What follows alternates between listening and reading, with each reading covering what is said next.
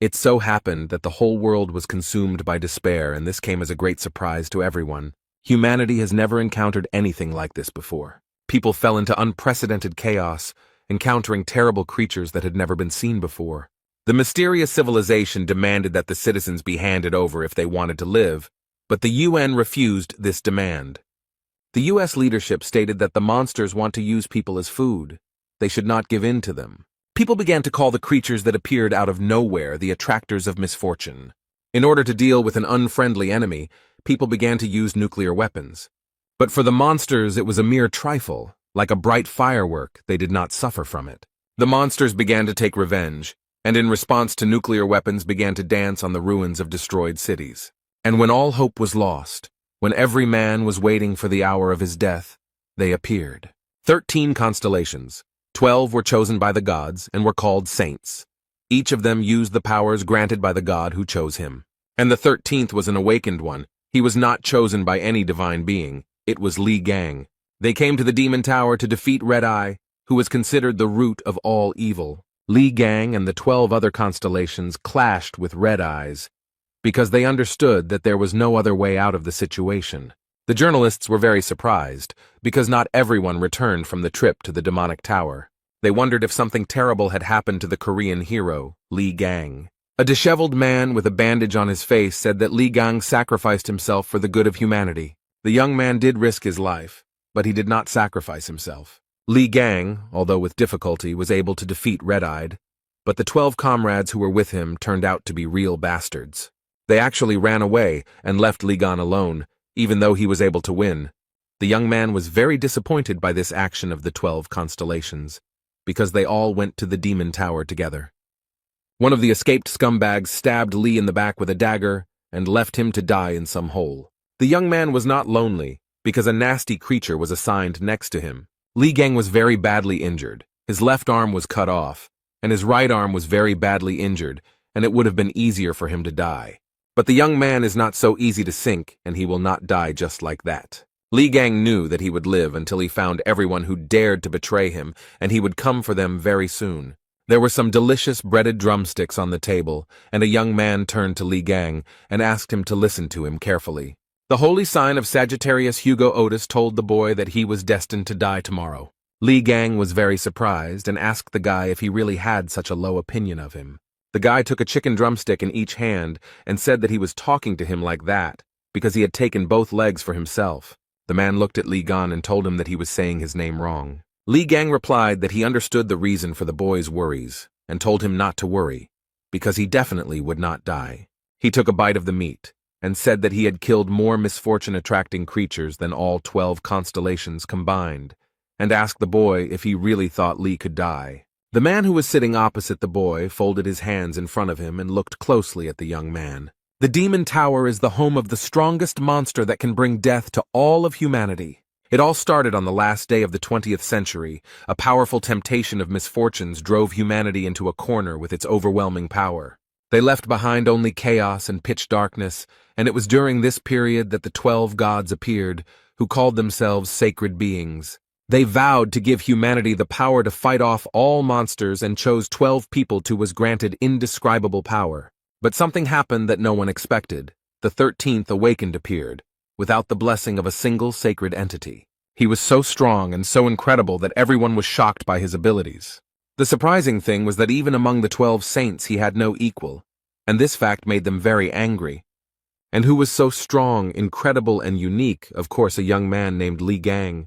The guy thanked Gan for the fact that thanks to him, they were able to organize an attack on the Demon Tower. He sat down on a rock and said that words were not enough and he wanted a free supply of fried chicken for 5 years, and the other asked if Gan was tired of eating only chicken. Li mispronounced the young man's name. The boy told him this with a laugh, but Li only became angry. The girl said that after defeating Red Eyes, they would most likely receive a worthy reward, and the fat man said that they should demand $100 million. And Li noted that it would be better to ask for 10 years of free accommodation in a 7-star hotel somewhere in Hawaii. The boy noted that because of Red-Eyed, a huge number of countries are on the brink of crisis. The plump guy with a sarcastic smile asked Li if he wanted to collaborate with them and added that he needed to set the bar higher. The fat man asked if Gan wanted to take out the mutilated body and face, and Lee thought about how they were called saints, but in reality they were scum who cared about their own skin. The man said that it was enough to rush to everyone's aid, and a few victims would only increase their price, and the reward would only increase. Lee said he didn't care, but he thought he was surrounded by disgusting scum. He hoped he wouldn't see them after they dealt with the red-eyed man. The young people froze in place. They were very surprised. Beads of sweat appeared on their faces.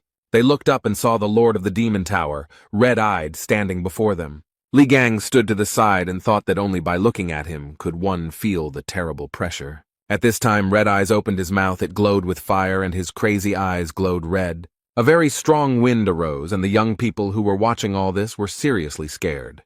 The ground beneath the young men's feet was crumbling, and Lee folded his hands in front of him and watched everything that was happening. A strong wind whirled the powerful people around in a whirlwind, and they screamed loudly in horror. Red-Eyed was very angry, because uninvited guests had come to his territory. The entity gritted its teeth, gnashing them, and fiery lava burst from its mouth. The girl's face was covered in beads of sweat. Her pupils became like dots. She was shaking with fear. She was telling everyone to run away. And the young people began to run headlong. They were very scared, and someone was shouting loudly that they needed to save themselves. The young men wondered if it was possible to fight something like this, and Lee looked at it all and was only surprised that these sacks of shit were only called saints. The guy squeezed the weapon in his hands and thought that all this had no meaning for him at all. The young man decided that he would be the one to kick Red Eye's ass. Li Gang did not retreat, but fulfilled the promise he made to himself. And in the end, those who were with him stabbed him in the back. He thought about how things were in the outside world and cut up the monsters that haunted him. Lee found himself in a place that was a special trap, in which more and more hordes of monsters were constantly appearing. But Li Gang could not be taken by something like that, which his traders were counting on. The guy continued to fight and promised himself that he would survive and would definitely deal with the traders. Gan promised himself that he would tear to shreds all those scumbags who dared to betray him. 20 years have passed since then. A terrible monster appeared in front of the young man, which surprised him greatly. Gan asked how he managed to get here and then noted that he was the last one. The monster screamed at the top of its lungs and began asking if there was anyone left there. Li Gang told him that the monster could scream as much as he wanted, but it was already over for him. The monster called for help, but the guy dealt with it very quickly. He stood over the monsters and sighed heavily. Li Gang had beads of sweat on his face and said that it was finally over. The guy started walking towards the exit and happily said that now he would be able to get out of here. The city was completely destroyed. There was not a single intact house. Not a single intact road. Voices could be heard. The young man was telling the other that he had chosen a less than ideal path, and the other replied that he had been told that it was safer today than usual.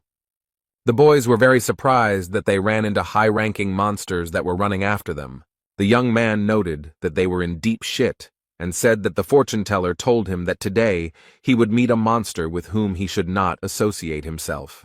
The monster approached the guy. He became covered in beads of sweat and began to scream very loudly. The boy fell after the blow. He lay on the ground and groaned in pain. He felt very bad. The guys were surrounded by a huge number of monsters and they felt in danger. The young man began to rise and thought that if Li Gang had been able to return from the demonic tower, then the monsters would not have dared to even show up here. And then, as if on cue, the doors of the demonic tower began to open very slowly. The young people looked at everything that was happening with horror. Beads of sweat appeared on their faces. The boys could barely stand on their feet. A strong wind was blowing in their direction, and dirt and sand were flying straight into their faces. Suddenly, a fiery tornado appeared from which smoke and sand were pouring out. It was a terrifying sight. The young people fell to the ground. They were crushed by huge boulders. The guy asked his friend what it was. He didn't have time to answer. The young man was very surprised. He told his friend that someone was coming out of the destroyed tower. Everything was in smoke, and it was very difficult to understand who was coming out of the destroyed tower. The boy stood in front of the tower, folded his hands in front of him, and said out loud that he had been hit in the back and left to rot in this hole. Lee noted that only cattle do this, but now they won't get away with it and will pay for everything. The young people watched everything that was happening, their eyes wide open in surprise, and could not understand what was happening. And this young man, who had just left the tower, dealt with the monster very easily. The guys couldn't believe their eyes. They were surprised that Li had dealt with the dog without any difficulty. But Li Gang wasn't going to stop there. He began to destroy other monsters. The young man dealt with the monsters very quickly and was very pleased with himself. And the guys who were attacked by the monsters watched everything that was happening from the side. A few seconds later, Li Gang was already near the young people and grabbed them by the hair. They screamed in fear and pain. The guys began to ask Li not to attack them. They stuttered from fear, and Gun was very surprised that he met people. He immediately thought that they were monsters. The young man looked around and noted that the work here was finished, and the guys breathed a sigh of joy that they remained alive. One guy told the second that the man came from the tower and that it was a real sensation. The second noted that it was impossible. The man was nearby when it began to collapse. The young people would have continued to quarrel for a long time, but suddenly, completely unexpectedly, it became dark as night. A huge monster suddenly appeared behind Li Gan, its eyes glowing red and saliva dripping from its mouth. The boys were very scared. They were covered in sweat and shouted that it was the leader of the pack. Li Gang, who was not afraid at all, calmly told the young men that they should run away. The leader of the pack began to scream very loudly. Fire burst from his mouth, and the boys clenched their teeth and grabbed their heads with their hands. After a few seconds, but to the guys it seemed like it lasted forever, it was all over. The guys were very happy that they were alive. They were very scared and could not come to their senses. They opened their eyes wide. Beads of sweat appeared on their faces. The young men looked ahead. The man who had just recently advised them to run away was standing there as if nothing had happened. Compared to the guys who were holding their heads, the man was, as before, absolutely calm. The young men looked ahead and thought that the stranger had protected them from the monster. The guy with a sly smile on his face told the dog that she was a lousy mongrel. And then, literally a few seconds later, he rose up to deal with the dog. The guy made a fist, beat the monster, and said that it was an obedient little dog. Li Gang didn't put in much effort, and after a while the dog didn't pose any danger to them. The young people who were watching all this opened their mouths and eyes wide in shock. But the guy just smiled cheerfully. There wasn't a scratch on him, and he didn't look tired. He stood in front of the young people and looked very small against the backdrop of the huge monster. The guy told the boys that he had finished his work, brought his hand to his nose, and thought that it stunk. He said he tried not badly, and then he called the guys. They were very scared. The guy looked closely at the boys and began to say something unintelligible. They were very scared. Beads of sweat appeared on their faces from fear. They asked again what the man was saying. The young man laughed cheerfully and told the boys to buy him a lot of food. The guys looked at the young man. They certainly didn't expect such a turn of events. He was silent for a moment and said that he also needed clothes. The young men looked at the stranger in surprise. And the young people decided to fulfill the guy's request because he saved them, and they took him to a cafe. A few minutes later, he put an empty plate on the table with a loud bang. The young men took the bill that the waitress brought them and opened their eyes and mouths wide. The stranger ate $1,000 worth of food. The guy said the order was small because they said they didn't have much money. The guy told the boys that they themselves said that they could treat him to anything. This was the price for their lives, and ordered another portion of noodles. One of the young men approached the stranger and asked him who he was, a Templar or a bishop, and asked him what he was doing near the tower. The guy took a toothpick out of his mouth and said that he was inside the tower and then came out of it. This surprised the guys, and the stranger also wanted to ask something. The man noted that they looked like ordinary townspeople, but for some reason they emanated a magical aura. One of the guys replied that his partner was a Templar, and noted that the man was most likely also a Templar and had received the blessing of a sacred entity. The stranger took the spoon, he became angry, and replied that he would not wag his tail in front of some entity. The young man wanted to add something else, but stopped mid-sentence when he saw his reflection. Beads of sweat appeared on his face in surprise, and his eyes narrowed to become like dots. He got up from the table and started shouting that he needed a mirror, and the waitress frightenedly pointed out where it was hanging. The guy took off his t-shirt, stood in front of a huge mirror, and began to look at himself carefully. He was surprised to note that his body was completely healed. The man even looked into his own mouth and noted that his old wounds were so terrible that they simply could not be healed. He looked at his left hand and finally realized that it was whole and fully functional. The guy began to carefully examine the pattern on his palm and could not understand what it was. He began to look closely, and after a while he saw a silhouette that looked very much like a snake. The guy grabbed his left hand with his right hand, clenched his teeth, and a system message appeared in front of him, saying that he had experienced death and accomplished an impossible feat. Lee also realized that all his skills were inherited by the new body, and the achievements would be converted into experience points. He received a divine skill. The system message also informed him that all skills and traits had been inherited and transformed, and that the power of the Ophiuchus was available to him. The young man saw Ophiuchus in front of him, touched him with his hand, and received strength from him. Literally a few minutes later, the guy found himself in a cafe and was sitting on the floor in bewilderment. The guy's face was covered in sweat from bewilderment, and his pupils became very narrow. The guys approached the stranger. One of them began to touch his hands and asked with fear if everything was okay with him. He asked the boys if they had ever imagined a huge snake, and they looked at the guy in bewilderment. One of the boys said that they hadn't seen anything like that. The man suddenly took off his clothes and ran to the mirror, and then began to scream and squeeze his wrist.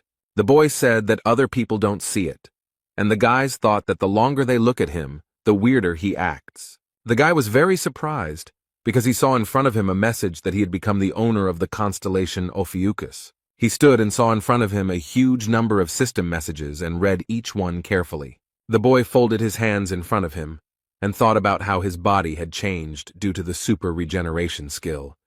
He had never heard of other saints seeing something like this.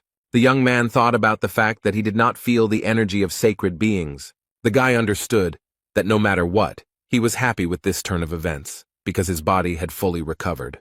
The man thought that now he needed to track down the traitors who had left him to die, namely the bastard who had stuck a dagger in his back. He laughed and said that his body began to tremble from such thoughts. He was glad that the traitors would come to an end, and the guys who were nearby could not understand why he was behaving like that. People gathered at the place where the demon tower was and thought that it was considered indestructible, but suddenly collapsed. This news will turn the whole world upside down. One of the journalists said that this place has a connection with the hero Li Gang, and it is possible that the destruction of the tower was the work of his followers or saints who did not like him. The second journalist replied that it was all very interesting, and then told the young man to look at the one who was pulling him. The guy noted that even high-ranking saints had a hard time dealing with this monster, so who challenged him and even destroyed the tower?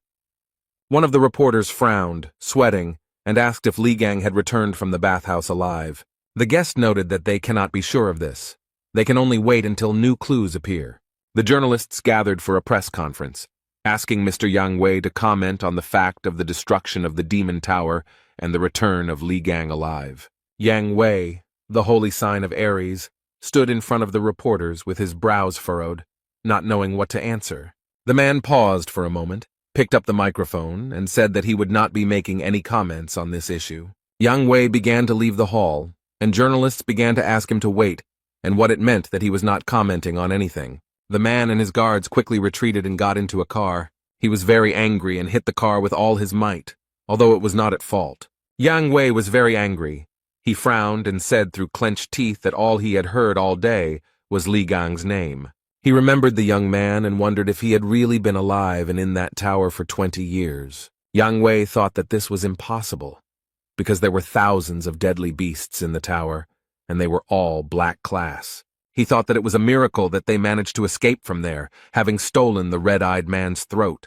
There was no way Li could have survived there. Yang Wei smoked his pipe and thought that Gan's body was on the verge of death due to that big guy's deadly attacks, and he didn't even wear armor like all saints. The man frowned again and thought that if by some miracle he had managed to survive and return, then he clenched his teeth even tighter and screamed very loudly that then everything would end. Li Gang held a mobile phone in his hand. He showed the guy a certain person and said that he should start with this bastard.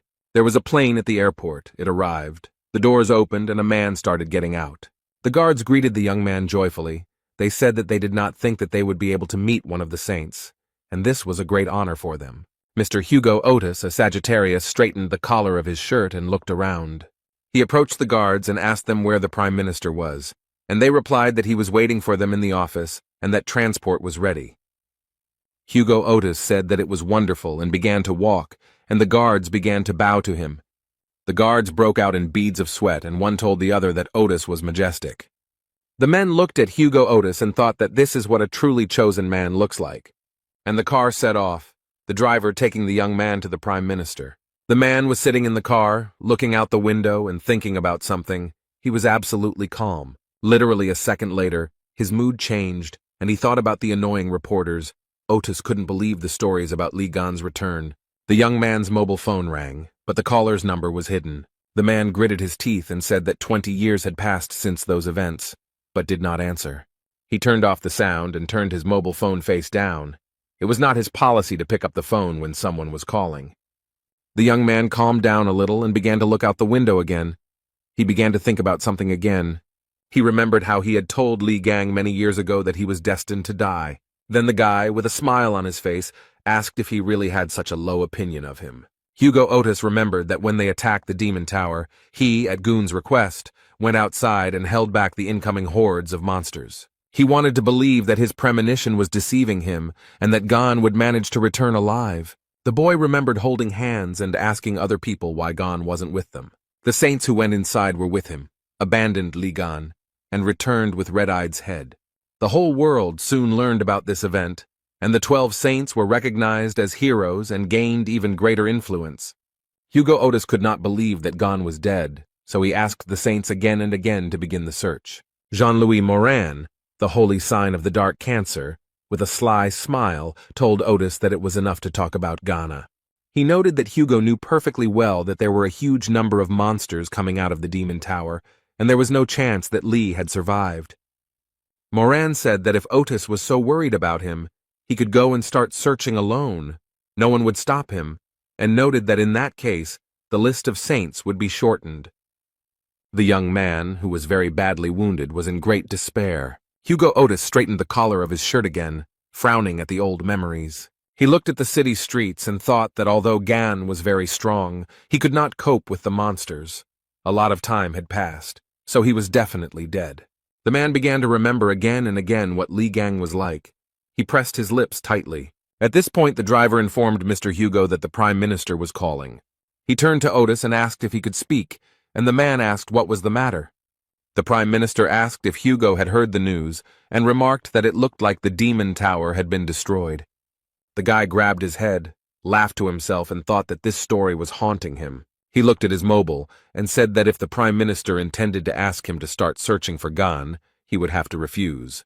The man said that Gon died that day and that the tower incident was most likely a setup by his fans. Otis said if the Prime Minister intended to take advantage of the situation and gain more votes, but he interrupted him and said that was not the case. The man said that if the report that had just been given to the South Korean government was true, then a call had been made to that number very recently. This information stunned Hugo, and he asked in surprise what kind of challenge they were talking about. The Prime Minister said the call was made from Li Gang's personal phone number. Hugo Otis started to beat his fists on the driver's seat and shout whether it was all true, and the driver got scared and almost got into an accident.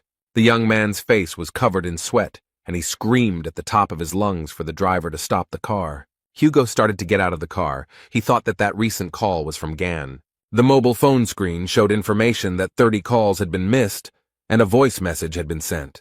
The young man held a mobile phone in his hands. His pupils became narrow, and beads of sweat appeared on his face. Hugo began to dial some number, then put the phone to his ear and listened to the long beeps. After some time, someone answered on the other end of the line. His call was expected. Otis heard a voice in English tell him that it would find him and kill him. The guy was very scared. He thought that the manner of speech was very similar to the way Li Gang spoke, and he ordered the driver to turn around to the airport. Li Gang was still in the cafe looking at the phone screen and smilingly noting that the young man had grown up and dared to ignore his calls.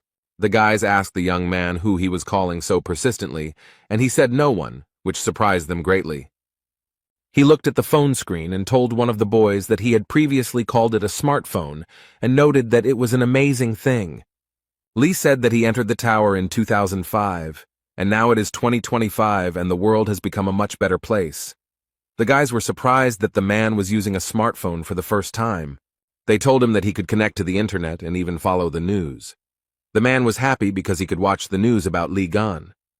The guys told the man that this was a very hot topic to discuss right now and showed him where to press. Li Gang and the kid who taught him how to use a smartphone opened their mouths in surprise. Li Gang carefully read the comments and began to squeeze the phone with all his might out of anger, and the guy begged him not to do it.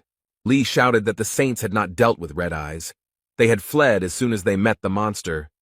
After a few minutes, the guy calmed down and said that he would ignore this information, because in some ways, it was even sweet. The man continued to study the news and came across information that he had made a will, and all the money was to go to orphanages. Li Gang looked at the screen and hoped that the money had reached its recipients. But the next news shocked him. He broke his phone out of anger, and the news said that he had given everything to the 12 saints, since they would manage everything for the good of the whole world. Li screamed that he would skin the pathetic gods alive, and the young man cried over his mobile phone because it had died. Gan sat over a plate of food and thought about what he should do in such a difficult situation. He thought that he intended to warn them of his return, but his appearance was now very different. No one would believe that he was Li Gang and would be perceived as a freak. The man was thinking about how he had to remain quiet for a while he tortured each of the saints, and the boy was crying over his broken cell phone. The young people were sitting at the table when Li Gang felt awkward. The man received a system message that he was being watched, and he thought it was an aura. The guy stood up and started walking somewhere. The guys asked him where he was going. He answered that he was going to get some air. The man left the cafe and began to look around. What he saw surprised him. He realized that there were avatars in front of him, and asked himself if it was an animal of the holy sign of the white Aries in front of him. The system message informed that the avatars had recreated the barrier in the name of the white ram, and they were demanding tribute from Li, and the man only gritted his teeth. Gan was very angry and said, even though they are sucking up to the sacred entities, who are they trying to command? The guy wanted to say something when he heard his name being called, and he began to listen to the conversation. The young men were talking about how everyone was talking about Li Gan, and the noise from all the chatter would soon kill him. The girl was telling her companion that this stupidity was being talked about everywhere because of the damn news. The man replied that Gan's name was not tarnished, but he was amazed at how everyone had suddenly become interested in him. The girl supported the young men who had badges with the Gemini Zodiac sign flashing on their clothes. The guys opened their mouths in surprise and thought that the people who were talking about Li were from the Gemini constellation squad. Li Gang, who heard the conversation about himself, immediately walked towards the couple. The man frowned. The guy started shouting at him to come back immediately, as they should not be provoked. Li Gang walked closer to the young people, stood in front of them and looked at the girl and the man without blinking. He frowned and asked the guy what he was staring at, then told him to get out of there. The young men who were feeding Li and standing a little further away became frightened and thought that they were finished. The man with the Zodiac sign on his sweater took a drag and exhaled nicotine smoke straight into Li Gan's face. The young man was surprised by this attitude, and he looked at the man angrily, and he began to ask what happened, some kind of problem. The man put his face right next to Li and told him that if he had a problem, he should hit him. The mustachioed man's companion told him to leave the guy alone because he was going to shit his pants. The couple left the young man alone, and the man, passing by Li, called him a coward. The man told his companion that all those who are fans of Li Gang are no different from each other, and the girl agreed with him. Li wondered why the weakest saint was so popular with everyone, and whether it was completely absurd to consider him a saint. The boy told Li that he had held up well, then noted that these people were part of the ranking representatives of the Gemini constellation. Li Gang called the damn cockroaches with all his might, and tears appeared on the face of the guy who stood next to him. The couple turned around. They repeated the word cockroach in surprise and asked if he had said that to them. Li Gang said with a sarcastic smile on his face that he called them, "They are the cockroaches." The man ran towards Li Gan, looked the boy in the eye, and told him to repeat what he said. Li gave the mustachioed man a flick on the forehead and said that he was a pathetic simpleton who didn't even have a magical aura. The guy simply raised his hand up and the man flew away from him several meters. The mustachioed man's companion, who was watching all this, began to scream very loudly.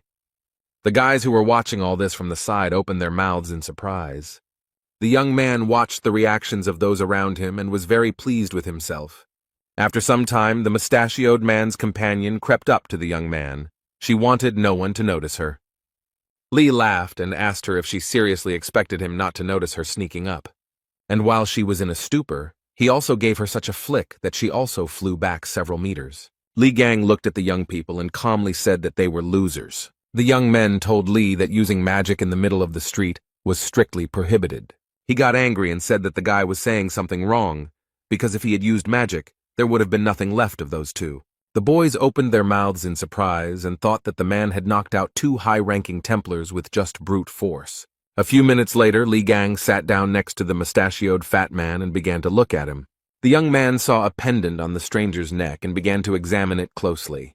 Then he took the medallion in his hand and pulled it with all his might, so much so that the thread on which it was hanging broke. Li held the medallion between two fingers and said that's what he felt when he hit it, and noted that it was a relic.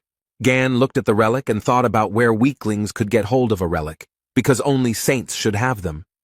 One of the boys approached him and asked if it was true that he didn't know anything. He said that several decades ago, humanity was practically wiped off the face of the earth, but thanks to sacred beings and chosen constellations, the disaster was survived. 12 people could not protect the entire vast world, and the saints began to gather followers, calling themselves the Branchings. Those who were given a piece of the power of the saints began to be called Templars. They were divided into ranks. Faith is the source of strength for the Templars, and the chosen ones receive relics from sacred entities. The guy continued to hold the medallion in his hands and thought that a lot had changed in 20 years. Li was distracted from his thoughts by a guy who pointed his finger to the side, and the young man looked at him questioningly. The young man saw before him again the avatars of wealth and greed who were enjoying the current situation. Li read the system message that the avatars demanded that he deal with the attackers. They were thirsty for bloodshed and promised a worthy reward. Beads of sweat appeared on the guy's face. He thought that this was not it, because Li had attracted the attention of the avatars. They are like reflections of the sacred beings themselves, and standing in their way is like challenging the gods. The guy started telling Li to hurry up and do as they asked, but he just laughed. Li said that he thought that where the stinking aura of Aries was coming from, it turns out that they intended to fill their bellies. Gan came to the conclusion that in the end, nothing had changed, and he kicked the asphalt with all his might. A very strong wind arose. The young people could hardly stand on their feet. They could not understand what was happening. One of the guys looked at everything that was happening with surprise, and beads of sweat appeared on his face from fear. Li put his hands on his hips and said that they were showing off despite the fact that they were worthless losers. The boys looked up and noticed that the white Aries constellation had retreated and the barrier had also disappeared. One of the boys had beads of sweat on his face, and he thought that this was not an easy person to deal with. The guy was surprised when the young man called him by name, thereby distracting him from his thoughts. Li asked the guy if those cheeky idiots really belonged to the Gemini branch. He replied that in their country the Gemini branch had the greatest influence. The elite group had gathered 2/3 of all large corporations. Li Gang asked the guy so they should have money on them, and he looked at him in surprise. The man smiled and asked the boy that the clothes they wear should be branded. He started to rip off his clothes, saying that it was time to make some good money, and the guys watched everything that was happening. In the evening, the young people stood near the building, and Li said that they were finally there and noted that the day had been very long. One of the guys showed with his hand which apartment he lives in, and his friend noted that his door was next door. The guys thanked the young man for saving their lives and even walking them home. Li began to yawn and began to ask whether they were going inside or not. Since he really wanted to sleep, the guys were very surprised. After he found himself in the apartment, he very quickly took off his clothes, got a haircut, and stood in front of the mirror. The young man began to admire himself and smiled at his reflection in the mirror. He liked it very much. The guy saw all this and told the man that a short haircut suits him very well. He said that Li now looks much cooler, and he was not prepared for such admiration. The man thought that in the past, baldness was a side effect of using his abilities, and now he tidied up his hair. Li Gang frowned and his smile turned into disgust. He couldn't understand why this happened. He looked at the huge fly and wondered what the fly had forgotten in their apartment. Literally a few seconds later, he caught the hand in a fist and squeezed it very tightly. Li opened his hand and threw away the remains, and the boy raised 2 fingers up and was surprised that he caught the fly with one hand, because even experts can't do it. The man began to catch one after another the luring one and asked what number it was and why they were sticking to him, and the guy noticed that his scent attracted monsters. Lee told them to smell his ass and said that this usually happens because something is wrong with the house. He looked at the shelf and said that the guy keeps nasty things in the house, which is why the creatures flock here. The boy looked at the figurines and noted that this could not be an abomination, since they were received from the constellation Gemini. The guy took the statuette in his hand and said that these artifacts did not belong to him, but they were blessed by the saint. But he did not finish speaking because Lee broke it. The young man looked at his hand, covered his nose, and said it was disgusting, and the guy started shaking over the broken figurine. The man picked up the mask and told the guy that it was intended to spy on the buyer. He started throwing things off the shelf, threw out the music box because it collects personal information, and the watch attracts the attention of monsters. The boy screamed from injustice. Li Gang said that the saints had appropriated his property and then started selling such disgusting goods to people. The guy got really angry and said that the very thought of such injustice made him furious. The young man who stood in front of the door heard someone shouting that all this junk needed to be thrown out. Li Gang was holding some object in his hands, and the guy was holding him by the shirt and crying really hard. The young man entered the apartment and saw all this, looking at the guys in surprise. Lee looked at the stranger and asked who he was, and the boy was very happy. He was very happy to see Songjae and called him by name, who confirmed that it was him. Sun frowned. His face became displeased, and he noted that he was the owner of this apartment. By this time, Li Gang had managed to beat and smash a lot of objects. He didn't know what to answer. In the branch of the White Aries, in the residence of Yang Wei, a very interesting conversation was taking place in raised tones. The man frowned deeply. Beads of sweat appeared on his face from worry, and he asked if the Korean avatars had really disappeared. The young man who knelt before him said that it was true, and noted that there was a lot of fuss about it. Yang Wei frowned, gritted his teeth, and began to think about who could do such a thing. He knew very well that avatars were direct representatives of sacred entities, and only someone extremely strong could disperse them. Yang Wei ordered the man to contact the other saints and ask if they had anything to do with this. The man replied that he understood the order, and noted that Strelitz had not been in touch for a long time. Jan replied that this was no cause for concern, since he wanted to get a new position. The young man replied that Hugo immediately boarded another flight after arriving at the airport. Jan listened to the young man and was very surprised, then asked where the man was heading. The guy said that the destination was South Korea. This information surprised Jan very much. He stood up from his seat and began to scratch his beard and think about something. For some time he silently digested the information. Yang Wei thought that Hugo had always been on good terms with Li Gang. The man frowned and wondered if such actions could be related to the return of that bastard Gan. It was very surprising, but Yang Wei began to wonder if Li Gang had actually survived. He grabbed some statue and threw it down the steps with all his might. It almost hit the man who came to report. Jan started yelling at the guy to report clearly. He was very angry. The man began to talk about how a Templar of the Gemini branch was found in the place where all the avatars disappeared. He was unconscious. The guy told Jan that a man was lying in the middle of the street in his underwear. Witnesses said that before this, he had gotten into a fight with a very handsome young man.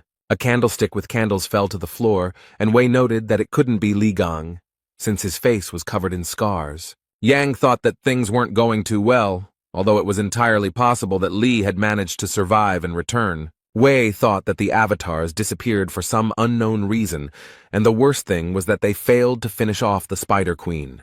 The man clenched his fist and thought that at this rate his position could be in jeopardy. He told the man to have a plane prepared for him, and the assistant asked if Wei was going to go there personally. Jan scratched his beard again and replied that he wanted to see everything with his own eyes. The man very quickly put on his coat, took a cigar, frowned, and noted that something devilish was happening there. In Korea, in the Gemini branch hospital, a fat man was lying on a bed. Various devices were connected to his body. He also could not breathe on his own. An oxygen mask was connected. A gray-haired elderly man entered the boy's room. He frowned very deeply and clenched his teeth. He pointed his hand at the guy and began to scream furiously, asking who dared to hurt his grandson so badly. The old man started pointing his fingers at some man, who calmly asked the old man not to worry so much. The man told the old man that this was exactly why the twins had sent him here. The red-haired boy frowned and asked his youth if they really met at the Demon Tower. The guy was wondering if it was true that the man was able to kill all the draggers with his bare hands and knock out a rank Templar, and the young man noted that everything was so. The redhead screamed that it was all a lie, and that the man had destroyed all of his relics, and Lee noted that they were all fake. The guy gritted his teeth and asked what branch the man was from, and the guy laughed and asked if he thought he needed something like that. The red-haired man closed his eyes and asked what about the god he was loyal to. Lee replied that he didn't need 12 idiots for nothing. The guy started asking Lee about his rank, and he said that he was a production worker. Then he asked what the man's name was. The young man's pupils became like dots, and he calmly said that his name was Lee Gang. The boys who were in the apartment started talking about something and interrupting each other, and Lee looked at all this with bewilderment. The red-haired boy told Gan that he broke into someone else's house without permission and destroyed all the relics. And then he shouted furiously that the young man dared to pretend to be the great Lee Gan. Songjay started doing such things that the boy started yelling at him that he was a crazy bastard. A system message appeared in front of Lee that a burst of magic from a Gemini follower had been detected, and he noticed that the red-haired man wanted to destroy the house. Lee Gang was also able to study the guy's rank and other characteristics using system messages. The young man thought that the guy at such a young age already possessed high-ranking skills, and the genius trait was not given to him for the sake of a sounding point. The boy broke out in sweat and started yelling at the man to run away, as Song was a rank Templar and a crazy fan of Lee Gang. Zay asked Jiming if he was crazy, and then told him to get lost if he didn't want to get killed. The red-haired man was very angry and noticed that by playing with fire so furiously, the boy risked wetting his pants. Li Gan got tired of watching everything that was happening and decided to use force. Sun fell to the floor, and Gan said that at this rate the guy could not only burn down his apartment, but the whole house. The boy asked the young man if Sun had died, as he was very worried, and he replied that everything was fine. Then Li Gang added that everything was probably fine, and the guy burst into tears. He looked at Z and saw that he was shaking, foaming at the mouth, and a huge bump had appeared on his forehead. Lee began to yawn, said that he was going to bed, since he needed to come to his senses, and the guy shook Z and asked him if he was alive. Gan opened the door to the room, and what he saw shocked the young man. Everywhere in the room, on every shelf, there were figurines and statues of Li Gan. There were a lot of them. Lee asked what it was, and the guy said that Sung Jae was an ardent fan of Lee Gang. The red-haired man asked the man to be careful with the figurines, because this collection was dear to him. Gan said that they were really annoying him, and that their heads needed to be twisted off, which he started doing, and Sun started screaming like a madman. Z called the guy a psycho and asked him to stop. He replied that he was Lee Gang, and not a psycho, as Song had called him earlier. The red-haired guy was not prepared for the man to destroy his collection. Snot and tears mixed on his face. On TV, in the news, they said that yesterday, a representative of the Gemini branch was attacked. The identity of the attacker is not established, but he stole personal belongings. Hugh grabbed his head and thought that this was definitely Lee Gan's doing. He was surprised at what he was thinking, and this was the first news he had heard about him. A waitress approached the guy and asked if he was ready to order. The man told Yang Wei to shut up this clown show and get out of here. He was very angry. He said with a sly smile on his face that it was all uninteresting, because Hugh had figured him out very quickly. Yang Wei began to laugh like a madman, and then said that they had not seen each other for a long time, and he had not been able to contact Hugh for a long time. Yang told the man that upon his hasty arrival in Korea, he most likely came here because of Lee Gang, and told Hugh to tell him everything he knew. The blonde man replied that he hated Ian because he was a pervert who stole bodies from other people. The waitress froze in place. She stared at the man. Beads of sweat appeared on her face. The girl became nervous. She was very nervous and asked the man what she was doing. Hugh slammed his fist on the table, gritted his teeth, and thought that Ian was an idiot with idiotic jokes, and he needed to get to Gan faster than anyone else. The guys were in a supermarket. The boy asked Sun if it really was Lee Gang, and he replied that the stranger looked completely different. The redhead noted that Lee is a hero who saved humanity, and he would not act like a thug. The guy told Sun that he saw a man coming out of the demon tower, and that his strength was colossal. But the red-haired man was stubborn as a ram. Z said that he was confident in his words. Since his father told him so, the boy wanted to say something, but Song interrupted him. The young people went to the checkout when they heard someone shouting that there was a thief in the store. He ran so fast that he swept everything in his path. Everyone in the store was scared. The guy noted that the thief had high speed and was most likely from the Scorpio branch, and Sun noted that he was using his powers to rob the store. It turned out that the thief had stolen not only valuable goods from the store, but also wallets from visitors. He had to be stopped, since there would definitely be nothing left there. And the thief smiled sarcastically and thought that the surrounding pathetic idiots and even the Templars were not able to keep up with him. The thief realized that he had made a good profit. He had a wonderful catch and decided that it was time to get out. But he didn't succeed. Completely unexpectedly, he was intercepted by some hero. The thief was definitely not prepared for such a turn of events. He was very nervous, and sweat, tears, and saliva were mixed on his face. It was Li Gang who caught the thief, and the guy he was staying with asked what the man was doing there, and he replied that he forgot to tell the guys to buy chicken. The stranger told Gan that he was quite good, because it was quite difficult to catch the Templars of the Scorpio constellation, given their agility. The man told Li that judging by his aura, he was an ordinary follower and advised him to report the incident to the police next time. Gan came closer to the young man, began to examine him, and thought about who he was. The guy wanted to ask the man something, but something distracted him and he began to look around. There were a lot of people in the store. They were all very scared. The thief, who was lying on the floor, realized that an earthquake had started and decided that he needed to get out, because this was his chance. He didn't think about anything else, but like a bullet, he began to run out of the store. Everyone looked at him in surprise. There was a smile on the thief's face. He thought that because of that man he would be caught, but the earthquake played into his hands. But the thief didn't have time to run far. The floor covering in front of him began to come apart, and what he saw shocked the man. The misfortune bringer appeared in front of him. The thief was very surprised that the monster appeared in the green zone. He stood and thought that he needed to run as far away as possible before it was too late. The thief began to run away again and thought that this creature, although very strong, would not be able to catch him. But how wrong the young man was. He ran straight into the monster's mouth with a smile on his face. And the people who were in the store watched everything that was happening without taking their eyes off it.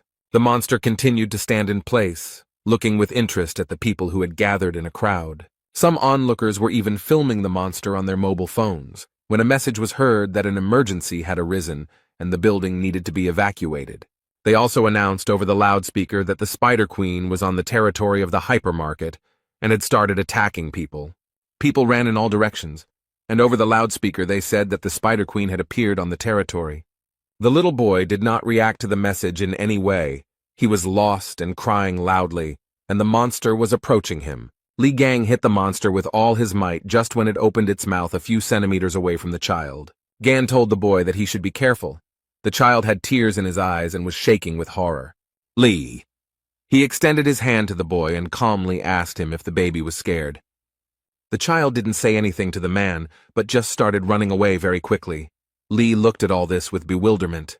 The guy coughed into his fist and said that most likely the boy was okay. Li Gang was surprised and asked what the hell this giant was doing here. And then he added with a smile that for the first time in a long time he would be able to have some fun. Yang Wei was driving a car and asked his driver to repeat what he had said.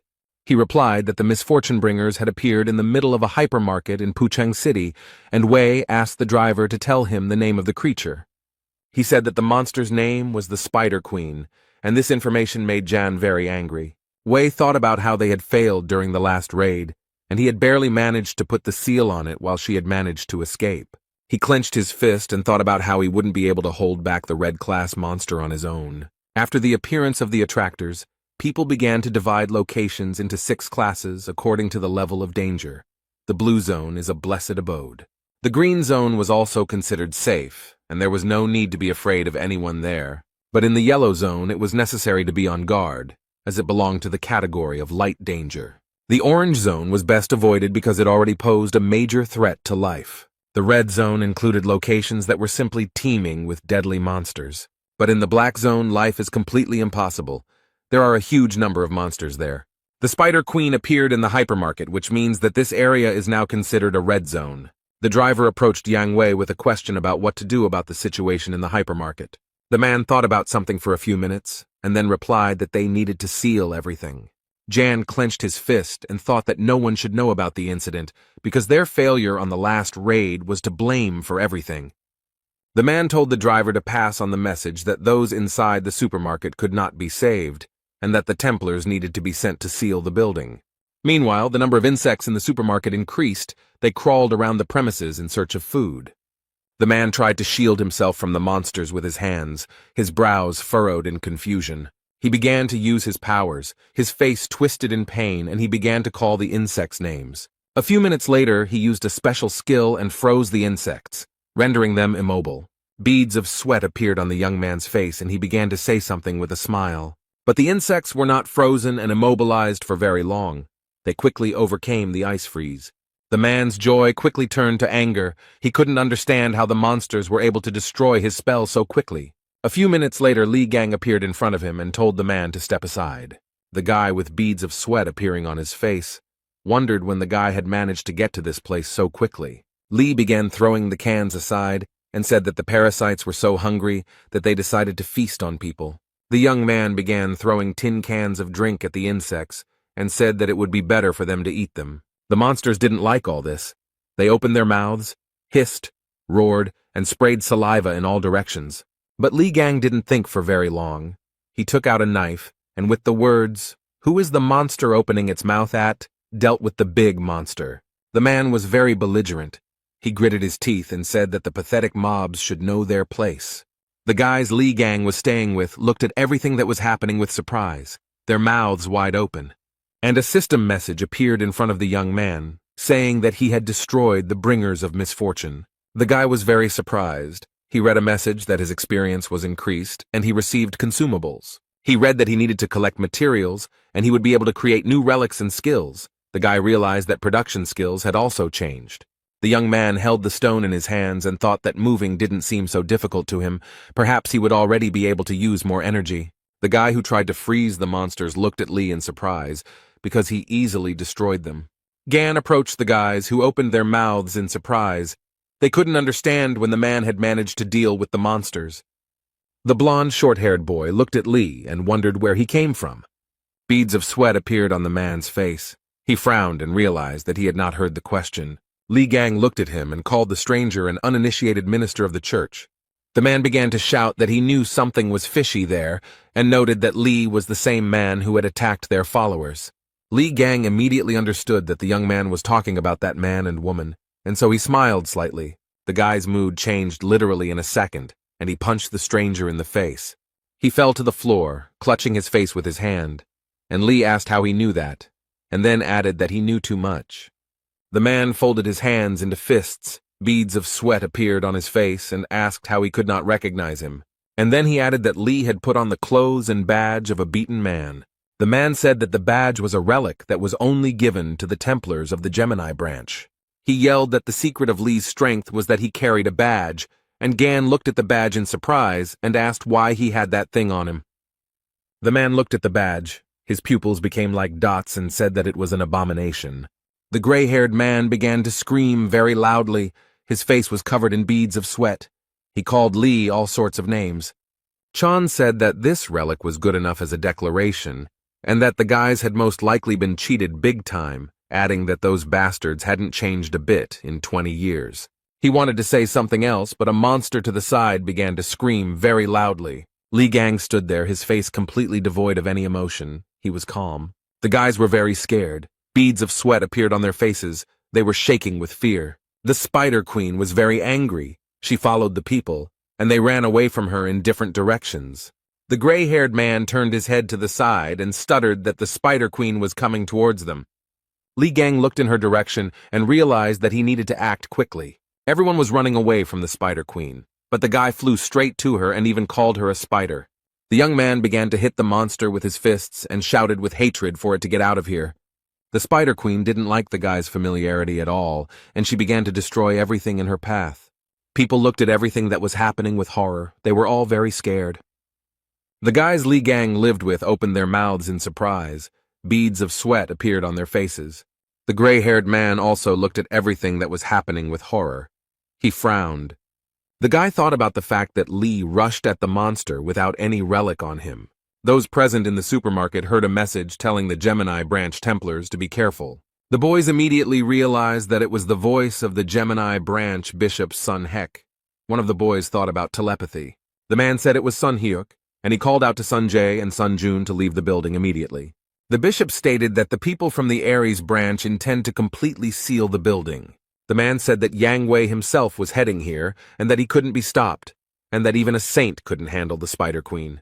That's why they decided to get rid of the place completely, because the saints would have problems if people found out about their failure. The white-haired man asked Song Jun if he had a teleportation skill. He told the guy to take Song Jae and get out of there.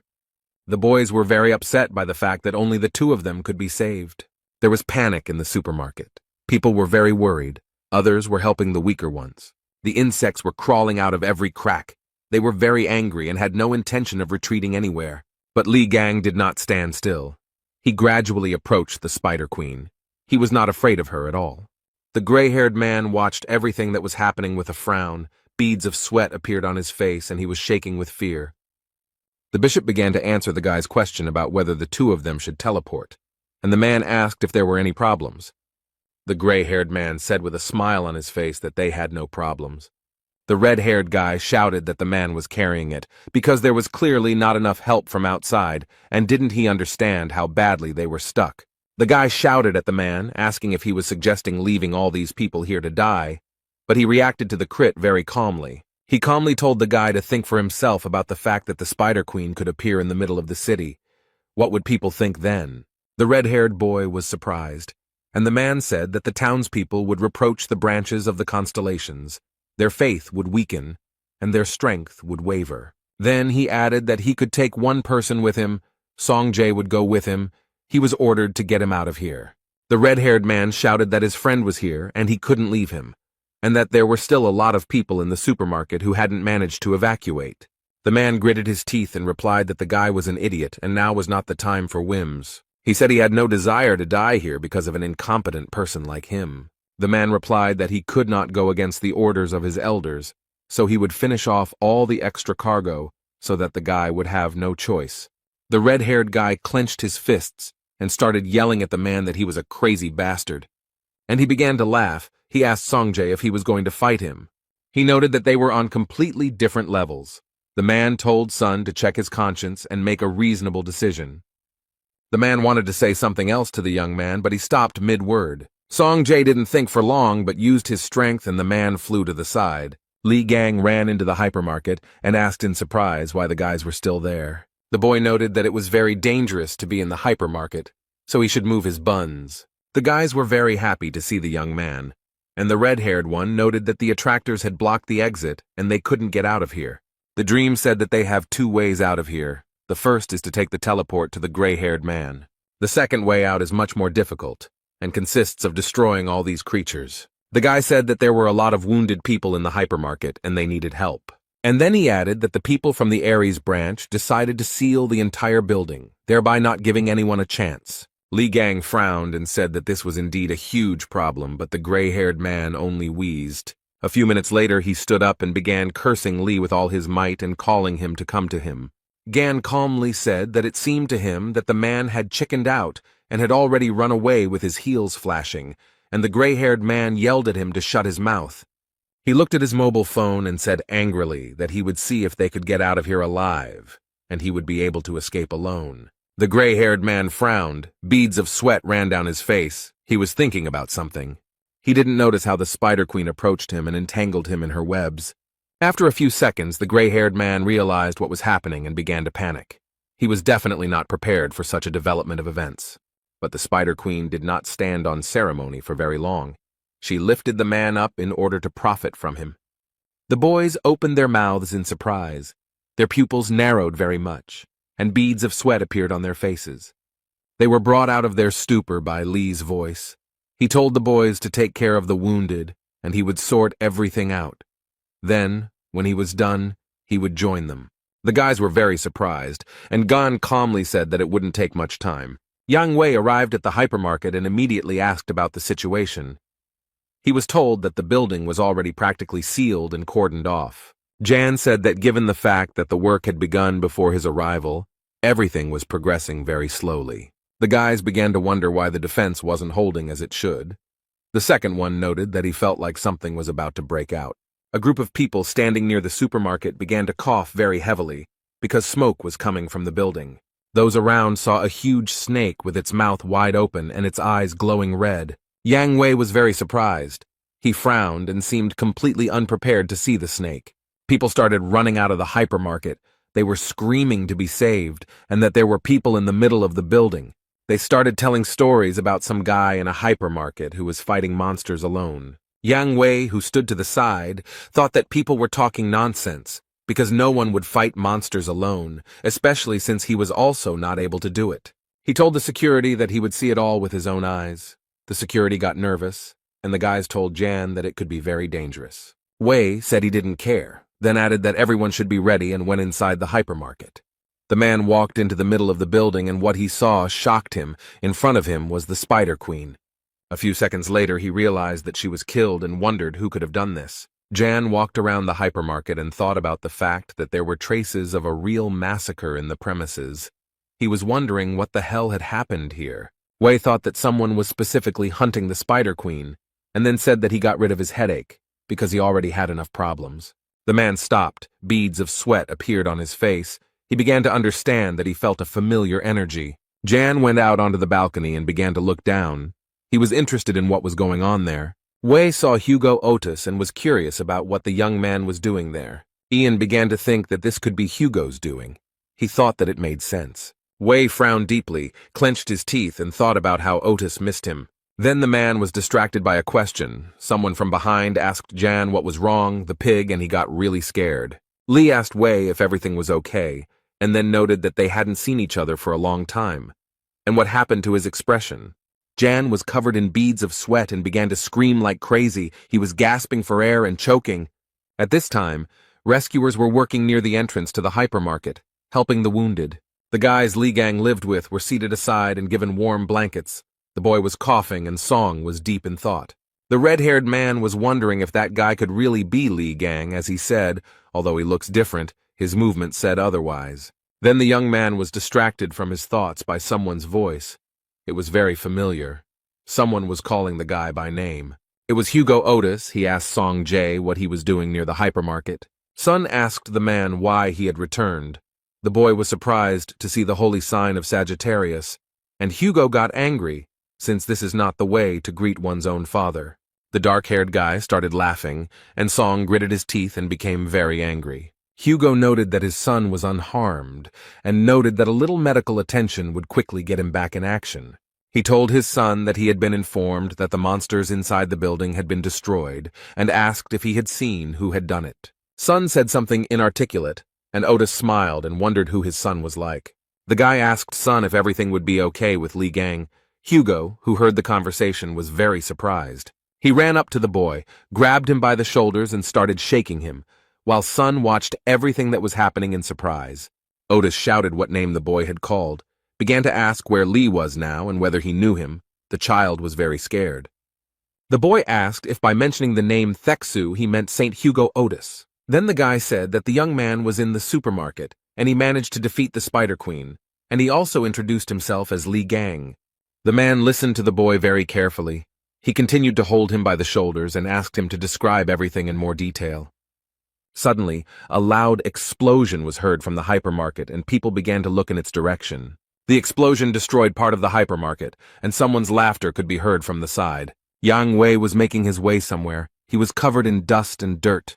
There was sweat on his face and he was trying to catch his breath. Li Gang appeared in front of the man and calmly said that this was all too much. Li told Yan that they hadn't seen each other for 20 years, and the first thing he did was just pick him up and attack him. Jan was sweating profusely and began asking how Gan had managed to stay alive and was surprised at his own question. Wei thought that the guy looked very much like Li Gang, but he didn't have a scar on his face.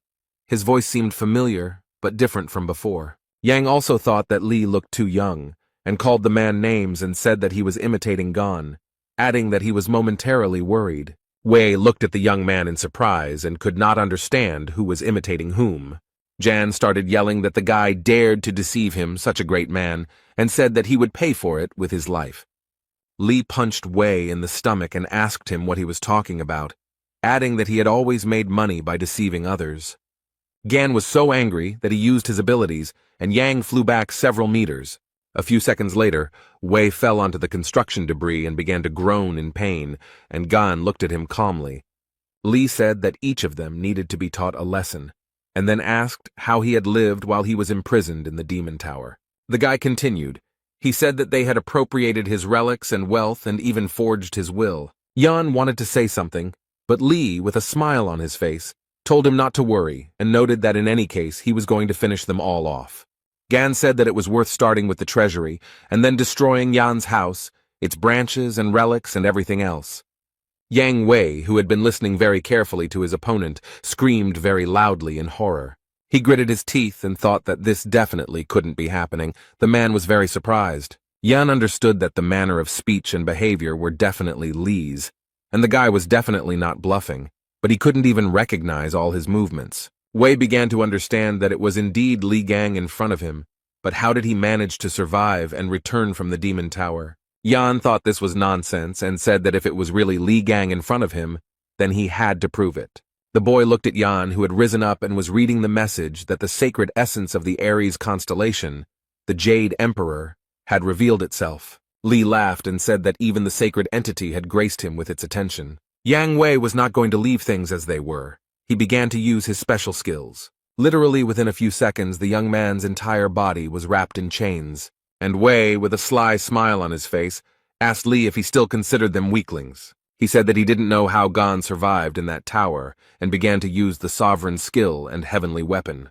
Li Gang watched all this calmly, and then calmly said that he was impressed by the Emperor's strength. Yang Wei gritted his teeth and angrily told the guy to quickly shut his mouth. He began to send a huge number of swords towards Li Gan, and said that it was time for him to die. In just a few minutes, the young man was completely covered in swords. Yang Wei looked at the huge mountain with his brows furrowed, and thought that he had succeeded. He started walking towards the mountain with swords, and said that it was amazing that Li was able to get out of the tower, but his self-confidence had not gone away. Jan said that challenging someone who had gained experience all these years through his followers was at the very least reckless. Wei began to smile sarcastically, and asked if it was true that Gan thought that they had been standing still for all these 20 years. Then the mountain of swords began to crumble in different directions, as if someone was taking the swords apart. Yang Wei was very scared. Beads of sweat appeared on his face. His pupils narrowed very much, and he thought that this could not be. Li finally got out of the difficult trap and punched Yan right in the face with all his might. He flew several meters and fell onto some debris from building materials. Yang was shaking with fear and thought about how Li got out of there alive and asked if it was true that it was Li Gang in front of him. The young man put his foot on Jan's stomach and noted with joy that he finally recognized him. Wei wheezed in pain, and Gan said that he came for their souls, and then added that they should prepare for the worst. Li covered his nose with his hand and told his opponent that his weapons smelled strongly of shit. Yang Wei looked at Li and thought that this level of regeneration was impossible even for the Aquarius constellation, which possessed healing skills. System messages appeared in front of Li, and he told Yan that thanks to him, he became even stronger. He leaned down in front of Wei and asked him why they didn't try out his new skill. Yan started shouting for Li to stop. System messages appeared in front of him and he turned red. Wei was very surprised when his divine essence hurriedly left while shouting curses. Yan started screaming about why the sacred entity had left him, and Li noted with a smile on his face that it had left before it was all over. Gan said that he was quite merciful, so Wei would only feel the pain that he himself had experienced. At this time, security guards Yang Wei and Hugo Otis entered the hypermarket. The security guard looked around and asked in surprise what had happened in the supermarket. There was a huge number of monsters lying on the floor of the hypermarket, which no longer posed any danger. Hugo Otis stood to the side and looked at the monsters. He thought about something for a while. Something alerted the guy. Beads of sweat appeared on his face, and he realized that the energy that was floating in the room was very familiar to him. A few minutes later, he saw someone lying in the distance and began to guess that it was Yang Wei.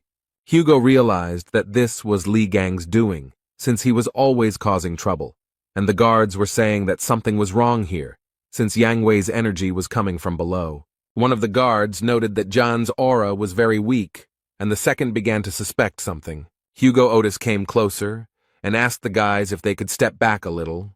He began to use his powers. A few seconds later, the man jumped into the crater where Yang Wei's body lay. What Hugo saw shocked him.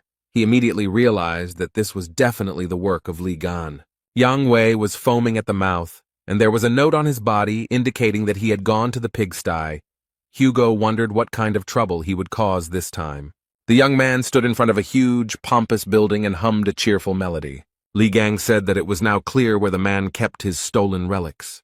He entered the building, began to look around, and said that this guy seemed to be trying to make himself out to be a god of treasures. Too much show. The young man looked to the side and thought that he could smell his relics coming from that side.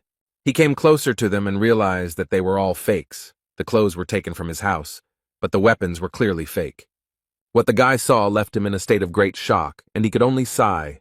There was a toothpick lying on the red velvet pillow, and on the card was an inscription stating that it had been used by Li Gang. The guy put his hands on the glass cube and said that his baby had finally been found. The people who were in this museum began to look at the strange young man in shock. A few minutes later, the alarm started to sound, and the light started to glow red. The guards started running and broadcasting information on the radio that they had a robber, and that all the guards needed to head to Sector B. Li Gang stood next to the broken cube. There were shards of glass on the floor. He was holding a toothpick in his hands.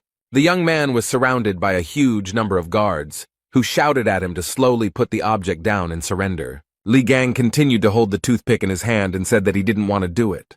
The man smiled, used his special power, and simply waved the toothpick up and down. Something incredible began to happen to the guards, as if they were being lifted by an unprecedented force. Li laughed and said that old, familiar things are the best and looked at the toothpick. A system message appeared in front of the guy saying that he had discovered a relic. From the system message, the guy learned that the toothpick had turned into a lump of slime and he could give it his trait. The lump smiled, and the guy, also smiling, asked him if they should go to the exit. The guy took a few steps and saw the doors. A system message appeared in front of him that he felt a strong aura of the relic of the constellation Aries. Li Gan's eyes lit up, and he said that he felt a bit sorry to leave here empty-handed. The young man put his hand on the door handle and said that it was an exciting moment to receive the award. Hugo Otis was very scared. There were beads of sweat on his face. He asked if he was accidentally late. People started running out of the building, shouting something unintelligible, and Hugo watched everything that was happening. People were shouting that there were explosions all over the building and that everyone should run away, and the man folded his fists and started saying something to Gan. Li, dragging a huge bag behind him, patted his stomach and said that he was a bit hungry. Hugo Otis wrinkled his forehead. Beads of sweat appeared on his face, and he called out to Li Gan very loudly. He was very surprised, as he was not prepared to see Theksu here, as he called Hugo. The man started running towards the building with tears in his eyes, shouting that he was a bastard. Li Gang just laughed loudly and said that he did everything for the sake of old friendship. Hugo grabbed the guy who came out of the building with Li and told him that if he was alive, then he should have found him, but he was doing God knows what. The man asked if everything was okay with his leg and noticed that there was no aura coming from him, and asked where he had been all this time. And Li looked at this with surprise. He kicked Hugo in the face and asked how he could not recognize a face and called the man names. Otis sat on the ground, and Li asked the man if he wanted to die and wondered how he dared to confuse him with anyone else. The man held his face and looked in surprise at the young man standing in front of him. Hugo saw a clot of mucus on the boy's shoulder and asked if it was all true. Li began to laugh heartily and said that Taeksu needed another beating. The man very quickly got up from the ground and threw himself on the guy's neck. But Gan didn't like all this very much. Otis was crying and began to ask Li if he was alive. He was wondering if it was really Gan in front of him. He hung in the young man's arms and sobbed bitterly. His face turned blue, all of which Li did not like very much. The guy threw him off and asked how he dared to rush at him so suddenly, adding that it was disgusting. Hugo replied that it was indeed Li in front of him, and a system message appeared in front of Gan, stating that the essence of the Sagittarius constellation had manifested itself. The guy looked at the essence of the Sagittarius constellation in surprise. Beads of sweat appeared on his face. Hugo was scared. He frowned and didn't understand what was happening, but Li was calm. The men looked at the essence of the Sagittarius constellation and thought about why it appeared. Li began to think about what had happened when a message appeared in front of him that the sacred entity Apollo was doubting the truth of Gan's survival. There was also a message that Apollo was offering to verify this. Otis asked how to do this. Gan read that Apollo was aiming his arrow at Li Gan and would say that everything would become clear when he shot him. The guy wanted to get rid of the god. Li was surprised that the entity, upon meeting a person, immediately pointed a weapon at him, and Hugo calmed him down, saying that everything was fine, and Apollo did not want to offend him. Gan clarified that everything was indeed fine, and then said that they should continue where they started. The man immediately remembered the phrase about Li saying that he would finish him off, and then adding that they would see each other soon. Li said that when he returned from the Demon Tower to find his house sold, his property stolen, and his relics gone, Hugo began to stutter. Gan made a fist and told the man to let him hit him just once.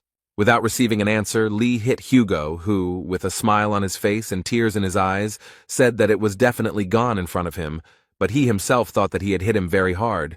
Security guards began to emerge from the building, shouting that the offender needed to be found and captured, and that he had to return the relics. Li remembered being followed and the man asking him if he had stolen something. The young man pointed to the bag and calmly said that he hadn't taken anything special, just a couple of trinkets. Hugo was very surprised and asked Li if he had stolen the relics from Yang Wei's storage, and he agreed. The man grabbed the guy by the lapels and said that there was nothing cool about it, and Li just laughed cheerfully. One of the guards told the man that they needed to catch the thief right away, but he replied that he was beyond their reach. And then he noticed that the rascal definitely couldn't handle him, even though everyone thought he was quite strong. The guard was very surprised. Suddenly a very strong wind arose, which began to swirl the green leaves. Hugo was very surprised. At this time, a huge, muscular beast began to jump from the roof of the building. All this happened in complete silence. The head of the guard bowed his head, frowned. Beads of sweat appeared on his face, and he said that he was here. The avatar of the constellation Aries, the beast of abundance, whose name is Pishu, landed on the earth. The men looked at the huge beast, and Li Gang read the system message. It warned that Pishu could steal money and relics. Li Gang looked at the beast calmly, and Hugo Otis was very scared. He said that it was very bad that the avatar of Aries appeared. The man asked Li to leave everything and run away, but Gan told him to just stand and watch. A sly smile appeared on the young man's face, and he said that he had a plan. Li Gang ordered the slime to give him a knife, and he began to carry out the order. A few seconds later, a cold weapon appeared in the slime's mouth, and the guy reached for it. The young man took the knife in his hand and began to wave it. He was calm and collected. Then Li raised the knife up and thought that it wouldn't be suitable for fighting the avatar in this state. But the guy had an original plan. His eyes were shining, and he told the avatar to show his true form. A very strong wind blew. Hugo began to cover his face with his hand and thought about what kind of force this was. Everything around began to collapse and crumble, and day very quickly turned to night. Li said that it was much better this way, and instead of a knife, he had a huge sword in his hands. A message appeared in front of Gon that the awakened relic was imbued with the aura of Ophiuchus, and it had acquired more deadly characteristics. The guy got acquainted with the messages and was very happy that he had acquired a new skill. Li Gang smiled. His eyes were burning with fire, and he made the decision to use the power of the 13th. The guy looked at the beast and thought that now he could easily see all its weak points. Li Gang raised his weapon and said that it was time to warm up a bit. Hugo told the boy that rushing at the enemy without thinking is Li's tactic. The man noted that Gan always overcomes obstacles despite his recklessness. The man looked at the boy. There was a smile on his face. He mentally told him that he congratulated him on his return. The beast also did not stand aside and did not cool down. He was very angry and hit the asphalt with his paw. So where was Gan? Hugo Otis was so scared that beads of sweat appeared on his face. He called out loudly for Li. Aries' avatar looked at the man in surprise, and Hugo, out of nowhere, heard the guy's voice, most likely from the animal's belly. Li is under the beast, began to come out and said that there was a very strong stench there. He almost died from the smell of pork. The young man's eyes were shining with anger. There was a sly smile on his face, and he said that now it was his turn.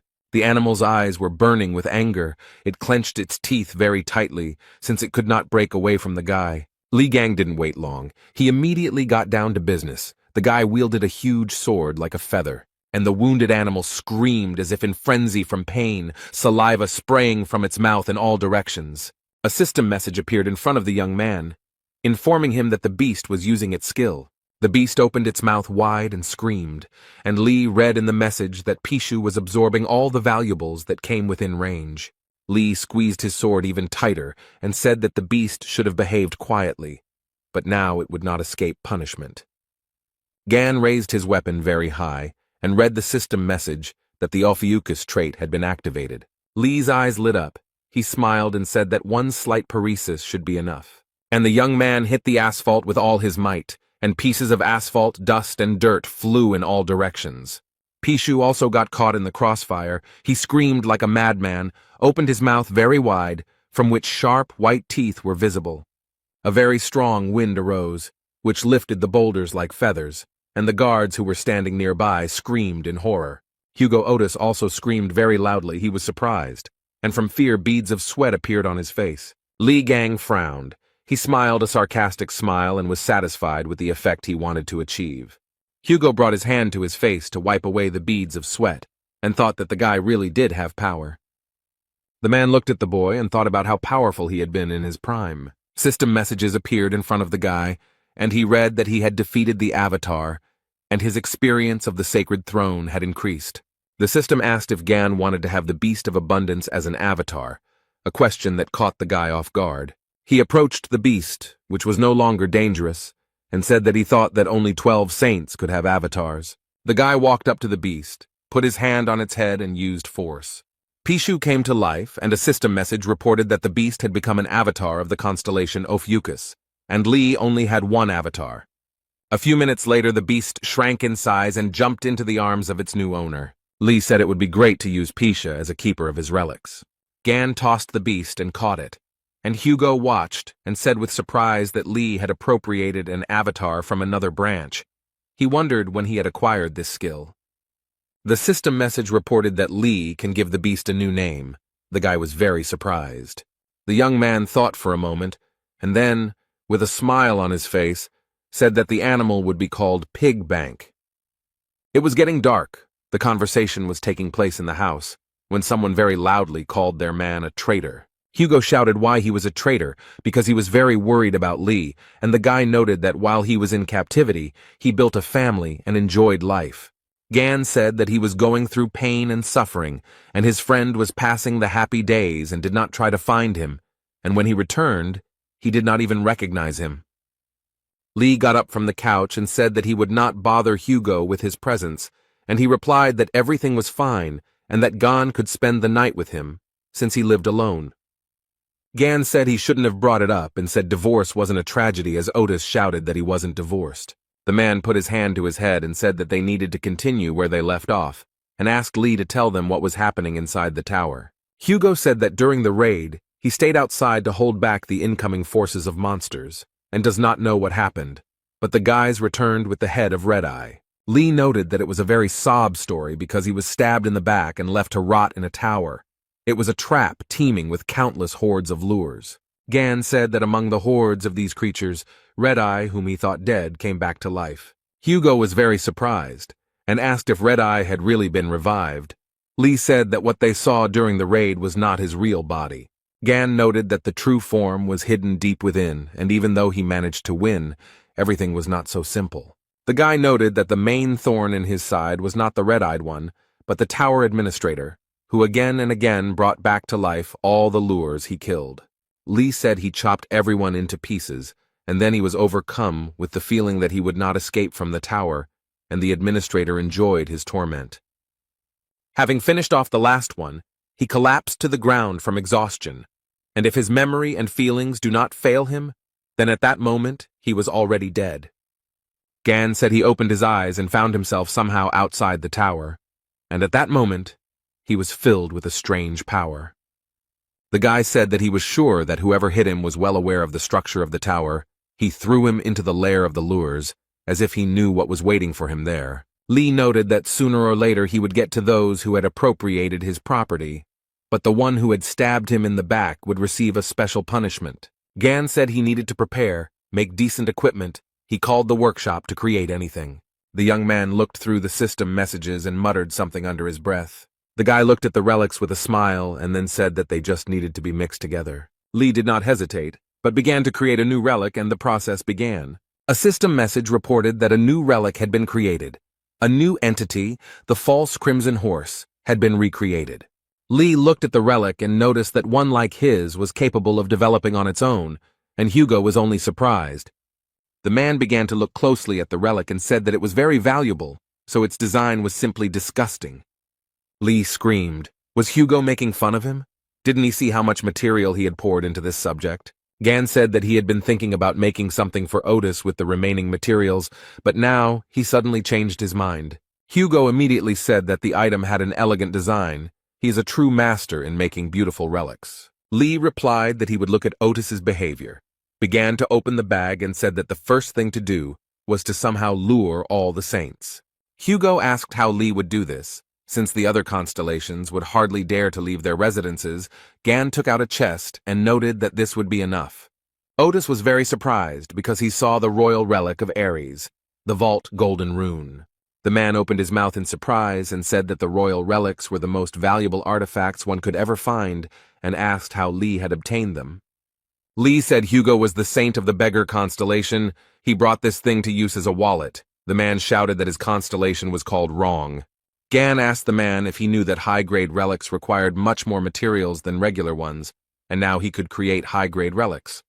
Otis spread his arms and asked how he would do this, since there was no one here who could activate it. Lee asked what about Hugo then, and he started shouting at the guy not to look at him like that and asked if they had forgotten that his sign was Sagittarius. The room became very quiet, and then Lee Gang replied that Otis was telling the truth. The guy looked at the chest and said that he had a feeling that they would be able to activate it, and Hugo noted that it wouldn't work, and they needed to look for another way out. The man smiled, and Gan said that he had already sent an application to the news network.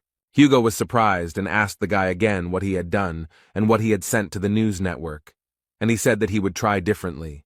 The young man became very angry and started shouting at Lee and asking him if he had gone crazy.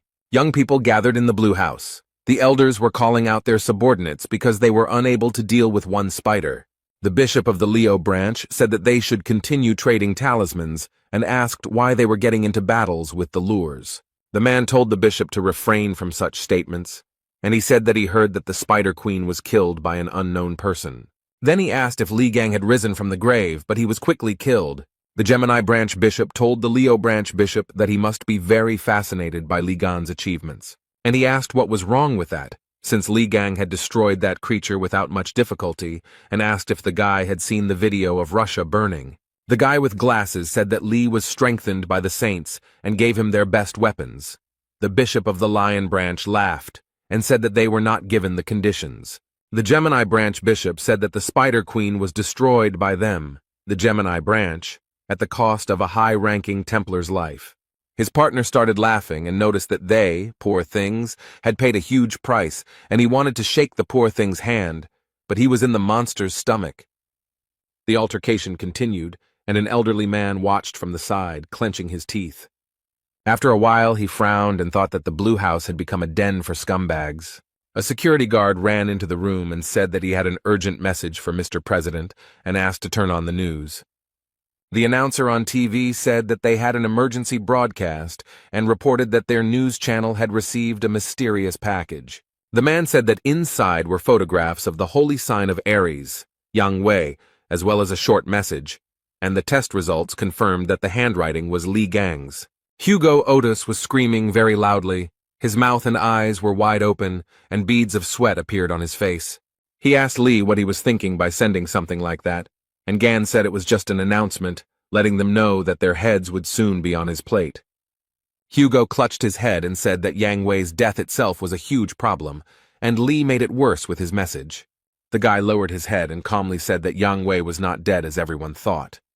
Otis was very surprised, and Lee added that, to be more precise, it was hard to call Jan alive. Hugo didn't understand anything.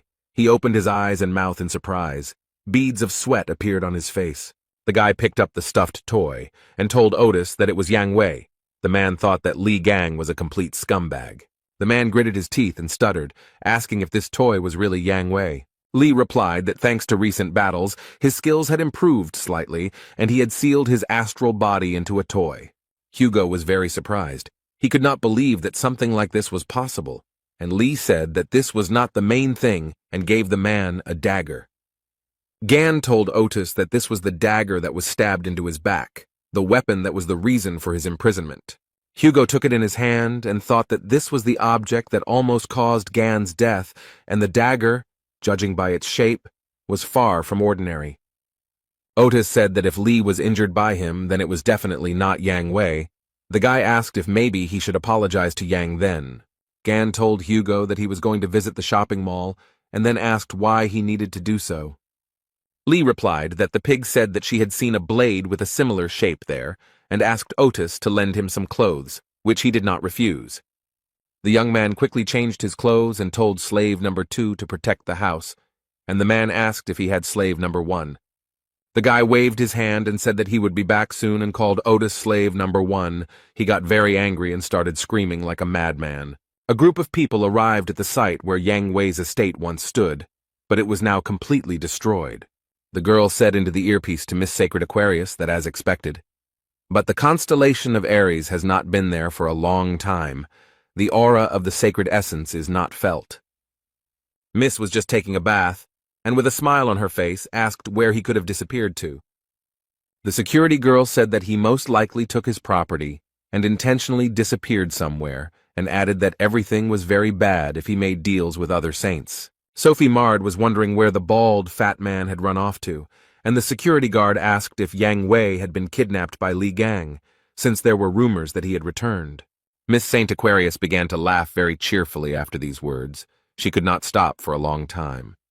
After some time, she let go and told her friend that it was a very stupid joke. The girl replied that she was very sorry, as she said it without thinking, then added that they would visit the shopping mall as they had planned earlier. She wanted to say something else about the auction, but Sophie's bathroom door opened and security shouted that they were in trouble.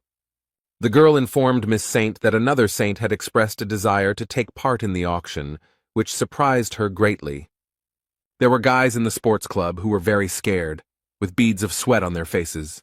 They came up behind Mr. Stephen as he was lifting the barbell and called him by name. One of the men said that they had received information that the relic, which belonged to Li Gang, would be auctioned off. The athlete threw the dumbbell on the floor in surprise, then smiled and asked if the time had really come. Stephen was incredibly happy. His eyes were shining, he said with a smile, that they would take the relic for themselves. Lee told Sun that the teleporter was a very convenient thing, and he noted that they were very expensive, but members of the Gemini branch could use them for free. The guys were standing near the relic trading complex and looking at the signs.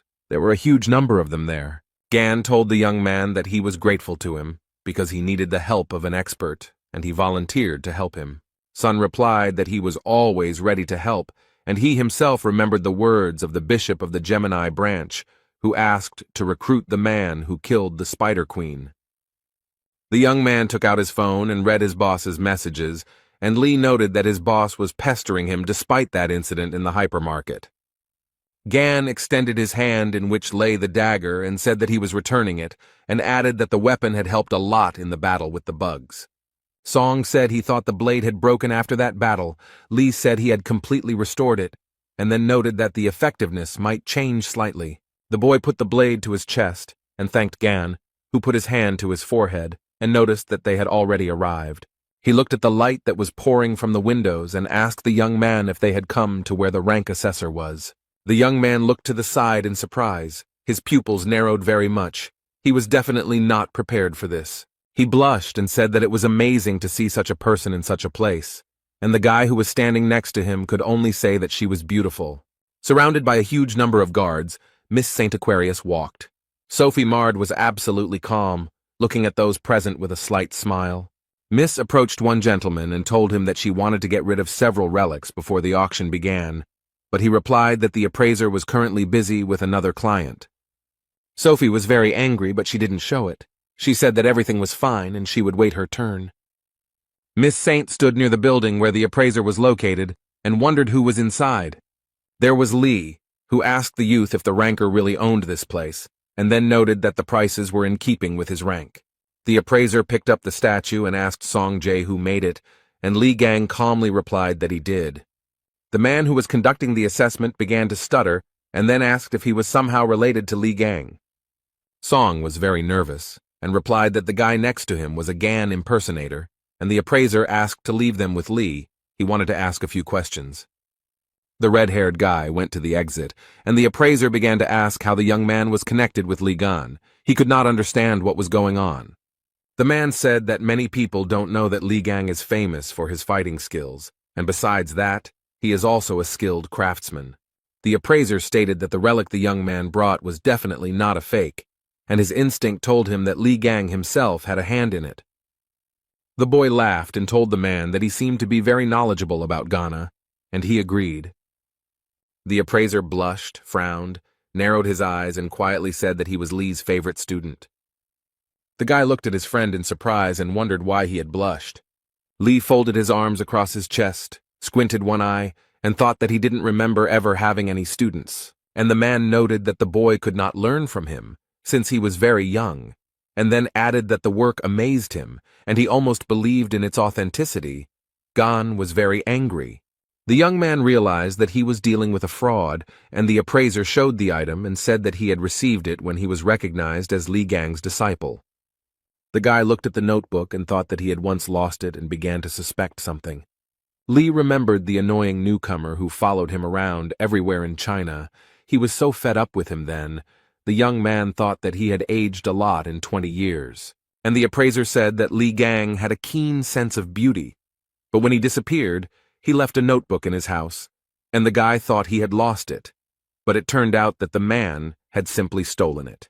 The appraiser opened the notebook and said that he could not decipher Lee's handwriting, and that there were many brilliant ideas hidden in this notebook, and Gan remembered that there was a list of his victims in it. The guy thought that after waking up he always received information with what he fought with, but this guy would be able to get much more information. But the mustachioed man handed the young man a notebook and said that it would serve the young talent better than him. The guy picked up the notebook and was happy, because it contained his first sketches, and he was very upset when he lost it. Lee held the notebook and saw a message in front of him that the item's dormant magic had reacted to the owner's aura, and it had been transformed into a relic. The appraiser shouted that it was a memory-type relic, and then said that Li Gang had cast a spell on the notebook when he was alive. Someone entered the room and told the gentleman that they had big problems. He was very surprised. The man asked what had happened, and the young man said that the saint had been waiting outside for a long time. Usati calmly said that they raised a fuss over a mere trifle, and Lee was very surprised when he heard the name Saint. The girl continued to wait. She folded her arms across her chest. She was guarded by security, but the paparazzi still tried to take pictures of Sophie. The saint bowed her head and thought about how these worthless people dared to stare at her. She noticed that the same thing happened every time. People gathered in a crowd. One young man thought that Sophie Mard only appeared at official meetings because she was too picky for such outings. The saint told the guards that they had been waiting too long, and it was a waste of time. She thought she should go in and hurry them up personally. The girl really wanted to sell the relics. A security guard approached Sophie and said that there was still a client inside. She became interested in who was there, because it was because of him that the saint was disrespected. She really wanted to see that smug face and ran into the room, saw the appraiser and Li Gan there. Miss Saint looked around, staring at the men, her eyes growing very big in surprise. The girl stared at Li Gan and couldn't take her eyes off him. The guy looked at her absolutely calmly. A blush appeared on Sophie's face.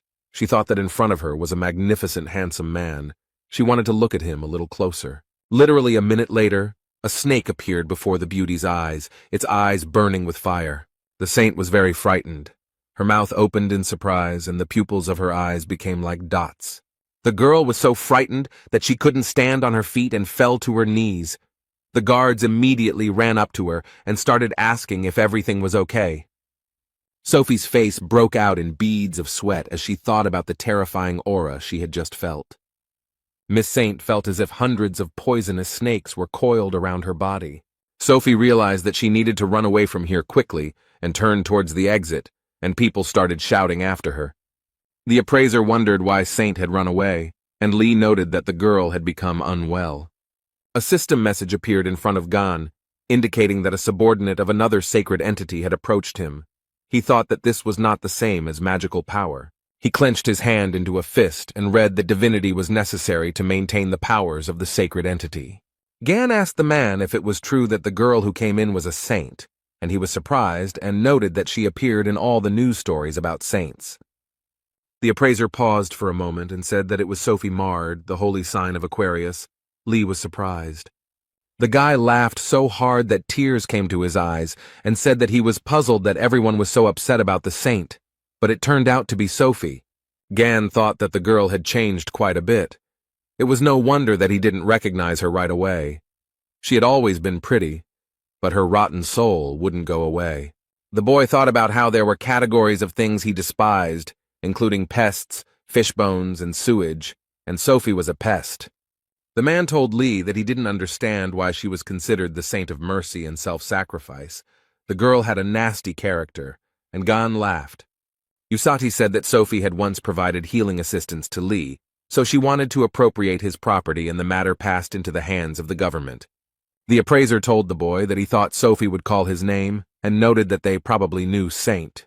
Gan replied with a smile on his face that they were old friends. At this time, Miss Saint ran wherever her eyes looked, with security running after her and shouting if everything was okay with Sophie.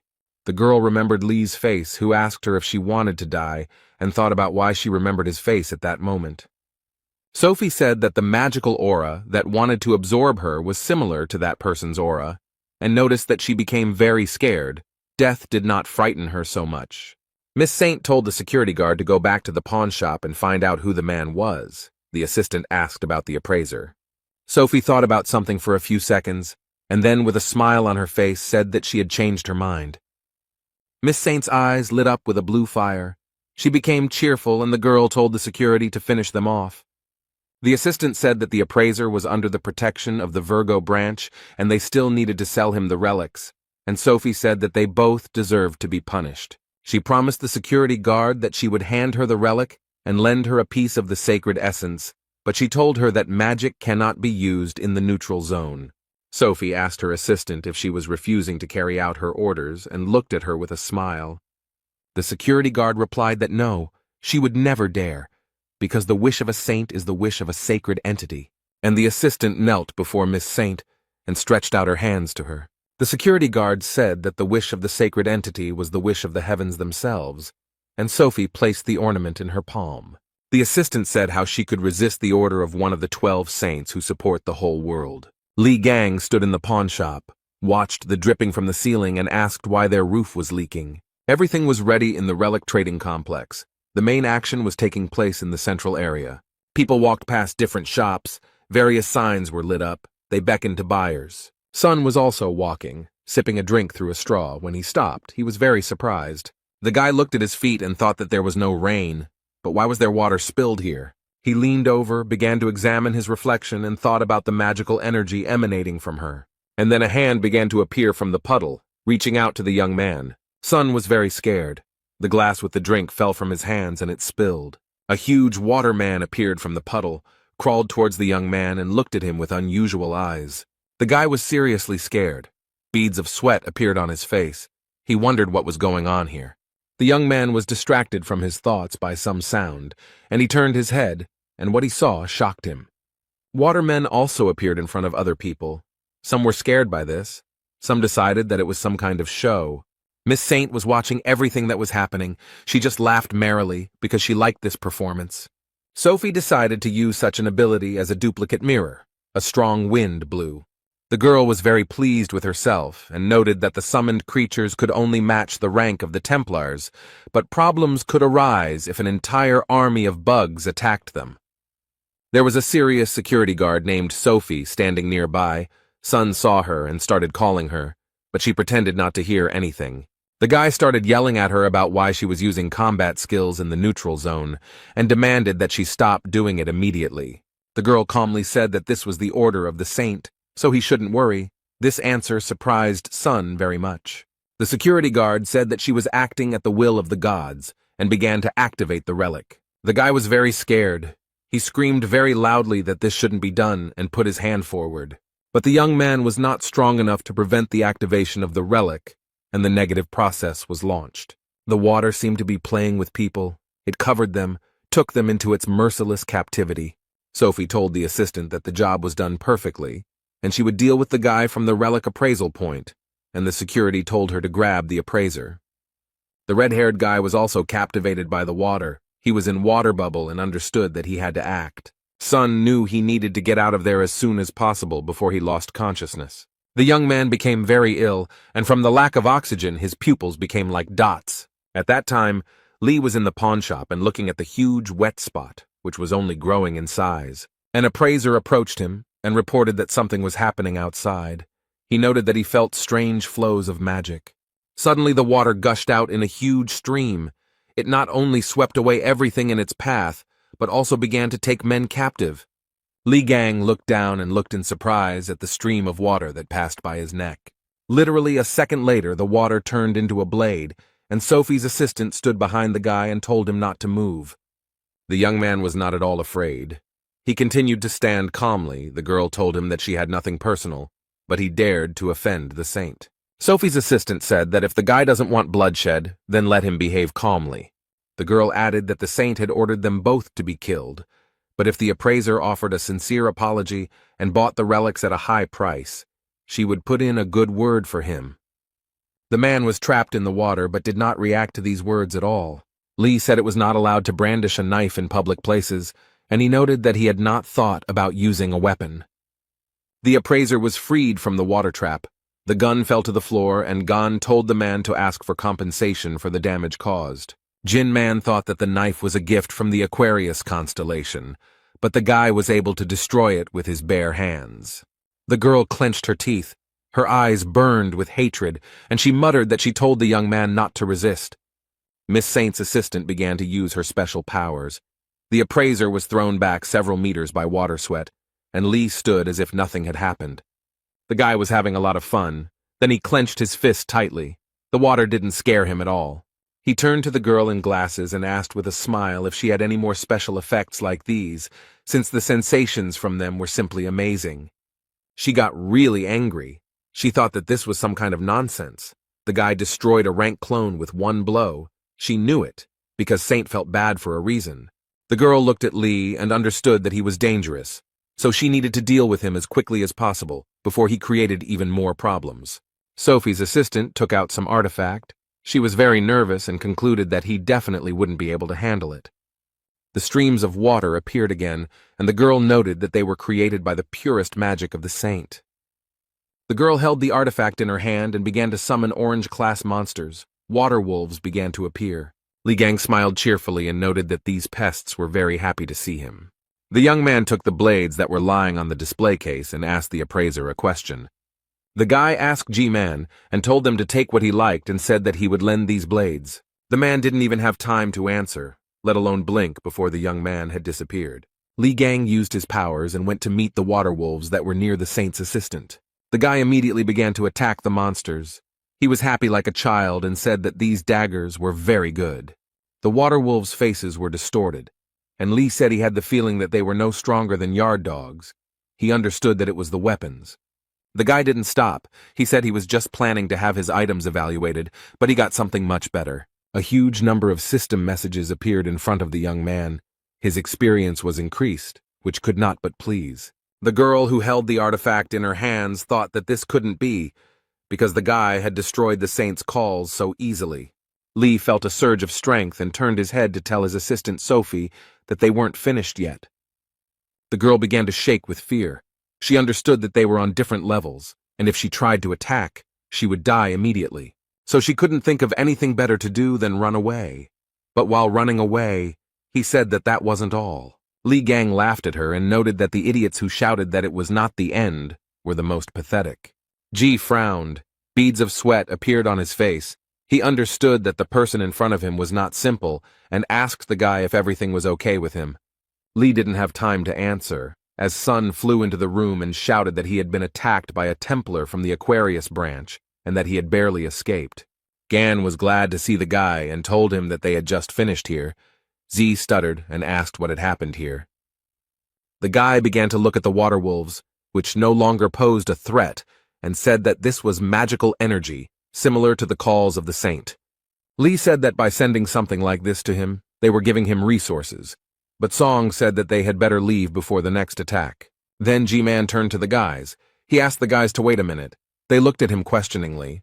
The appraiser thought that 20 years ago he had followed Li Gang and listened to his art, and he clearly remembered how he collected materials after every battle with monsters. The man told Li that he fought like a demon, this crazy fighting style, and timidly asked if it was Gan in front of him. The boy looked G-Man in the eyes and put his finger to his lips. The man frowned, tears flowed from his eyes, and beads of sweat appeared on his face, but he only smiled in response. Li told G that he would return for the materials and asked him to keep a close eye on them, then added that he still had some questions. The boys went to the door, and Man leaned over and said that they should definitely come again. The red-haired man began to ask Gan why the saint was so focused on him, and he replied that she was probably unhappy about something. Sun asked if Li had offended her in some way. The young man closed his eyes and replied that this was also possible. The man smiled. His eyes were burning with fire. He said that the boy would soon see something funny. The guys went to a cafe. Li ate ice cream and told Z that it was just awesome here, and offered him to eat as much as he wanted. Sun said that he was very grateful, and then quietly asked if Gan was sure he had enough money, because it could cost a pretty penny. The guy was silent. He was just remembering how the saint's assistant ran away and dropped something. He told Sun that everything was fine, because earlier he had picked up an interesting thing, and with it they had access to many privileges. Li showed it to the young man, and noted that as far as he remembered, this emblem was similar in functionality to a bank card. With it, he could also rent other people's skills. Sun looked at it in surprise, and said that he had not noticed before that it had the Aquarius emblem on it, and he himself thought that they might have problems, because it also serves as an identifier. Li was eating ice cream and told his friend to forget it and think about it after eating, while Song was wondering if he could eat it. A man with glasses walked into the cafe and told Z that he was glad to see him, and then remarked that he didn't think he liked the ice cream there. At first the boy couldn't understand who was talking to him, but he turned his head and saw Bishop Sun Hek. He smiled and asked if he could join them, but no one answered his question. The bishop placed his hand on Jae's shoulder, and Li looked at him and thought that this was the same boss who was bothering Sonu. Sun sat down at the table and said that he was glad to meet them, and introduced himself, and then turned to Gan and asked if Z had told him that he was unfriendly. Hek replied that the young man had told him that he had met a truly amazing person who had been able to defeat the Spider Queen, while Yang Wei had failed miserably. Li Gang continued to eat his ice cream, looked at the man, and then asked him what he had to do with all this. The bishop said one of his main tasks is to recruit promising awakened people. The young man was very surprised, and then asked Sun what he could offer him. He laughed and said that one of the 8 relics of Li Gang himself would be auctioned off, and suggested that they continue the conversation and enjoy the auction process. The guy was surprised, and thought that they were playing a prank on his relics. Sun knows how to intrigue.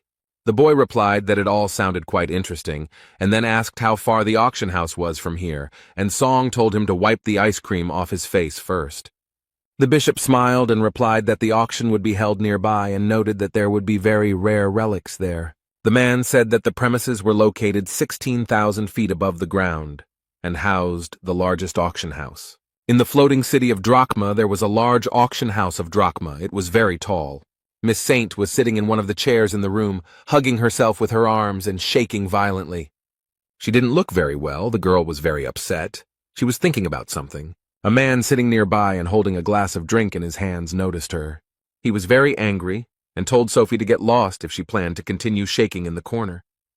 The saint looked at the speaker and thought that he was the same stupid and ill-mannered boor, but now she had to control herself.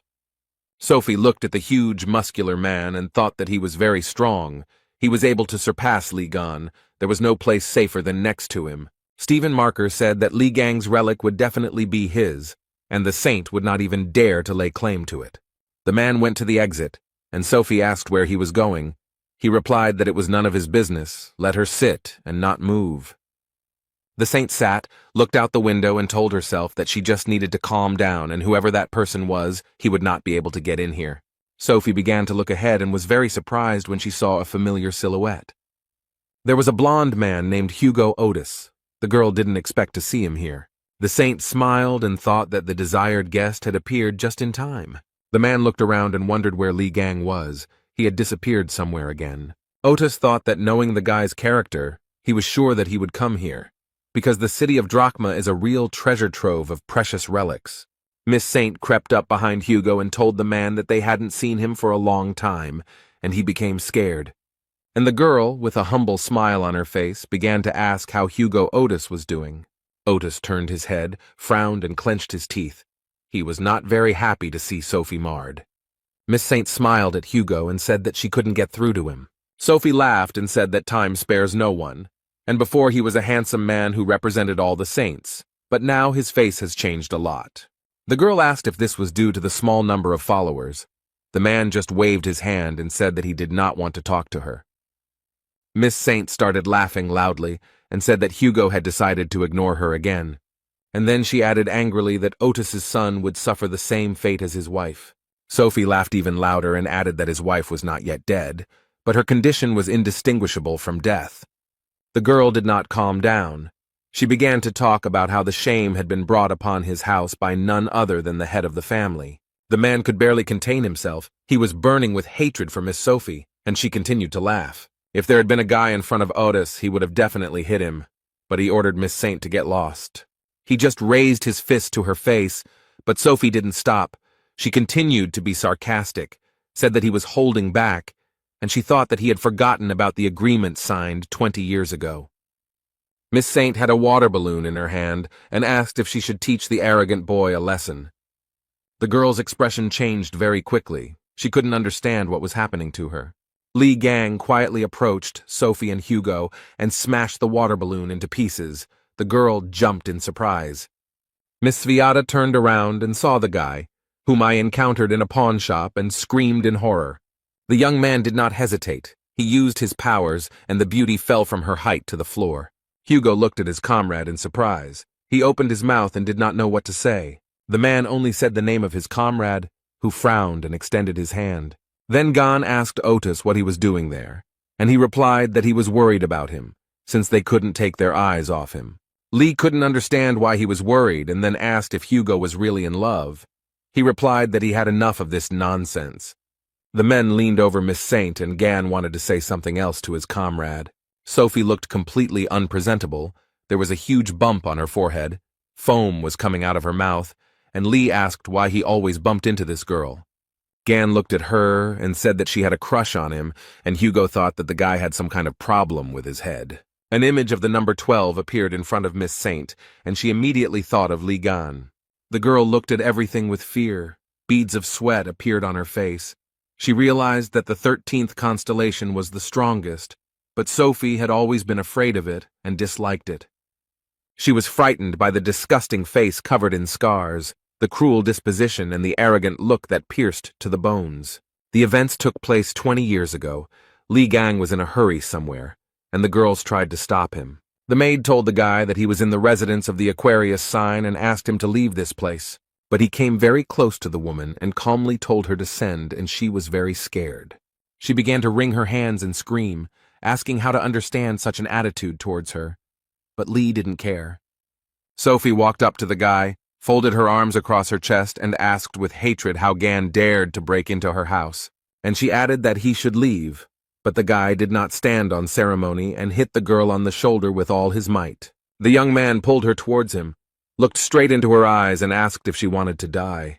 He began to take his hand away, and Sophie stuttered and asked what he was doing and how long it would continue, since she had sent him to the rear to treat the injured. Miss Saint began to ask why he was idle, and the young man replied that many of those people were left without arms and legs because they tried to save her life. Lee took the girl's hand and said that she had talked about helping people when she came here, and replied that it was time to go and keep his promise. Sophie replied that what difference did it make if a couple more people died? On the contrary, they should be happy that they had the chance to save her, because she is a saint. Lee continued to pull the beauty by the hand, and she said that due to constant stress, she had developed problems with her facial skin, and she was not going to go there for the sake of stupid choirs. The young man stopped, turned his head, looked at the girl, and then asked what she said. Sophie thought about Lee's smell of sweat and told him to get lost, because she had to put on makeup before she had an interview. Miss Saint began to pull her hand out of the guy's hand and screamed at him to let her go. She rubbed her wrist and asked why he had squeezed it so hard and thought about how Gan's hand was so dirty. The guy couldn't control himself after all these words and hit the girl in the face with all his might. Even outside the palace, Lee could be heard screaming. If the girl weren't a parasite, she might be reachable, but he wouldn't get anywhere until he beat all the rot out of her. Gan had forced the girl to treat the wounded and she had hated him, and now the guy was standing over her and asking if she had been sleeping for too long. When Miss Saint came to, she was seated on a chair and tied up so that she would not kick. Lee sat down opposite Sophie and looked at her without taking his eyes off her. She stared at the young man. After a few minutes, the girl screamed loudly to be untied immediately and began to ask how they dared to treat the saint like that. Lee calmly said that Sophie hadn't changed a bit in 20 years and asked how she managed it, and Otis noted that he was also wondering the same thing. Miss Saint cursed silently and thought that they wouldn't get away with this just like that, because she was no longer the weak girl she used to be. She began to use force and thought that it would not be difficult for her to melt the rope that was on her hands. The girl narrowed her eyes and thought that men would not be able to keep her with something like that, unless she managed to meet Stephen Marker. The flow of thoughts was interrupted by a juicy flick that Sophie gave Lee. The girl screamed in pain and surprise. Gan told Miss Saint that it was written on her face that she was up to something. The guy looked at his finger, from which smoke was coming, and asked what was going on. Sophie started laughing and happily called Lee stupid because he didn't realize that she had an acid layer on her to protect her from all outside attacks. The girl said that the acid would spread throughout his body and eat away at the guy from the inside. He started screaming for her to forgive him, and then said that she had imagined this. Sophie said that this was the absolute protection of the Aquarius constellation, and the young man showed her his middle finger, on which the wound from the acid had already disappeared. The girl's face was covered in beads of sweat. She screamed and thought about how the melted tissues were restored so instantly, because this is real cheating. And Gan called Sophie a parasite, and said that it was time to remember everything that happened between them. He noted that he heard how she lied to everyone, and for this she would receive one blow. The guy noticed that it was she who sent her subordinate to the appraiser, for which 5 more blows are added, and asked what she said to Otis, and said that for this another 50 blows are added. Miss Saint asked Lee to stop, a request that surprised him greatly. But the young man did not listen to the girl, but began to flick her face. She screamed in pain, asking the guy to stop, but he was still as if he had become deaf, and Hugo sat to the side and sipped coffee. Otis thought that Gan was really good at beating the crap out of people regardless of their gender. The fair-haired man was very surprised. He had a wonderful feeling, as it turned out. With each blow from Lee, his level of divinity increased. Gan didn't even think about stopping, and a huge number of system messages appeared in front of him. The man was thinking about what kind of divinity he was building up, and in this Sophie hung her head very low. The girl had a huge bump on her forehead. Foam came out of her mouth, and the guy noticed that she had passed out. Lee read the message that her divinity was unlocked, and the boy said to be reminded of what it was. And before the guy there appeared explanations about what divinity is, how it can be obtained and lost. He scratched his head and thought that now by kicking asses he was taking away their divinity, but he couldn't knock it out of Yang Wei because it wasn't unlocked at that time. The guy looked at his hand and thought that he had to become stronger anyway. Otis asked Gan if he thought he should ask Sophie about the dagger. He replied that she wouldn't have had the balls to attack him, and then added that he had found someone who could look at that dagger. Hugo thought that Lee was just teasing Sophie for fun when the guy's phone rang. Gan showed him the time, and Otis asked the young man where he got the smartphone. He replied that he borrowed it from a red-haired guy. Lee told the man that it was time for him to go to the auction room and asked him to clean it up thoroughly and suggested throwing the saint into the nearest trash can. The guy started to enter the room and told Otis that he would call him as soon as the auction ended. The man wanted to tell him something, but he retreated very quickly. Hugo thought about what to do with him. Someone entered the room and the young man asked him what he was doing there. Otis wondered why, of all the people, the one who was definitely not expected was here. It was Stephen Marker. He put his hands behind his back and began to look around the room and naturally saw Miss Saint. Hugo looked at him, his forehead furrowed and his lips pressed tightly together, but he said nothing. Marker was very angry. He frowned, his eyes were burning with fire, and he told Otis that he had to explain himself. The jock started to take off his glasses and said that he and Otis had not seen each other for a very long time. Stephen frowned so much that his veins bulged, and then said that Sagittarius didn't seem very happy to see them. Hugo calmly asked Marker what he was doing there, and he replied that he and Aquarius had made a deal. Sophie had asked him to be her bodyguard. The man said he had some business in Drachma, and he agreed, and Miss Saint was still sitting unconscious, tied to the chair. Stephen said that it was his turn to ask questions, and asked why Otis was here. He replied that he also had his own business. The jock angrily asked if he was aiming for Ligon's relics, and Hugo asked in surprise if his relic would really be auctioned off. Marker smiled and asked if Sagittarius didn't know that, and then added that he was the most pathetic creature and still couldn't afford her. Hugo replied to Leo that he was always going around picking up old relics of Ghana. He added that Stephen had tried to ignore Lee for a long time, but his inferiority complex grew and he had sunk to the point of collecting all the relics. Otis asked Marker with a smile if he thought he could become as strong as him this way. The jock got very angry. His anger caused a loud explosion and stones flew in all directions. Hugo thought that Stephen had definitely gone crazy. As soon as Gan was mentioned, he couldn't control himself. Marker grabbed Otis's arm with all his might and told him to stop talking nonsense about that weakling and stop saying his name. And then he added that he had long ago become much stronger than him. Leo's eyes burned with hatred.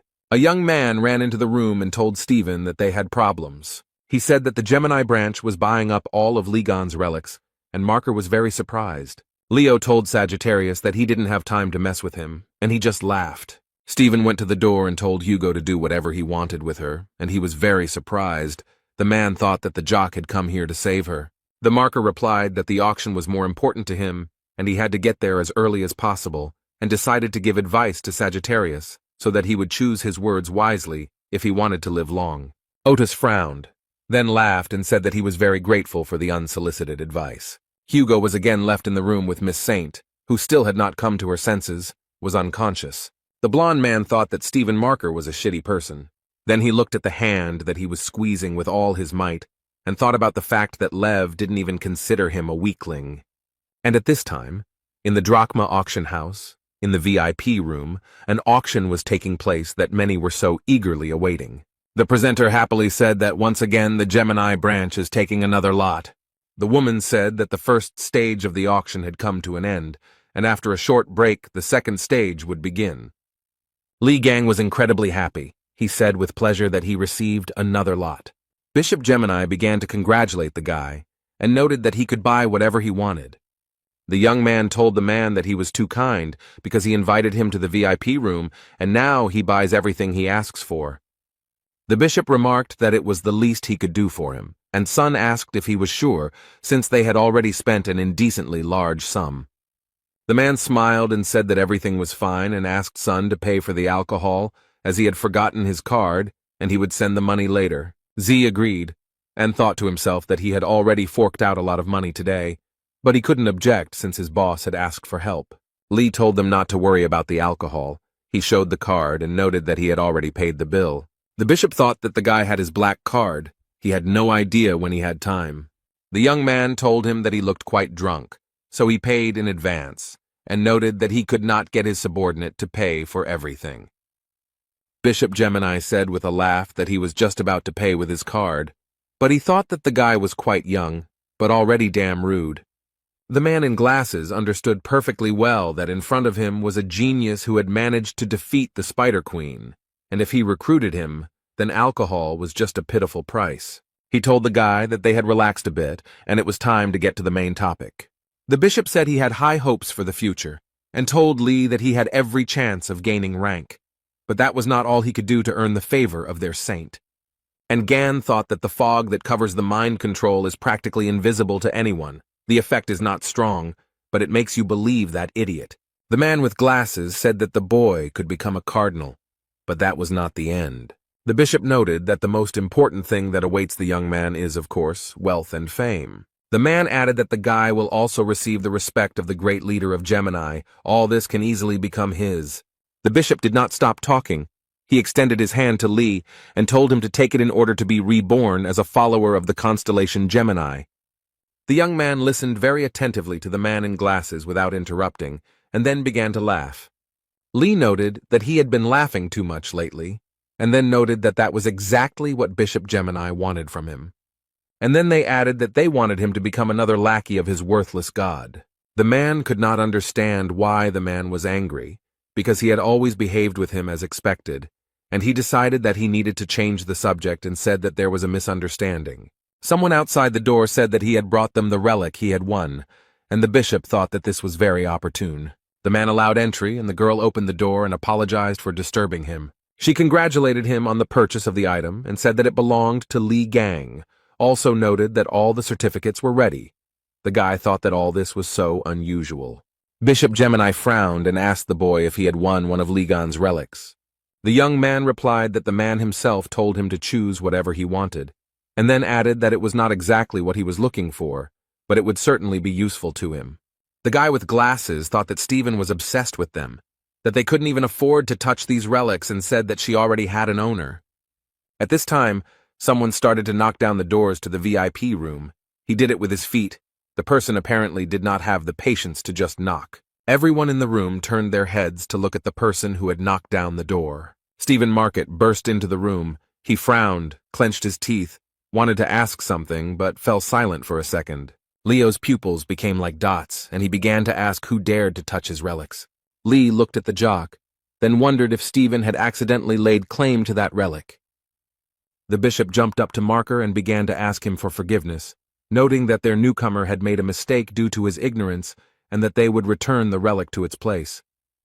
Lev calmed down and said that this time he would close his eyes. He told them to take the relic and put it back where it came from. The bishop thanked Stephen and said he could pay later, and he looked at the man intently. And then he said that he didn't have to spend his own money on the relic. Heck was very surprised by such impudence. He asked what Marker meant, and he put his hand on his head, saying that he wouldn't pay a penny for it, that it was a punishment for son who touches other people's things. The bishop was shaking with fear, and thought that because of a small mistake, they would be left without tens of millions of dollars. Li Gang turned his head towards the men and asked what the hell they were talking about. He smiled and noted that he had won the auction and all the relics were now his, and if Marker wanted to take them, he had to pay $200 million. Stephen pressed his lips tightly together, frowned, and began to stare at the guy. He started laughing heartily and said that he thought that the Gemini branch was full of cowards, and noted that the guy had balls of steel. Hen thought that the guy couldn't wait to die. Leo pushed the bishop away, went to the young man and said that he liked him like that. Must be a real man. He stopped near the sofa where Lee was sitting and noted that their meeting was not accidental and suggested that they get acquainted. Stephen noticed that when he met interesting people, he always greeted them warmly, and for the young man this would be quite shocking. Gan looked up at his opponent and asked him what he was talking about, while he thought that this guy had managed to slightly increase his strength. He understood that this was to be expected from the constellation Leo. It specializes in battles, which cannot be said about the constellations Aquarius and Aries. Lee looked at Stephen and thought that he would not calm down until he tore someone apart. The young man looked calmly at Marker and thought that he was an evil bastard. The lion approached the young man and used his power against him. It was so unexpected. Songjay started running to help his friend. The guy was very scared. Hen cursed, but he thought that the guy had provoked Stephen Marker, and he frowned, smiled slyly, and said that it was funny, and also added that he hoped that the guy would enjoy the rest of his life in a wheelchair. The jock put his hand on the guy's shoulder and began to press with all his might, and the guy asked what he was doing. The young man smiled and asked Stephen if he was trying to brush dust off his shoulder. The Marker stood and looked at his opponent in surprise. He thought that the blow had hit the target. What had happened then?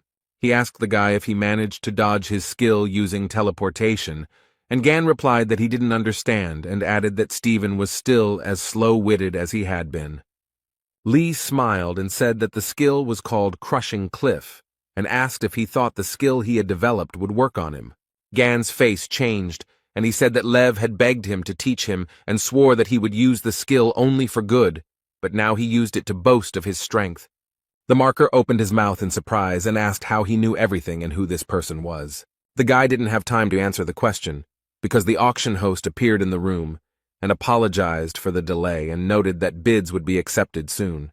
Stephen asked in surprise if it was already time for the second stage, and Lee was thinking that another batch of his relics would be presented again. The jock stood up, pointed his finger at the guy and said that he had a lot of questions for him, but right now he had more important things to do. Marker, leaving, told Lee not to lose the pendant and that he would return for it immediately after the auction. Sun approached Gan and asked if he was okay. He was very scared. Bishop Gemini looked at the guy and thought about how he managed to survive such an attack. Even he can't dodge the saint's skill. He looked at the young man and Zay, who was sobbing loudly, and thought about who was in front of them. The auction host said it was time to begin and announced that the highlight everyone had been waiting for with such impatience would be presented. She asked if those gathered knew about the Berlin Wolf incident that occurred 24 years ago. The phenomenon of the attracting misfortune appeared on the territory of Germany. It was a real hell, in which not only weapons but also armor melted. The 12 saints could not find a solution. The raids ended in failure. The hero Li Gang appeared, who defeated the invincible monster, and those present have a chance to become the owner of his relic. Stephen gritted his teeth, frowned, and thought about how the relic would finally become his. He had dreamed of this weapon for a very long time. The events took place 20 years ago. Journalists were in a helicopter above the island where the Berlin Wolf appeared. The press reported that 4 days had passed since the arrival of Li Gang, the 13th awakened.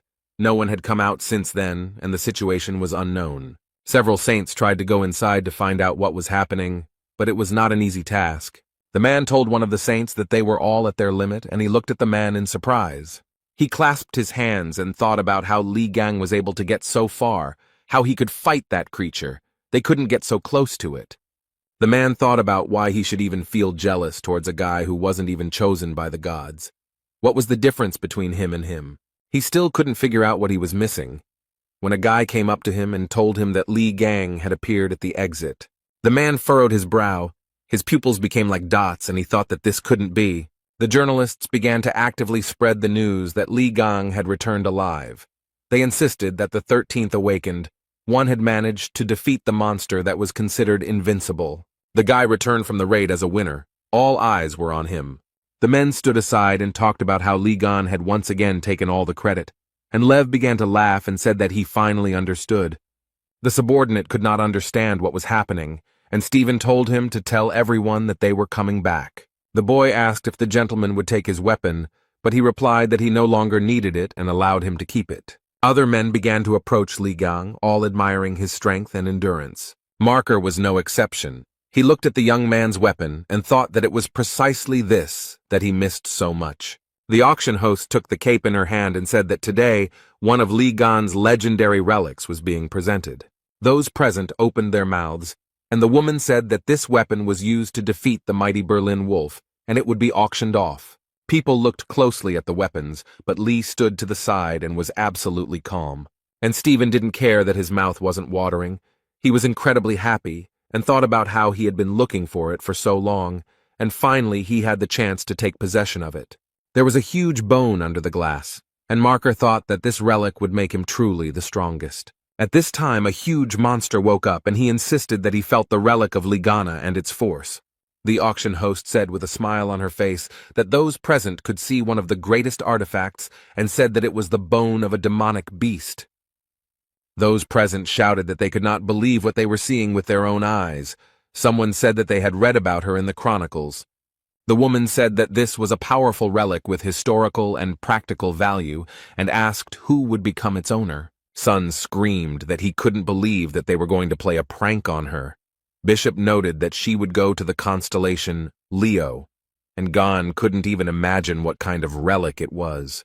He had actually used it once, but decided to ask Z about it. Lee started to ask something, but the red-haired guy grabbed his head with his hands and screamed at the top of his lungs that it was not the time to discuss anything. Hen was saying that he had to contact headquarters. They couldn't just give up this relic. Song was crying and Gan was mentally calling them names. The auctioneer, with a smile on her face, said it was time to get started and noted that the starting bid was $1 million. Those present quickly raised the stakes, as everyone wanted to own the relic. Li Gang stood to the side and only managed to read the system messages. There were a huge number of them. Sun grimaced and began to shout, why were people suddenly so alarmed, and said that this was a legendary weapon created by the great Li Gang. Z quickly calmed down and calmly said that such a reaction from people was entirely expected. No matter what Li Gang created, the relics were always of the highest quality, and anyone who understands them dreams of getting their hands on them. As for Stephen Marker, he is an ardent admirer of these relics. He is ready to go to the ends of the earth to get them. His incredible power and influence allow him to go very far. Sun said that he was sickened by the fact that Gon's greatest creation would be in Stephen's collection, and the profits would go to Lee Gon's account, and he belonged to the government, and they had to come to terms with that.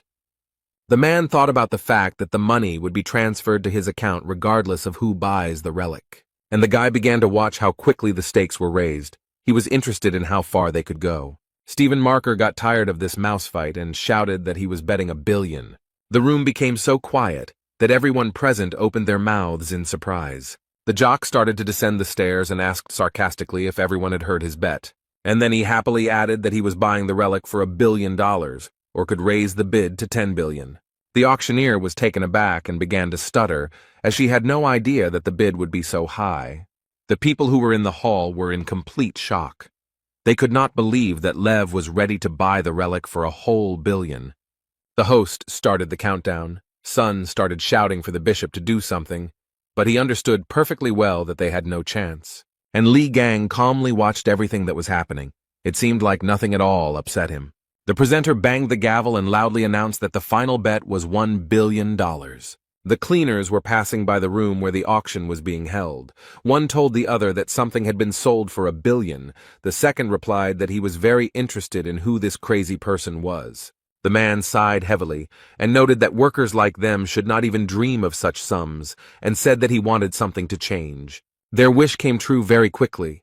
The guy saw a huge monster outside the window. One of the guys immediately said that he was taking his words back.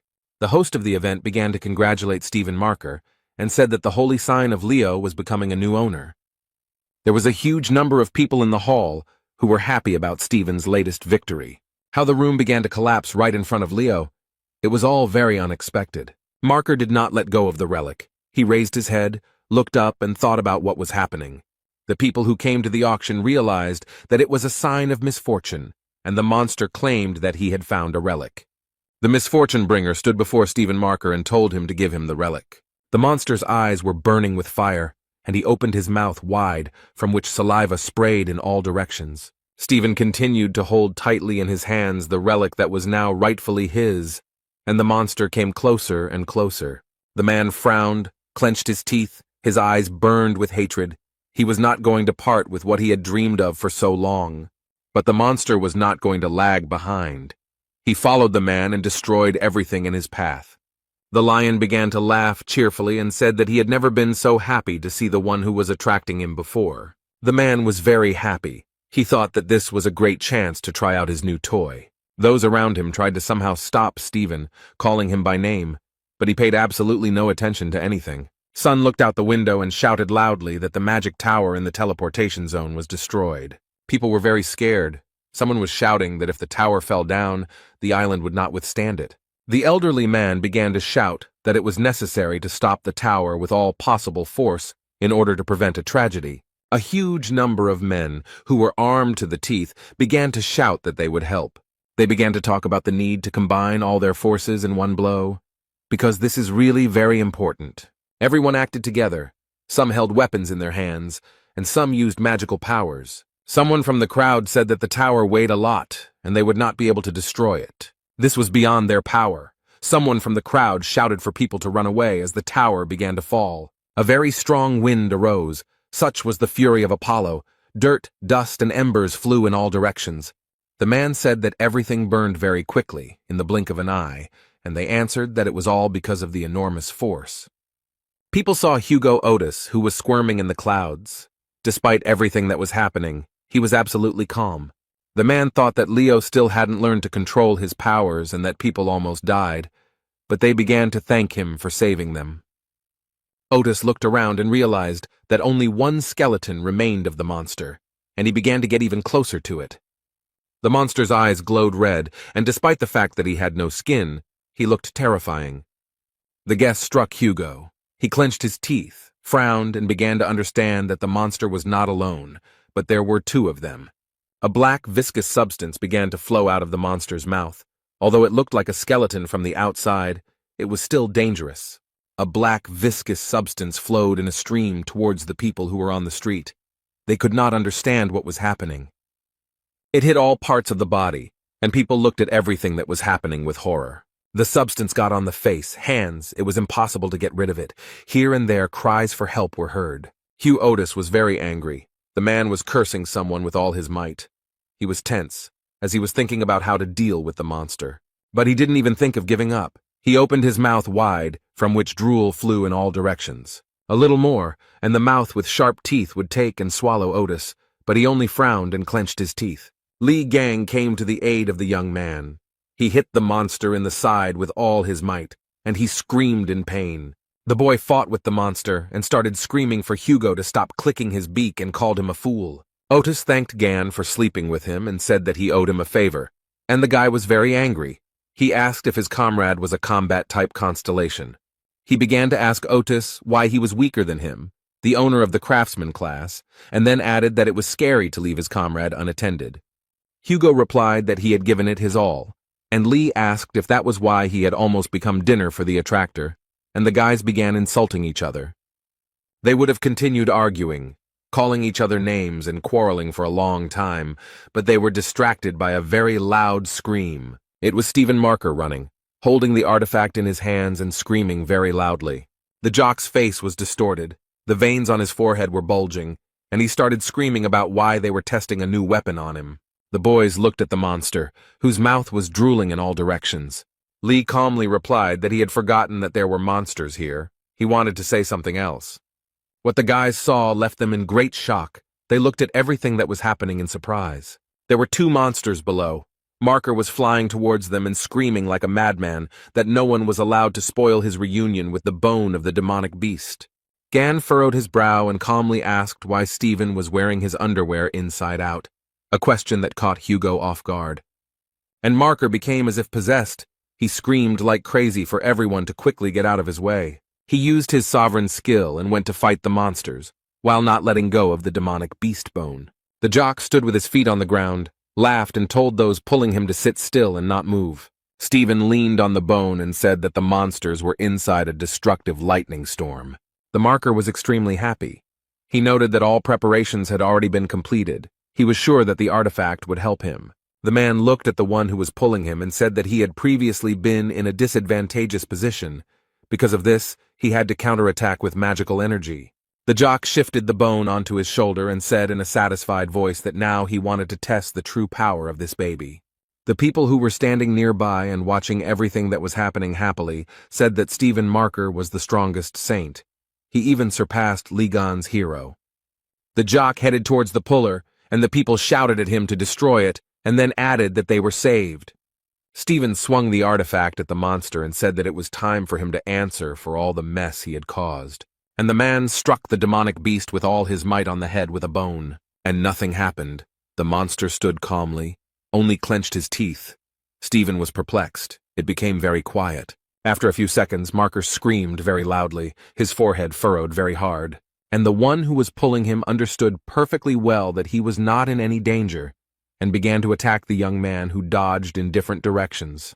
The monster realized that the guy with the bone in his hands was not an opponent for him, and began to attack him. The jock wheezed in pain. After a strong blow, he fell down and thought about what happened, why Ligan's weapon didn't work, because there were direct hits on the entraining one. The guys started talking about whether they would be able to get out. The second one noted that they would not, since a sovereign skill was used, and it would take a long time to dispel it. Lee swore that once he got out of here, Stephen would regret being born, and Otis noted that only a moron would throw away such skills.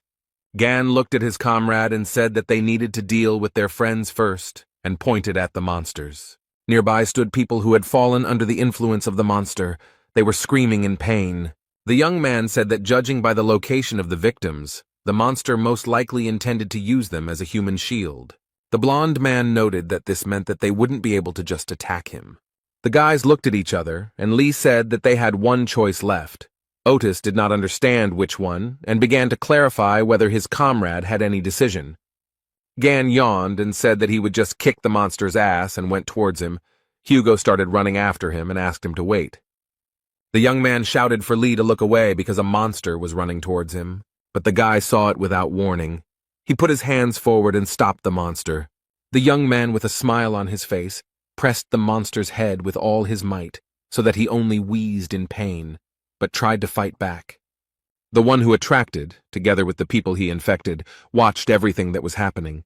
Everyone was interested in what would happen to Gan. Lee smiled, and the man went limp in his arms. The guy told him that everything was very simple. Hugo began to ask if he was alive. Gan replied that he simply lost consciousness, and that he did it with the help of his power. Otis lowered his eyes and said that he definitely couldn't eat something like that. The guy laughed and said that from the very beginning he understood that he would do everything alone, since Hugo was of no use. And then he was very offended.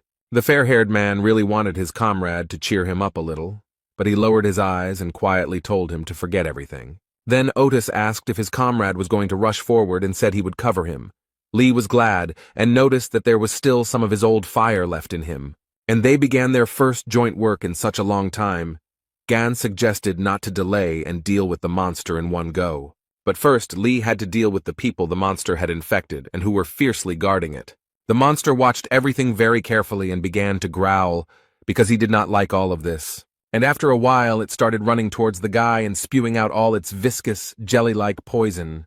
The young man continued to run forward, and with a smile on his face said that the monster was only trying in vain. The guy began to guess that the monster was targeting the townspeople who were behind him. People began to feel unwell.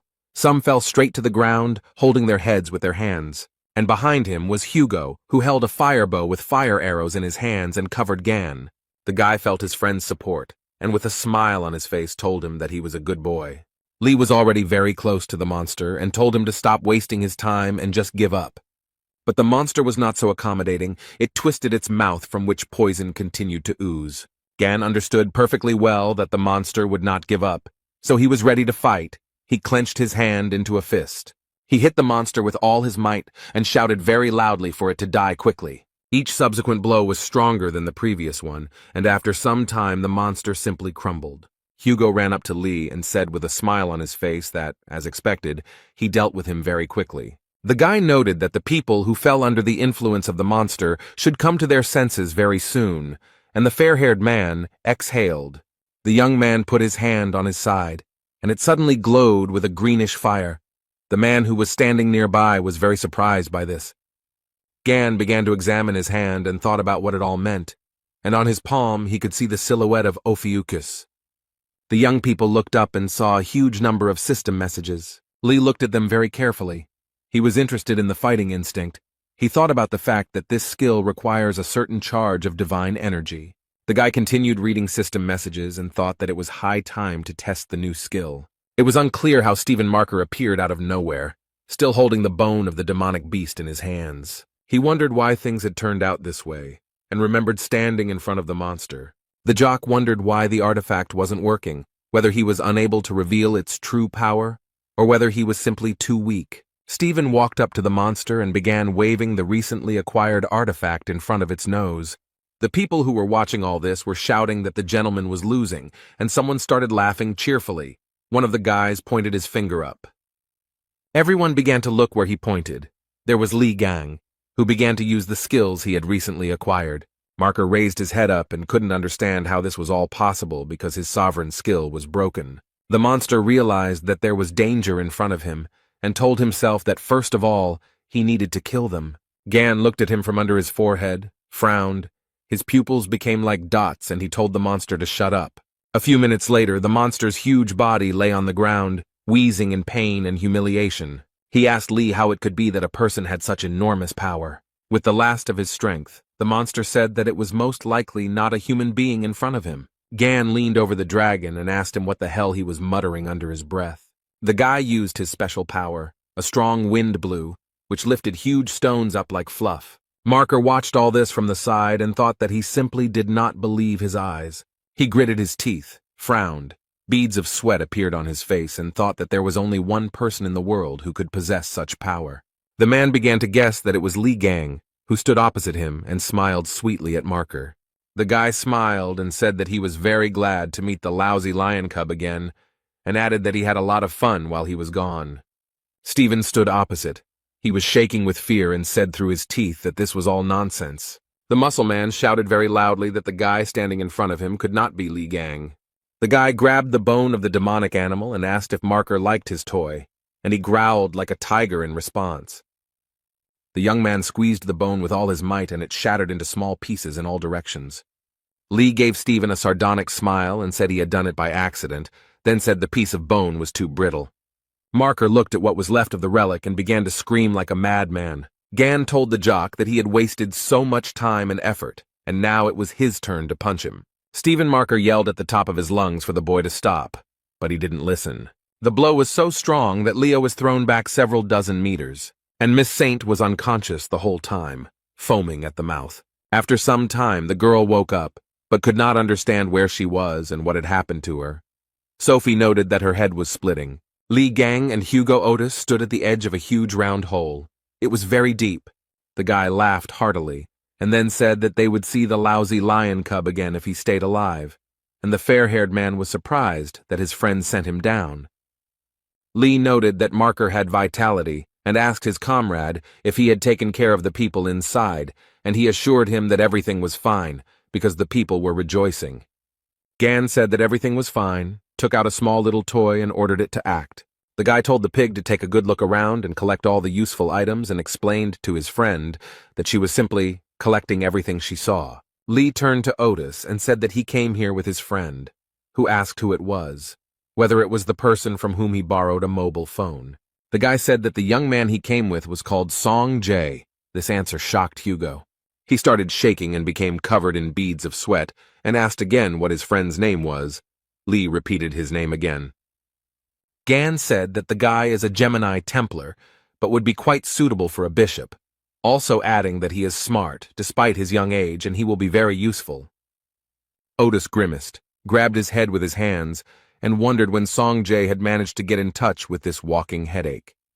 The guy looked at his mobile phone and wondered why his friend was so upset. Hugo thought that the last thing he wanted was for his son to meet this scumbag, but his two children are obsessed with Li Gang, so his family is doomed.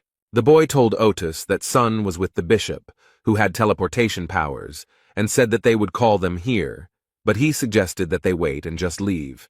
Li was surprised, and the man said that the twins despised him. Why bother with them?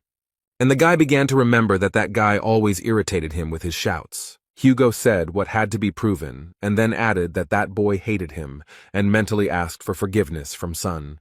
Gan was upset, and noted that he cared about the guy, but he should have been prepared for something like this, and Otis told his friend not to worry too much about some kids. As soon as the fair-haired man heard someone calling for Dad, a bead of sweat appeared on his face. He began to turn his head and stuttered, saying that this voice seemed familiar to him.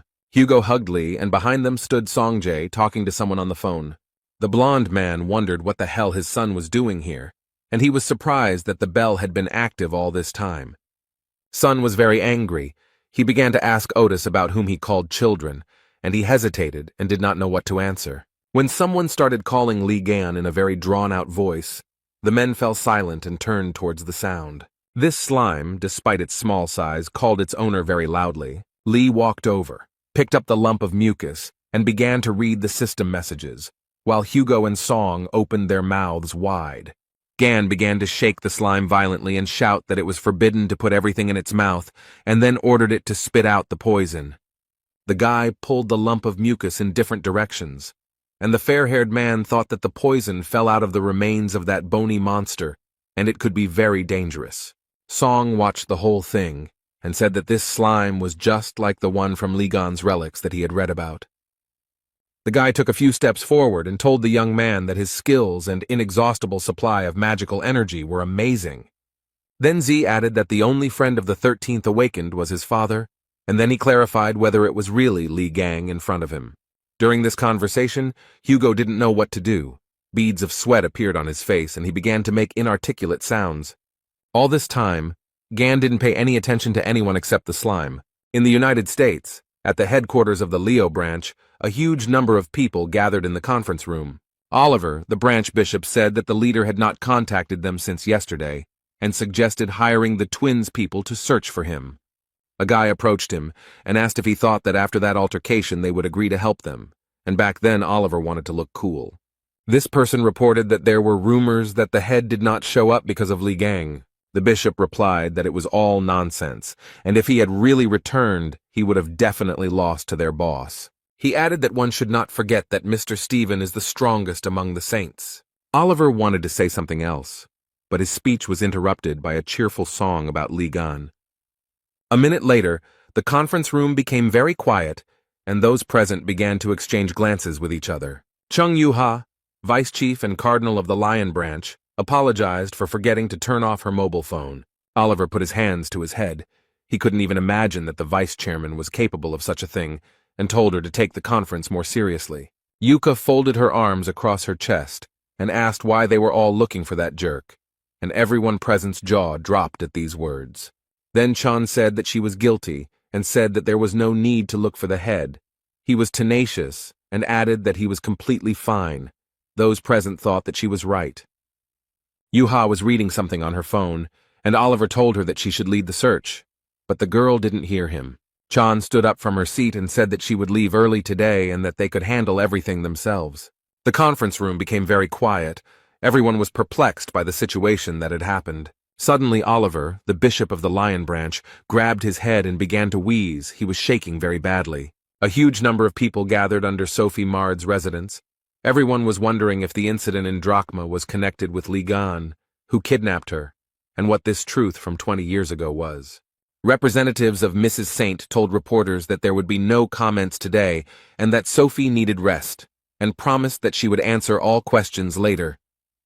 At this time, the girl watched everything that was happening from the window of her residence. She was very upset. A few minutes later, she sat up on her bed and began cursing and calling Li Gan names. She was so nervous that she started biting her nails and thinking about how dare the guy make such a big deal out of that incident. The doors opened, and Sophie came out.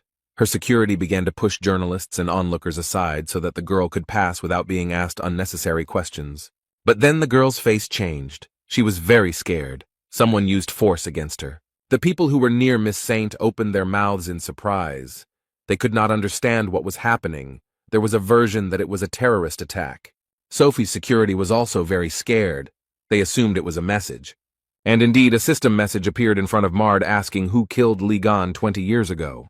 The girl clutched her head and thought about what she should do, because if she told the truth, the other saints would not leave her alone. But if she remained silent, Li Gang would create even more problems. Sophie couldn't believe that the guy could pull such a stunt while she was out cold. She couldn't even take off the necklace. Saint screamed and accused Li in time. Meanwhile, the guy was sitting quietly with his artifacts and thinking about whether he should make some ramen. The TV news reported that Sophie Mard was not leaving her residence and was not giving any comments. The announcer said that of all the incidents that occurred at the Drachma auction, this one would cause the most unrest. The man who had been listening attentively to the news propped his head up with his hand and calmly said that this was not right.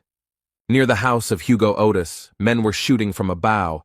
The owner asked if Gan liked the new bow.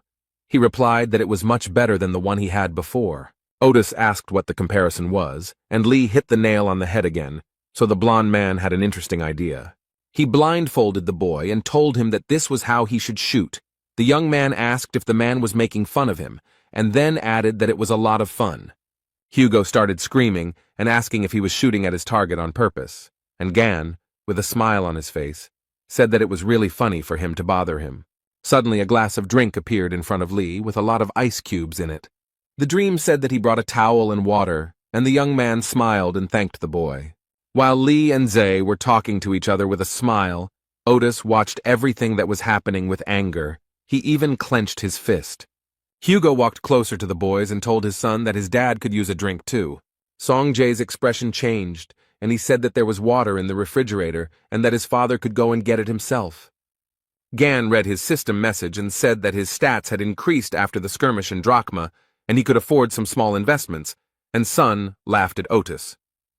Lee learned that the sacred abode of Ophiuchus, the Serpent Palace, had been rebuilt, but the space was limited due to the low level of the sacred abode. The guy also read that in the sacred monastery one can live, train, and test the level of one's strength, and he can control it. The system message stated that Lee could summon a low-level pigbank avatar to the abode and strengthen its power by bringing human avatars to the abode. Song approached Gon. He noted that his uncle said that it was time for him to leave. He noted that he had things to do, and they could move out together. Lee noted that he hadn't even noticed how time had passed. Z asked if he had an appointment, and the young man answered in the affirmative. The young man smiled broadly and said that he would be meeting a lot of people today. The Gemini branch bishop asked him with a smile on his face if he would like to join them. Gan chewed chicken drumsticks, and with his mouth full replied that the guy had more than enough strength, and he said that he was swamped with work. The waitress was surprised by the guy's appetite. Hen said he was indeed busy, but hiring promising people was always a priority. He looked at Lee slyly and asked if he was going to leave them after they bought items worth $1 million with the Gemini branch money. Gan looked at the man with wide eyes and continued to eat the chicken drumsticks. The guy took a napkin and began to wipe his mouth. His expression did not change, and the bishop thought that apparently the guy had planned to do this.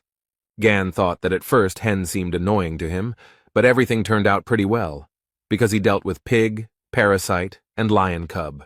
Now the next person he needs to deal with is that bitchy purple witch. And Lee said that he would join the Gemini branch. Bishop wanted to discuss the official date, but the guy noted that he had a condition. The guy took another drumstick and declared that Hen should give him his badge. The guards began to call the young man names because the emblem was given to the bishop personally by the Holy Lady, and Gan told them to stand still. And he added that the assistants should not interfere in the adults' conversation, and noted that the emblem was needed to enjoy all the privileges, but he needed to get something in his hands. And Lee asked the bishop with a smile if he was willing to make a small investment. Hen frowned and said that he needed to think about such a proposal. The man looked at the shin that Lee had pointed at him. The guards became alarmed, and the young man suggested that the bishop decide faster, because he had another meeting ahead of him. Sun was sitting in a cafe, writing messages to Gan and thinking that this cafe had very tasty ice cream and that Uncle Lee should appreciate it. The guy blushed and thought that he could call Gan his uncle. Nuna would be shocked. He would be able to look at her shocked expression. Z picked up the dagger that Gan had subdued, and thought that when Lee came, he would ask him to leave an autograph on it. Sun heard someone start talking about how playing with knives is very dangerous, and the dagger started falling out of the guy's hands. The blonde guy said with a smile on his face that Z might get hurt, and then added that he would confiscate the dagger for himself. The red-haired guy jumped up from his seat, looked at the guys, and asked what it meant. The boy smiled slyly, showed his badge, and said that he was Yun Shivu, a Templar of the Gemini branch. Sun asked him what he had forgotten and ordered him to give back the dagger. Yun replied that it was not customary to greet an elder like that, and noted that they also often dropped in here. Z was very angry. He thought about how Shivu was always bothering him because he was a little older, but he wanted to beat the crap out of him. But he can't get into a conflict with him, because this bastard is the son of the holy sign of Libra, and that's why he so boldly turns up his nose. Sleep shouted very loudly to the guy, asking if he knew what it was, and ordered him to immediately return the dagger. The guy started to twist the red-haired man and shouted loudly for him to calm down. Z did not expect such an attitude at all. People who were in the cafe started talking about how they needed to be quieter in public places, while others wanted to break up the fight. Song asked Yun if he thought he could get away with all this, and Yun replied that these were very big words for someone with his face pressed to the table. Blondie was curious about why Z was so concerned about this thing, and asked if Li Gang had made it by accident. Yun mocked the boy and asked if the dagger belonged to his incapacitated mother. These words made the boy very angry. He began to call his opponent names very loudly. A system message appeared in front of Yun, who continued to hold the dagger, notifying him that the owner of the relic was in danger, and that a random skill had been activated. The blonde guy was very scared. A greenish light flashed in his face. He screamed loudly, covered his eyes with his hand, and could not understand what was happening. The guys who entered the cafe with him were very scared. They screamed in horror. The visitors were also very surprised, their mouths wide open in shock. The dagger was not simple. It attacked the blonde guy. The guy was horrified by everything that was happening. A few minutes later, he fell straight onto his back, tears streaming from his wide-open eyes. And only Song Jae was happy, because he guessed what was happening and called Uncle Lee. Gan asked Song Jae and grabbed his head while he managed to punch Yun in the nose, who was crying loudly. The boy asked his uncle with a smile how he knew he would be here, and he said that he was in the restaurant a minute ago and noticed that the one-time summoning skill had worked.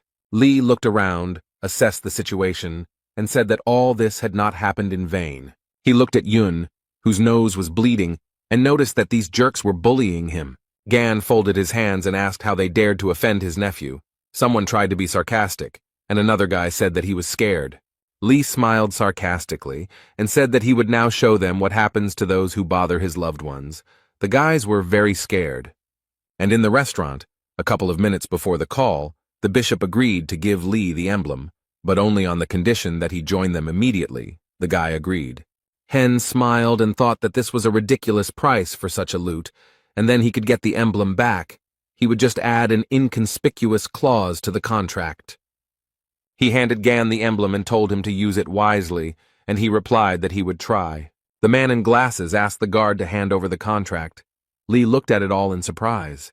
The bishop said that the contract needed to be signed and raised his head, but the guy had already disappeared. Hen and the guards remained near the fried chicken drumsticks, thinking that the guy had simply disappeared. A few minutes later, the waitress came up to them, brought them the bill, and said that they owed $190. Z's two offenders were lying on the floor of the cafe, foam flowing from their mouths. They no longer posed any danger.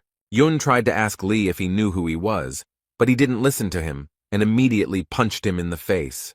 The guy started talking about his rank in the constellation, but Gan didn't listen to him. He started strangling him with a sly smile on his face. The young man tried to convey that he was the son of the holy sign of Libra, but Lee kept hitting him in the face. Yuna was shaking with fear and resentment. He thought that the man would at least let him finish speaking. The blonde guy was lying on the floor, and Gan told him to get up because they weren't finished yet, and the boy was thinking about why his magical protection was of no use. He crawled on the floor and called Lee all sorts of names, and thought that he should know his place. The bull Phalaris appeared in front of the cafe visitors. It was located behind the blonde man's back. People were very scared. Some said that he used combat magic in a public place. Others shouted that they needed to run away as quickly as possible. Yun began to laugh like a madman and shouted that the man would be punished for his arrogance. Gan stood opposite the blonde man and calmly told him that he was very noisy, and he noted that he was interested in what kind of miracle skill this was, and then added that it became clear to him that he couldn't even light coals with it. A message appeared in front of Lee that he had suppressed the enemy's magic. Yun screamed. He couldn't understand how this was possible, and then he realized that there was also a mage in front of him. The man continued to read the system messages and calmly replied that he was a craftsman. He absorbed Yun's skill and asked for permission to show him how to use the skill properly. Naturally, the young man did not wait for the guy's answer, but immediately applied the skill he had just acquired. The bull of Phalaris, the burning masculine passion, was activated, and the blonde man screamed furiously. The boy flew several meters towards the wall. He flew head over heels, so much so that his pants split at the butt. Gan approached him and said that if the guy continued to bother Song Jae, he would fry him until crispy. And he told his nephew that if the idiots continued to bother him, he should definitely contact them, and his uncle would always cover his back. A girl ran into the cafe and called Z. He only took a deep breath and smiled. The girl looked around, noticed the mess, asked what happened, and immediately asked if everything was okay with the guy. The red-haired guy told Nuna that none of this mattered now, and she looked at him in surprise. Song grabbed the girl by the hand and showed her Li Gan. The boy was very proud, and his companion looked at all this with surprise. Z noted that this man had defeated countless monsters and saved the entire world more than once. The boy continued talking about Li, adding that he was the hero from the videos they loved to watch over and over again. The hero of this conversation stood to the side, looked at the young people, and smiled reservedly. Nuna was very surprised. She couldn't believe that the one standing in front of her was Li Gang. The girl noticed that he looked much more attractive than before, and the guy looked at her questioningly. She said that 20 years ago, Li's body was covered in scars, and since he had spent so much time in the tower, she was sure that his appearance would be even more pitiful. Nuna thought that it wouldn't have affected his coolness anyway, and noted that appearance wasn't the most important thing. The girl took the medallion in her hand and said that she was sincerely glad that Mr. Li Gang was safe and sound. The dream told the beauty that she had blurted out all her thoughts, and the man began to laugh cheerfully. Gan asked if she was Yuha and remarked that he was glad to meet her. She thanked him for helping Z out. Lee laughed and suggested that they skip the formalities and said that Hugo's daughter was his niece to him. The girl's face turned pink, Tears appeared in her eyes. Sun noted that she cried and asked if she was that happy. She timidly turned to Gon, remarking that she was sorry to burden him right away, but could he do her a favor, he replied that Yuka need not be embarrassed. The girl was a little shy and couldn't formulate her question correctly, but at that time something extraordinary was happening in the cafe. A huge monster appeared and began to destroy everything in its path. The young people looked at it in surprise. Gan realized that it was Gra'ar in front of him and thought that this must mean something. The monster screamed very loudly. Lee looked at it calmly, and the girl had a weapon in her hands. Yuka started to walk forward and Gon called her. She answered that her uncle should wait 1 minute. Zhang said she would make a proper proposal after she dealt with the temptations. Lee asked if Z had heard the same thing as him, and the guy said that something had gone wrong with his sister from Gon. The young man broke out in beads of sweat and thought about what proposal the girl had in mind. The loudspeaker announced that disaster-causing objects had been detected, but unfortunately it was not a drill. It was also announced that people should evacuate to safe places, and the monster destroyed everything in its path. Literally a minute later, chaos settled in the city, fires broke out here and there, and destruction occurred.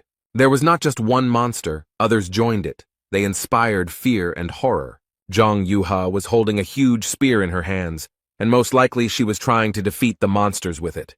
Within a few minutes, they surrounded the girl from all sides. She was so small and defenseless. Yuka began to fight the monsters, and she thought that she needed to do everything as quickly as possible. And after she deals with all the monsters, she can propose to her uncle. Chan fought the monsters, and then said that there was no end to them, and she had hoped to deal with them very quickly. The girl thought that she could destroy all the monsters at once and began to use her special skills.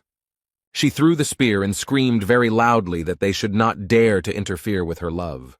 Zhang Yuha used an ability called Lotus Flash and watched the events unfold. Li Gang stood to the side and watched what the girl was doing. He did not come closer. He was interested in the result.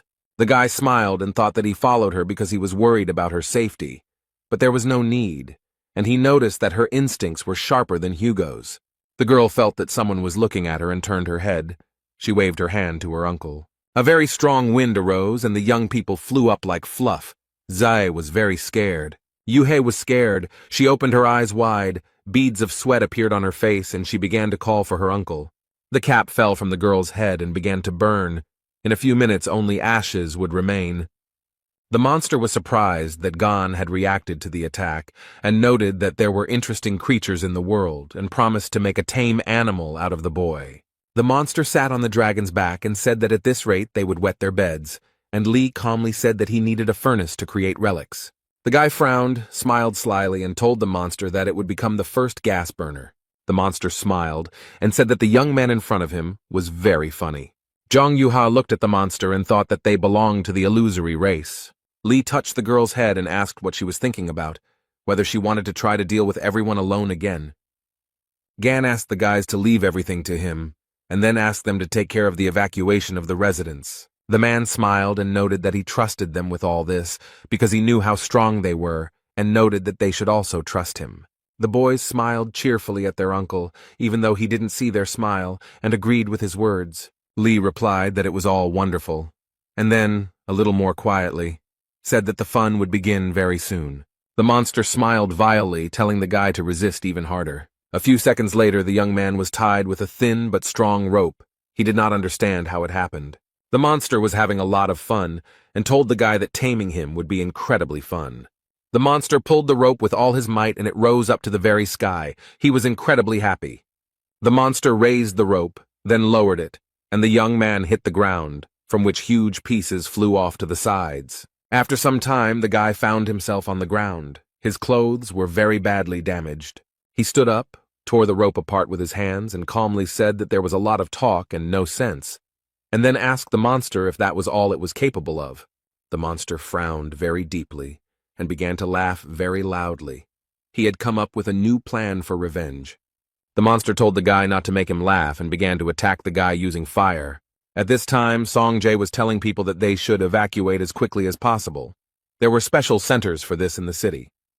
The guy was very pleased with himself because he successfully completed one job and helped people at the same time.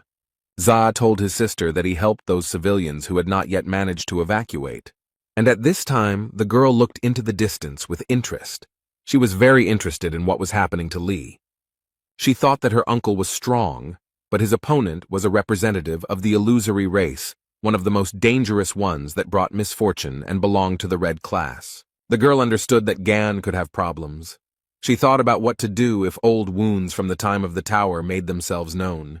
Yuha thought that she needed to help her uncle and went to him. Her brother reminded her that Lee told her not to interfere, and her sister replied that she would be right back. The monster thought that it had gone too far and burned the young man to the ground. The monster was happy and already thought that such a solution was also possible, but what he saw exactly shocked him. Lee said that a real flame should be exactly like this, and noted that the fire of that brat from Gemini could barely warm his palms. The guy smiled widely. His eyes were shining, and he told the monster that from now on it would be his burner. A message appeared in front of him that fire could be used in the workshop.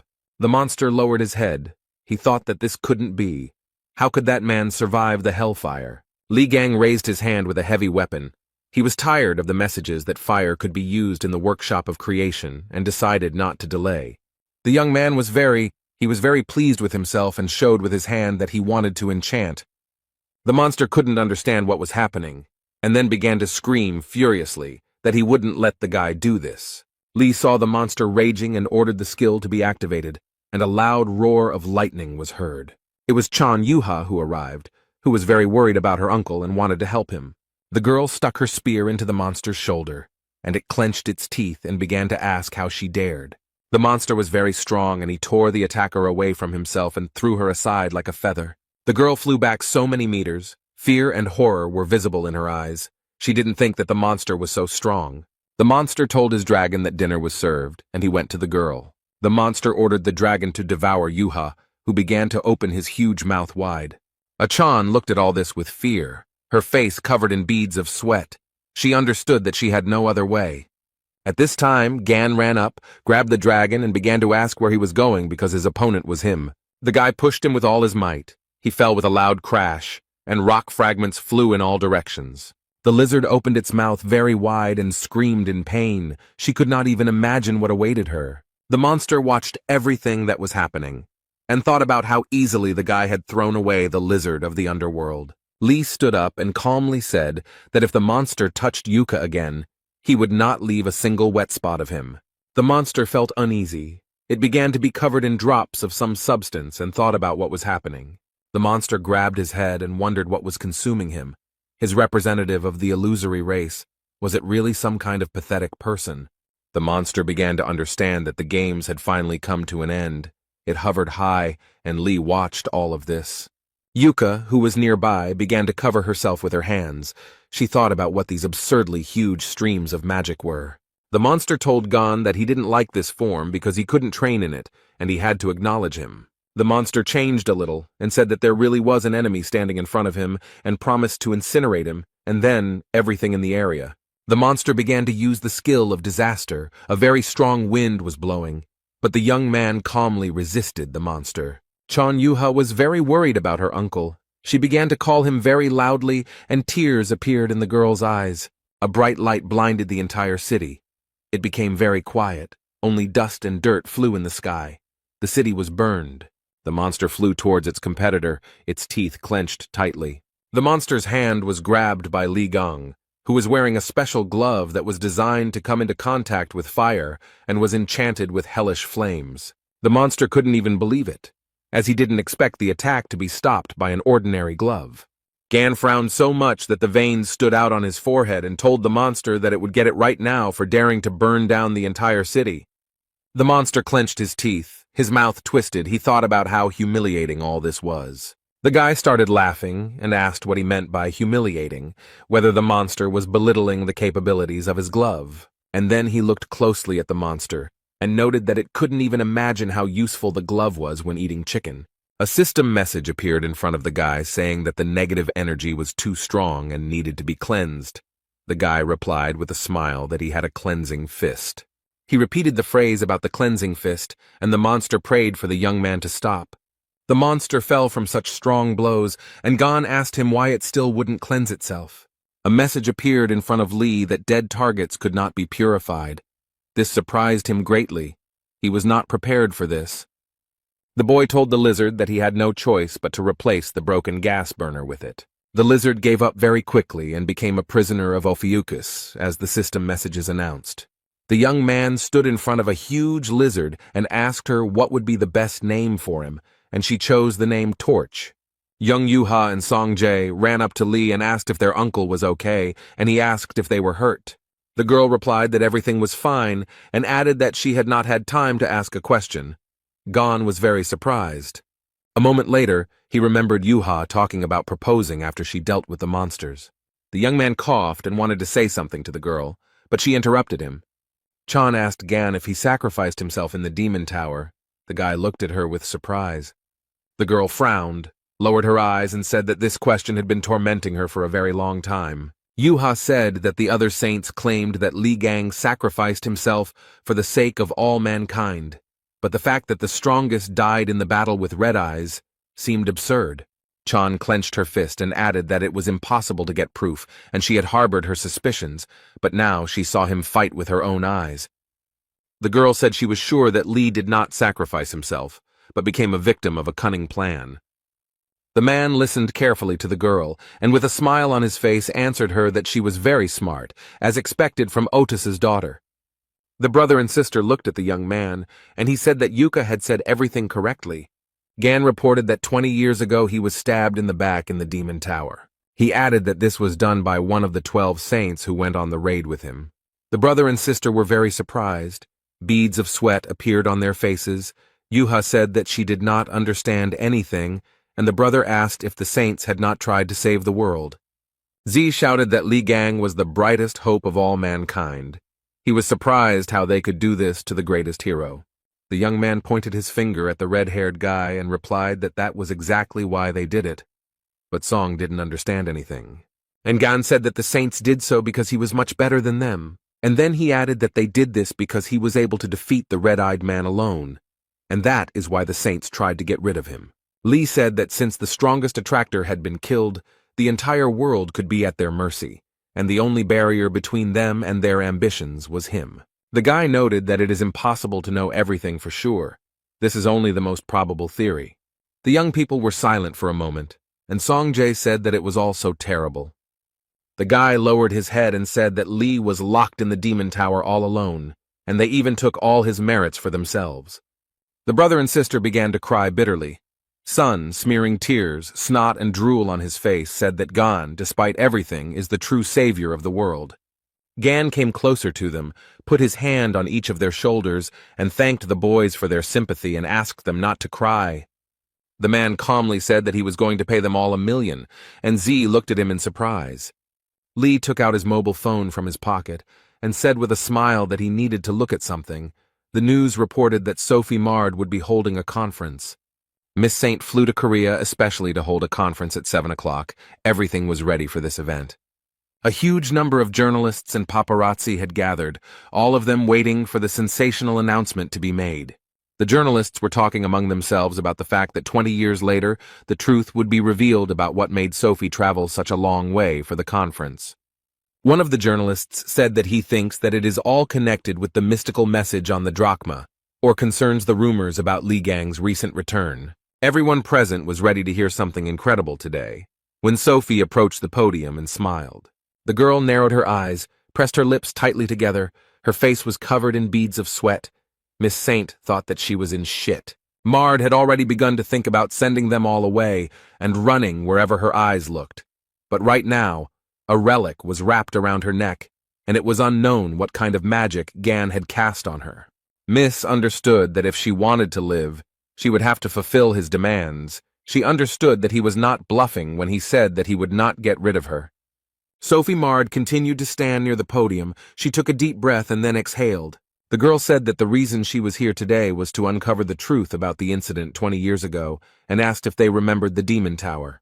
The journalists began to discuss among themselves the raid on Red-Eyed, who was then defeated by 12 saints, and since then they have been extolled as heroes. Sophie tilted her head and said that, in fact, the true hero who defeated the red-eyed man that day, but she did not finish the sentence. The girl closed her eyes and very quietly said that it was Li Gan. It was he who dealt with the monster. The journalists began to talk to each other, and someone said that he had expected such a discovery. After a few minutes, the room became very quiet, and the journalists looked up from their monitors and notepads and looked at Miss Saint. The pause lasted for a while, and someone from the audience asked Sophie Mard to repeat what she had said. And then the journalists seemed to burst out. One after another, they began asking questions about whether it was true that Gan had killed the red-eyed man, whether it wasn't Stephen Marker who had dealt the final blow. Questions poured in one after another, and one of the journalists asked Sophie that if it was all a lie, then Li Gang was still alive. Miss Saint stood near the podium, her gaze downcast. She felt extremely unwell. The girl was very surprised when she heard a voice behind her saying that this was impossible. When Sophie turned around, she was very scared because she didn't expect to see him, and the man straightened his tie and said that his name was Jean-Louis Morand and smiled. It was the holy sign of cancer. He said that Miss Saint had turned pale, and he believed that she was not fit to continue speaking at the conference. Morna smiled, but there was no emotion on his face at all, and asked Sophie if all this was true. The girl turned to the holy sign of cancer, called him by name, began to ask about something, and he quietly turned off the microphone. Jean-Louis leaned over to the girl and quietly told her in her ear to shut up. Morand smiled and asked Sophie what the hell she was mumbling into the microphone. He asked if Mard had forgotten the situation she was in now, where all she had to do was show off her face, play the role of a saint, and why she was putting on a show. The girl was very scared, and Jean-Louis continued to whisper in her ear that she needed to sit quietly so that the whole world would not hear how he was tearing her vile mouth apart.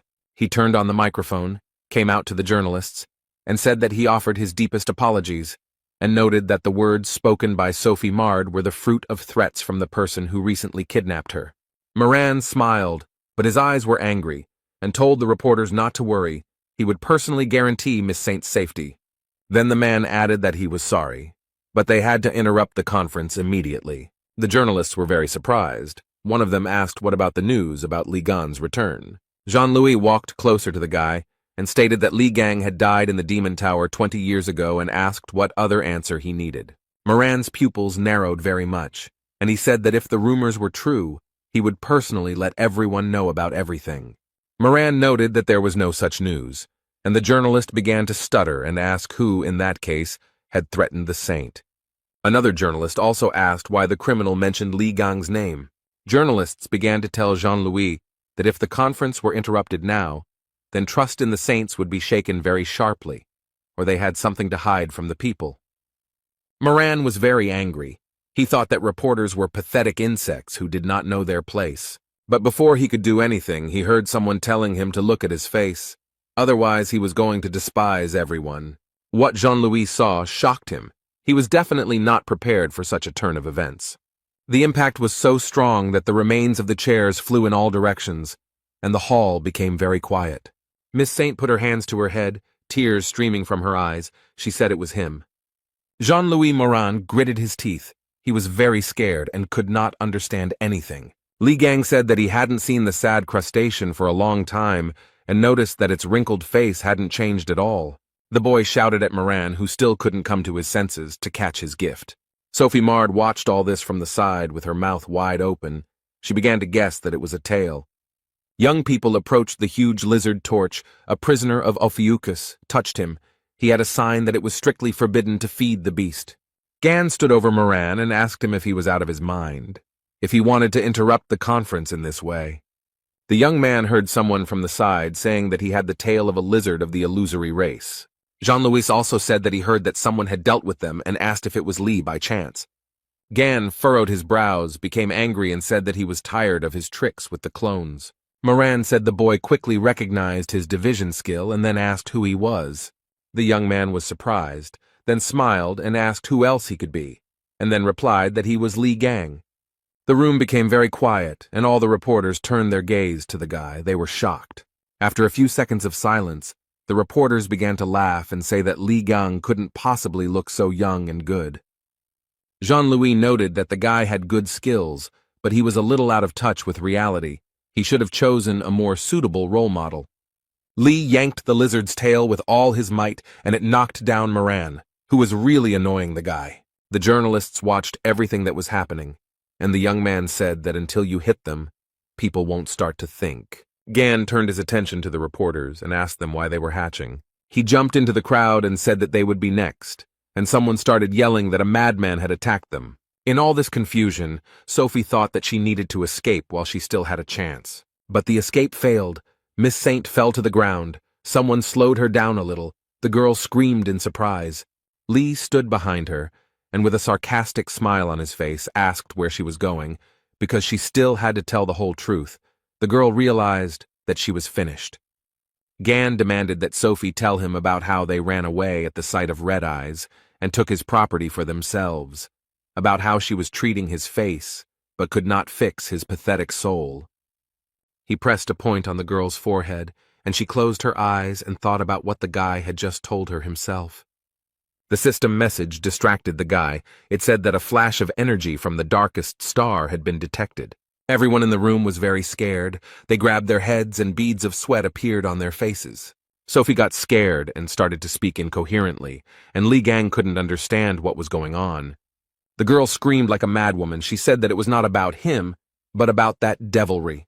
Li looked at Jean-Louis and thought that the energy of the constellation was emanating from him. He gritted his teeth and muttered that this was all incredible. He would never have thought that it was really gone in front of him. He said that none of this matters, but he doesn't know how he managed to return alive from the demon tower. Moran then added that Ghana should throw a little welcome party to celebrate his return. Otis placed a pot of ramen on the table. This was supposed to be his dinner since no one was home. The man sat down on the sofa, took the remote control, and began to look for something interesting to watch on TV. He was eating ramen and listening to the report coming from the St. Sophie Mard conference venue. The reporter noticed that it was chaos right now. The journalist reported that a man who pretended to be Li Gan had burst into the hall, and that the audience could watch him in a fierce fight with the holy sign of cancer.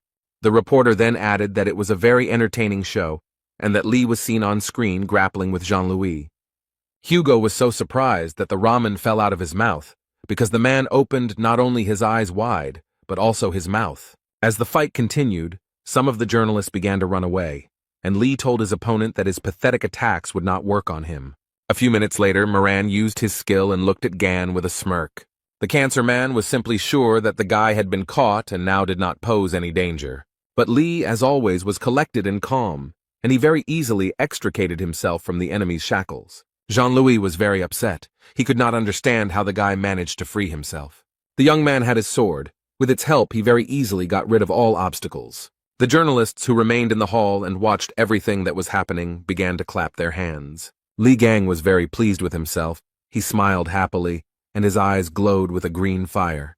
But the battle was not over yet, so the guy crouched down to attack the enemy again.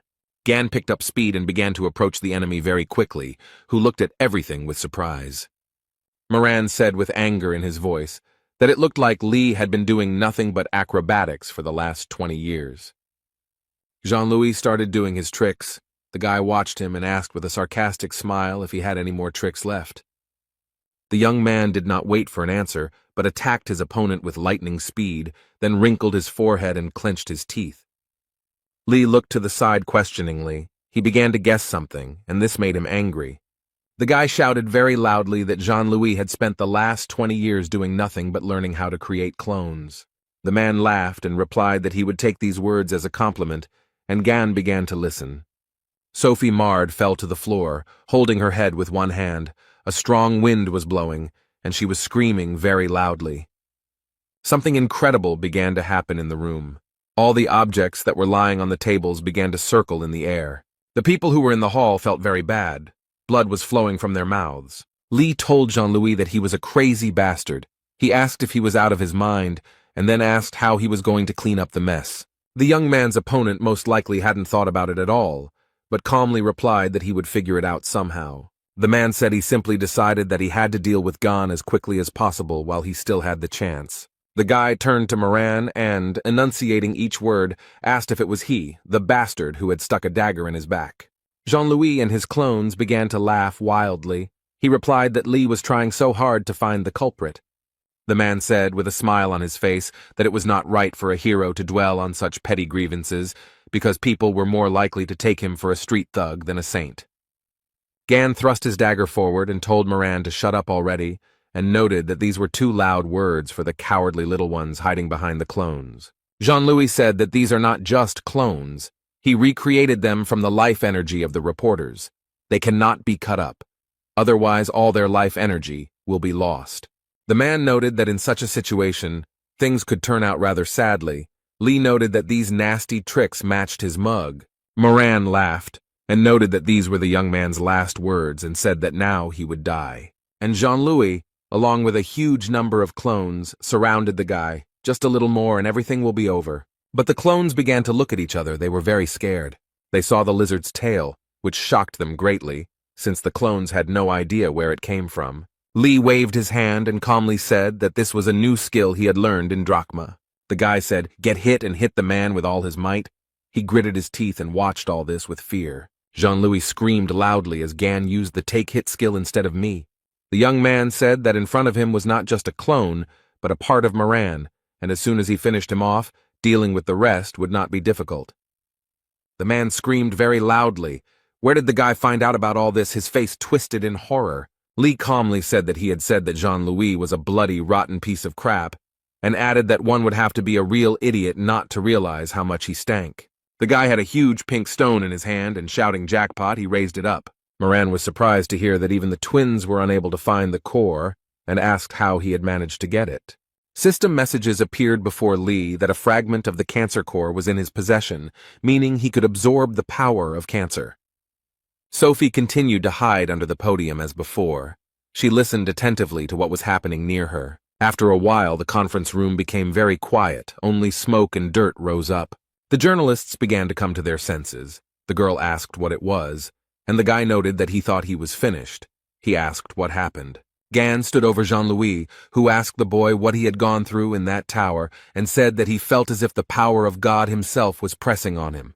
Lee replied that the man was talking too much, and said that he would definitely put the core he had taken from Rak to good use. Moran smiled and said he thought he should back off for now, then noted he had an ace up his sleeve. Jean-Louis began to dissolve, but still smiled and told the guy that he would be his worst headache. Gan said that Moran had an ace up his sleeve, and then added that it was to be expected that he would not simply back down. Lee's phone rang. It was Otis. He was shouting what the hell Lee had done there, and then he ordered him to quickly return home. Hugo yelled that he was watching the news, and told the guy that he had just dealt with a high-class clone of Jean-Louis, which meant they had their guns pointed at him. Gan, who listened to his comrade, opened his mouth in surprise and could not understand what was happening. In the starry sky above the planet Earth, either a satellite or another space device was flying. It was getting closer and closer to the Earth and was making characteristic sounds. After some time, the warhead detached from the weapon and began to fly at enormous speed. It broke up into many pieces, and it seemed that a little more and they would destroy the Earth. It was the Mormoth missile, a special weapon created by the Capricorn and Gemini branches after Li Gang disappeared, designed to eliminate incredibly powerful attractors. The rocket was created in case humanity was unable to cope with the monsters. This is a kind of trump card that destroys not only the attractor, but also a huge area around the point of impact. Gan told Otis that he couldn't believe they had put something like that together, and that it sounded too grandiose. Hugo said Jean-Louis had it set up so that the missile would fire automatically when his biometric signals disappeared. Lee said that it looked like the high-ranking clone was almost equal to Moran's original body, and Otis shouted that it was not the time to be daydreaming. They needed to get out of there quickly. Gan said that he didn't think that running away would be the best solution, and if his words were to be believed, that thing could level several cities to the ground, and his comrade asked if there really was no solution. The guy thought about it, asked his friend again, and looked at Sophie, who looked at him questioningly. The young man laughed and happily told Otis that there was still something they could do. Miss Saint stared at Lee. Her brows furrowed and beads of sweat appeared on her dirty face. At this time, the rocket was getting closer and closer to the sleeping city. People were sleeping peacefully in their apartments. Loudspeakers installed on the streets of the city announced that a Mormoth missile was flying straight in their direction. People should immediately hide in shelters, and this was not a drill. People started running for cover. They were talking about why the anti-drag weapon was sent to the center of Seoul. Someone wanted to rent teleportation skills. Sung Jae and Young Yuha heard here and there about people saying they didn't want to die.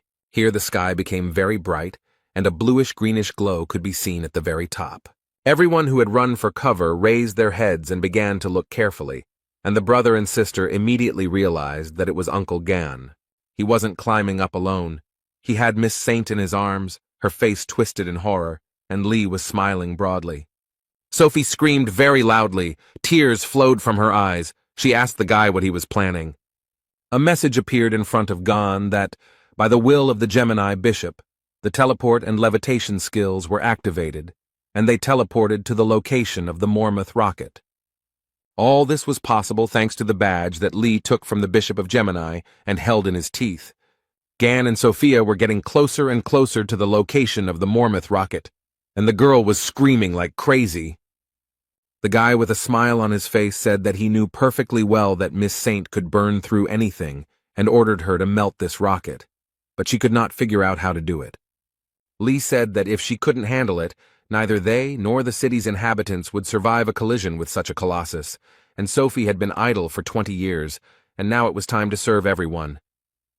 Miss Saint screamed and cried, begging Gan not to throw her into the rocket and calling the guy all sorts of names.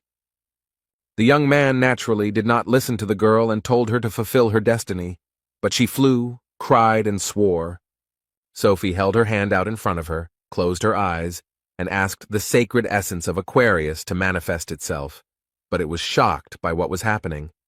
And the sacred essence gave its subordinate all kinds of enhancements so that she would not die. Miss Saint continued to scream like a madwoman, tears streaming down her eyes.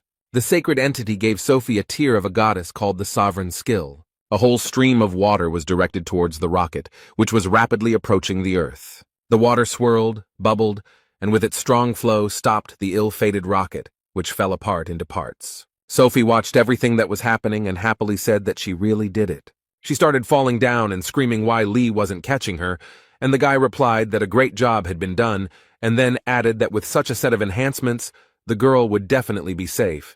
The guy looked at the fragments that fell from the sky and said that the leech did a lot better than he expected, but still too carelessly, because if the fragments fell to the ground, chaos would begin. People went out into the street and started talking about the rocket exploding, but now shrapnel was flying at them and they didn't know what to do. Gan looked up and wondered if this thing was created by the twins. The guy smiled and said that he would most likely be able to convey a grand greeting to the Purple Witch. The young man began to call his friend Hugo Otis, who was very surprised. The man asked if Gan had managed to figure out the rocket, and he replied that he didn't have time and asked to borrow the absolute coordination skill.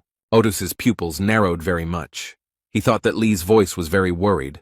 Were things really that bad? And he himself answered that he would immediately pass on the skill to Gan and began to search for something in his mobile phone. Gan looked at his phone, realized that the skill had been transferred, and thanked his comrade with a smile, calling him the first slave. The guy read the message which informed him that Sagittarius had passed on the absolute coordination skill, and that it could be used 238 times. Lee said that this would definitely be enough for him. The young man activated various skills. He was very pleased with himself. A smile appeared on his face. When all the preparatory work was done, Gan said that it was time to send our witch a package. A huge, shining star appeared in the sky, and people looked at it in surprise. Some were happy, some were surprised, but it became clear that the rocket and all the fragments had disappeared, and the city residents realized that they were saved. Sun turned to his sister and said that it was Gan, and then added that they were now safe. Bishop Gemini looked up at the sky and thought about how it was possible Lee made the entire warhead just disappear. Choi Sun-hyuk heard someone calling him by name and he started stuttering because he couldn't understand who it was. The bishop replied that it was him, and the man started shouting that he was an idiot and what had he done with his skills. The man stood outside the window and was very scared. What he saw shocked him. A huge amount of debris from the Mormoth missile fell on the Yin-Yang Palace. It was a terrifying sight. The conversation took place in the Blue House in the presidential office, and the man asked in surprise what it meant that Lee Gang had returned. Someone replied that he had disrupted Sophie Mard's press conference and crushed the holy sign of Cancer, and would also prevent the Mormoth missile from colliding with Seoul. The man looked away. He was very scared and asked what this nonsense was. Li Gang flew into the presidential office from the ceiling, holding the Gemini bishop in one hand and Hugo Otis in the other. Everyone present in the room was shocked by such an act. They couldn't even find the words. Li asked them why they were whispering like rats, and whether they had done something wrong. And he added that since he had taken on the matter, he would see it through to the end, and then he added that he had come for his money. The parliamentarians knelt down and wondered if Li Gang was the real deal, and he said that he knew that they were keeping his bank account to themselves, and that funds were being deposited into it. The guy said he tried to open his own account, but it didn't work. Then he said he left Otis's name as a proxy, but they were mean.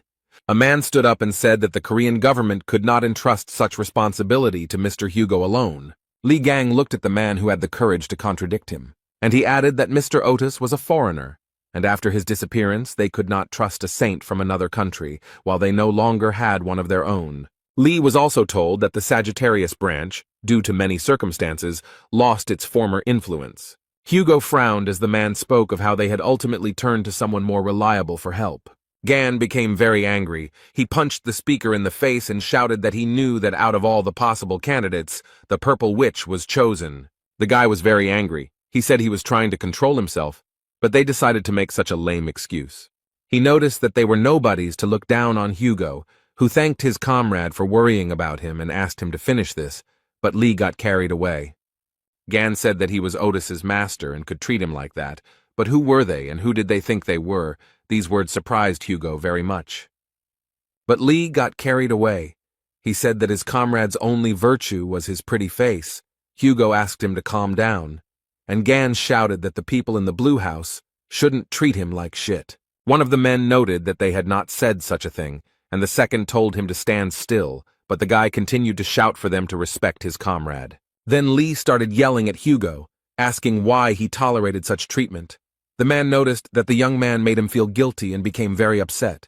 Gan calmed down a little, folded his hands in front of him, and said that in any case, before he started causing a pogrom here, the authorities had to give him his money. Finally, everyone understood why the guy had come here, when suddenly a voice was heard from somewhere asking Li to shut up. Bishop Gemini frowned and then said that the voice sounded familiar to him, but that couldn't be true. A girl began to slowly approach them. Everyone looked at her and the hall became very quiet. Li was very surprised by her appearance. He clenched his teeth and said that she had finally appeared. The beauty said that Li Gan's account had long been confiscated and told him to shut up. It was Heiji, the holy sign of Gemini. The girl wrinkled her brow and said that she was going to use the money from Li's account to restore her yin-yang palace. And then she added that he was a bastard who launched fragments from a Mormouth rocket at them. Heiji screamed that her palace was in ruins, and then asked the boy if he realized how bad the damage was. Then the representative of the holy sign of Gemini told Gan to prepare for the consequences. Li narrowed one eye, the other one glowed green, and asked the girl who she was anyway. And she just bit her lip, lowered her head, frowned. She didn't expect such a question. Heiji came to her senses very quickly. She screamed at the guy to shut up and said that she was going to teach him a lesson now. She used the energy flash skill, and the people in the room started screaming that they would also be covered. Bishop Gemini clenched his fist and joyfully said that this was the most powerful technique of their constellation, a summoning of a spirit from another world. Heiji activated spirit summoning and the spirit queen Lily Quinn responded to it. The people who were in the hall watched everything that was happening very carefully. Haim happily said that here she was, the queen of spirits, whose power was almost equal to that of the sacred entities, and noted that she would look at what she could counter Li with. The young man flew up to the girl, unexpectedly grabbed her by the chest, threw her back with all his might, and in addition wished her a successful flight. She flew with such force that she broke through the roof of the Blue House. Heiji screamed so loudly that her blood ran cold, and Bishop Gemini stood under the hole that appeared in the building and called for his mistress. Before Li, a system message appeared stating that the magical energy of the Gemini constellation was dissipating, and that the spirit queen Lily Quinn wished to return home. The young man put his hand to her head and thought about something. It became very quiet. Then he grabbed her by the braid and asked where she was going, and the queen began to scream for the guy to let her go. Li asked her if she thought she could get away so easily, if she thought he was an idiot, and she begged him to spare her. But then something out of the ordinary happened. Gan frowned in surprise. Through a hole in the ceiling, Heiji flew into the room, Bishop Gemini asked her if everything was okay with her. System messages appeared that the owner had lost consciousness and magical control had been broken, and the transformation skill rented from Aquarius was dissipating. Lee asked if anyone around him had seen it, and then noted that he had said that he was seeing her for the first time. Did she really hope to defeat him with the Queen's help? Spirits. Gan addressed the people gathered in the president's office and said that the purple witch would not help them. Then the guy smiled broadly and asked whether they would give him his money back or not. After some time, Li Gang and his comrade Hugo Otis came out of the Blue House. Gan was very happy. He said that everything was fine because they had received the money, which meant they could go and eat something tasty. He was surprised that they had given him a lot of documents, and his comrade noted that something was wrong here. Hugo asked why the real Haji didn't show up, since she was the type to launch a meteor into the middle of the city if she got mad. Lee smiled widely and noted that she hadn't even shown up after he destroyed her palace, which could only mean one thing. Otis looked at him in surprise, and the guy said that this hysterical woman would never be able to calm her anger, and added that he had an idea where she might be, and offered to visit her. The young people were in Songjae's apartment, and Lee offered them a little snack while they worked. The guy handed the red-haired youth a burger and asked him if he wanted to eat it. The young man looked at the ruddy bun for a very long time. The pause did not last long. Jae laughed and said he would take something else, and Gon asked what Yuha and Jiming wanted. The girl said that she really wanted her uncle's, but she didn't finish, and he began to very quickly take the burger out of his mouth. Yuha added that she wanted her uncle's advice. Jiming laughed and said that his niece was making fun of him, and Lee cursed in his mind.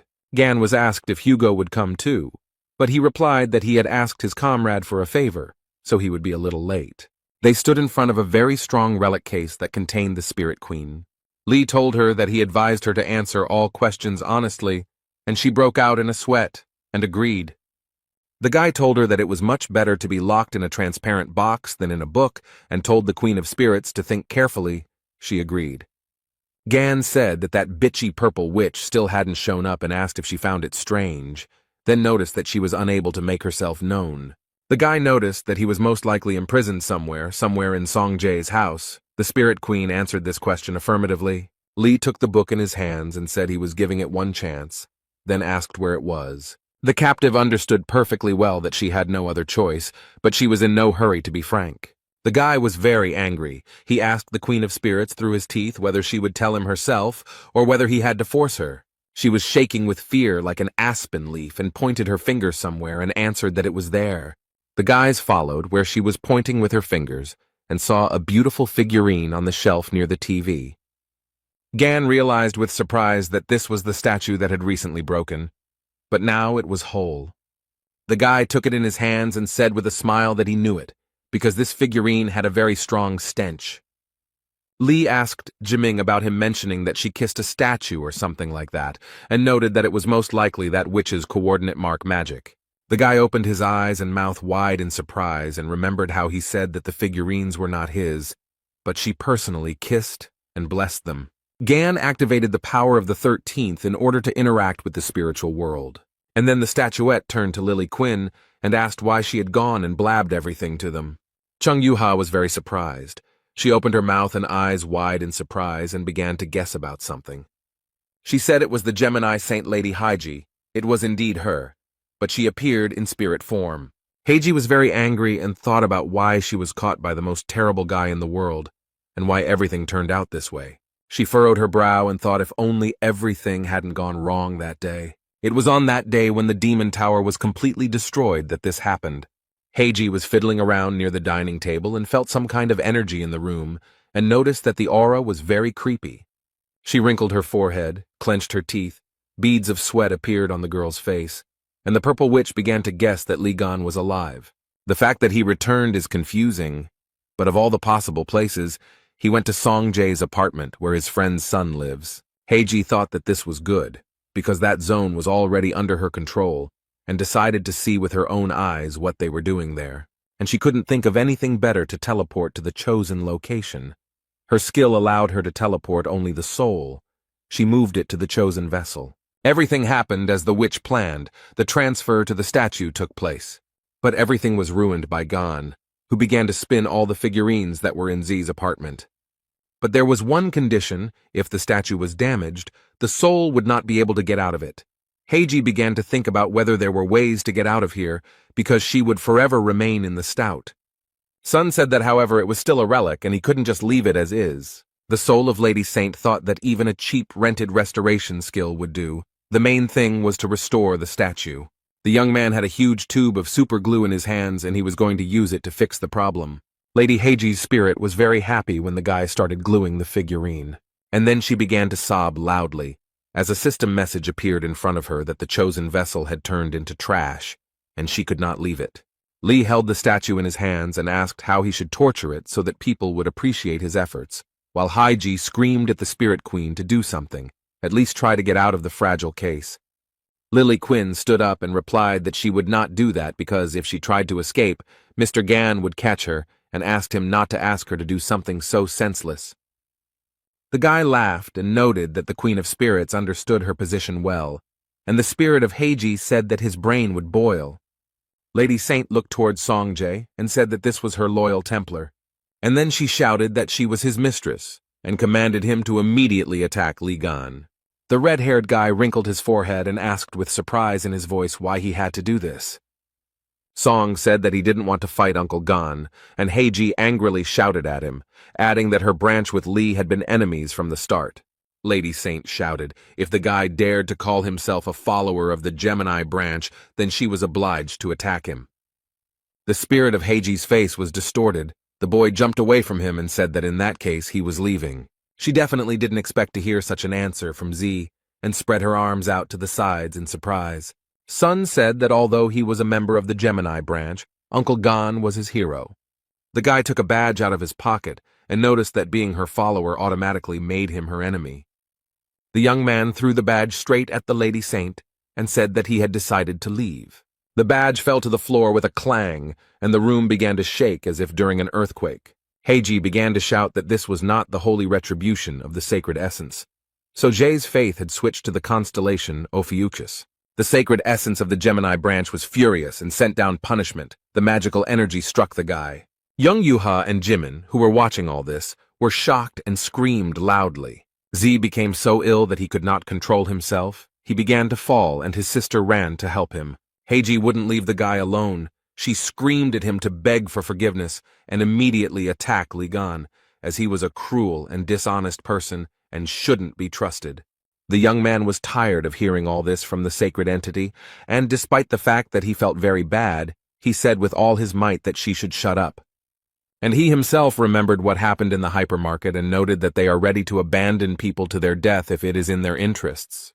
The guy noted that Uncle Gan is not like that at all. He always comes to the aid of those who are in trouble. Sun added that they are all hypocritical scum and can only throw around false phrases about wanting to save the world. And his hero, the young man noted, is completely different. He always helps out and doesn't let you down. Z remembered how in the cafe, Gan told him to speak up if the guys bothered him again, and added that his uncle would always cover his back. Sun lay on the floor, punched it with his fist, and shouted that they were fucking bastards who had no right to look at Uncle Gan. From above, the sacred essence of the Gemini constellation Freya has revealed herself, increasing Song Jae's punishment to the highest degree. Li Gang watched everything that was happening and felt sorry for the guy, so he decided to use the skill. It wasn't simple.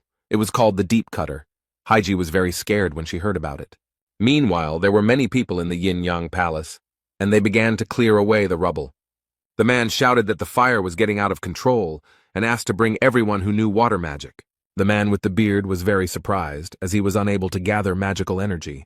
He frowned, looked at his hands, which did not obey him. A girl started running towards him. She asked what was wrong. She was very scared and talked about Bishop Ken not being able to use magic, and then added that they had stopped feeling it altogether. The man with the beard was shocked and started shouting whether they had contacted the Templars from other regions. Bishop Hen reported that they were unable to use telepathy or teleportation, and noted that the portal was completely dissipating. He was asked about the Templars, who were supposed to be hunting monsters now, and was told that it was impossible to contact them because telepathy did not work. Someone said that Gemini's magical energy suddenly completely dissipated. The young people in Jay's apartment were very surprised. Yuha said that the magical energy of the sacred essence had disappeared. Lee told the red-haired guy that everything was okay now and noted that because of him, he almost got into big trouble. He thanked the young man for trusting him until the very end, and he noted that he truly appreciated it. Sun smiled at the man, and tears of gratitude appeared in his eyes. He wanted to tell him something. But Haiji's spirit began to scream furiously, and she began to ask what Li Gang had done to her. She was very angry, and began to ask in a raised voice why she had lost contact with the sacred entity. A message appeared before her, stating that she had dispelled the connection between the holy sign of Gemini Heiji and the sacred essence Freya. Sacred entities expend a great deal of resources and also take great risks when they personally enter our world. That is why they send their energy to their subjects, to the saints, so as not to take risks, and the saints, in turn, pass on their powers to the followers of the branch because it is very convenient. The sacred essence can be compared to a huge, powerful electrical station. The saint in this chain is a substation or transmitter of energy, and the Templars are various switches, sockets, and forks, so the disappearance of the energy of the sacred entity immediately affected all of its followers. Lee asked Haiji what it was like to be an ordinary person and threw the statuette on the floor. But the witch did not understand what the young man was talking about and looked at him in surprise. Gan smiled slyly and said that it was that stinking Cancer's favorite skill, to sever connections with the help of the deep cutter. The Cancer constellation's sovereign skill can cut through anything, and when mixed with Lee's power, the result is very interesting. The boy smiled and told the witch that he had managed to cut the bonds between her and her pathetic little god. Heiji started screaming at him about what he had done, and then noted that the sacred entity would not leave her just like that, and Lee would become the target of her true wrath. And he said that he didn't care, and he wasn't against it. He raised his finger and said that he would very much like those little gods to show themselves to him in person. Heiji looked at the young man with fear, but he was completely calm. A strong wind blew, crows began to circle and caw loudly, thunder rumbled and lightning flashed. The people who watched everything that was happening were very scared. The sacred entity was angry that its ties with the holy sign and the Templars were severed, and was ready to take all the risks and personally invade this world. Everything was spinning in a whirlwind. People were scared, but only Li Gang smiled a malicious smile and noted that this was an impressive appearance. And the sacred essence of the Freya twins appeared before the young man. The guy read in the system message that crazy streams of sacred essence magic had been detected. The young man looked calmly at Freya. He was not afraid of her and decided to use an item from his inventory. The sacred essence's face changed very quickly. She was very surprised. A fragment of the Cancer core appeared in the guy's hands, which absorbs the energy of the sacred essence. Li Gang held it in his hands, and the sacred essence of the twins was struck by the presence of a fragment of another essence. The guy held out his hand with the core in front of him, and said with a smile that he was very sorry because he didn't have the Heaven's Fury skill. And then he said that if he had it, he could allow anything, including these pathetic little gods. Li Gang smiled wryly, called the creation workshop, selected suitable materials, and said that there was no other choice. His eyes glowed green, and he said that he would have to use the best of what he had. And he created the whirling scythe of the abyss, a weapon that was created by merging the Cancer core fragment and the Gemini whirlwind and lightning, but its durability was very low. But Li Gan was fine with it, and on top of that he activated the combat instinct skill. The guy struck and the sacred entity screamed very loudly. She was not prepared for such a rebuff. And before Gan appeared a message that he had caused significant damage to the sacred essence of the constellation Gemini, and it fell into agony and felt humiliated. Yuha, Ze, and Haiji were watching the guy. They couldn't believe that Li had injured the sacred essence. They didn't understand how it was possible. A system message announced that the vortex scythe of the abyss was broken, and the young man said that this was the price for improvisation. And at this time the sacred essence of Gemini fell into madness. She clenched her teeth and looked up. Freya was so angry that she intended to summon all her powers into this world. From all sides, people began to gather around the sacred entity. There were a lot of them. A message appeared before Li that the sacred entity and its armies had entered this world, and Freya said that there were enough of them. Gan looked at everything that was happening. The fire was spreading in all directions, but he was absolutely calm. A man appeared from the clouds of smoke and fire. He was dressed in brown clothes, his head was covered by a hood, and his face was not visible. Sung Jae and young Yuha opened their mouths and eyes wide in surprise, and beads of sweat appeared on their faces. The man, who hid his face and was dressed in a cloak, which he soon threw off, turned out to be their father. He looked at Freya and told her to stop her intrusion immediately. Otis's eyes were burning with fire, and he said that a little more and all this could be regarded as a violation of the rules. He asked Freya to retreat, and then asked if she had forgotten that sacred entities were forbidden to invade this world in their true form.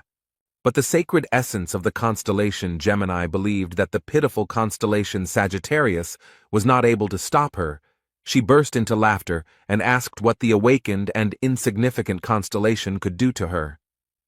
Hugo lowered his head and noted that with his current powers, he would not be able to stop her, then asked if she thought they were the only ones who did not like her intrusion. The countless entities that watch over this world stop the Gemini constellation. They are dissatisfied with the violation of the rules. The Gemini army was forcibly thrown back. The remaining sacred entities who were unhappy with what was happening activated the seals, and Freya needs to invest a lot of faith, experience, and characteristics to continue to stay in this world. The young people watched everything that was happening because the hostility of the other sacred entities was growing. Otis told the sacred entity Gemini that the other entities did not like her antics. The blonde man furrowed his brow and asked Freya if she was willing to take on even greater risks. But she didn't like what was happening.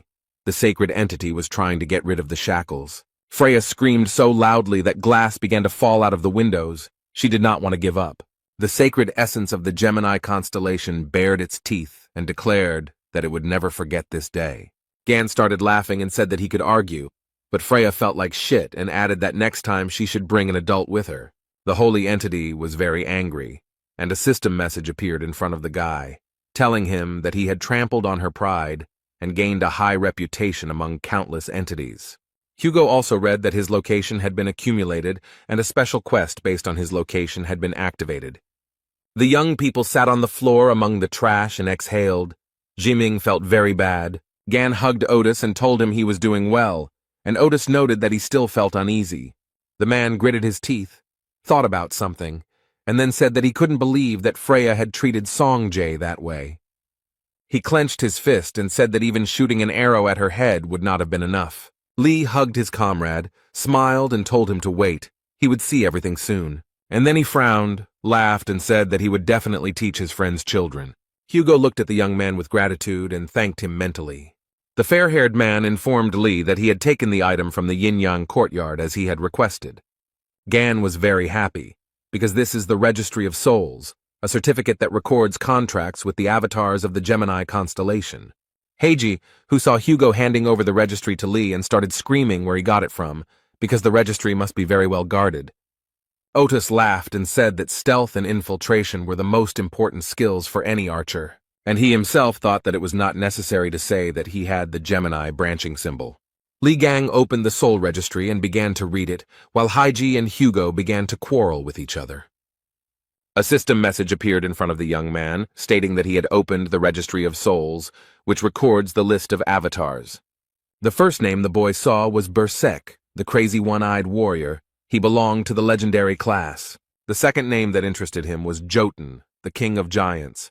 He belonged to the legendary class. Also from the Registry of Souls, the young man read about the warrior king Jarl. The light of the brightest god, he also belongs to the legendary class.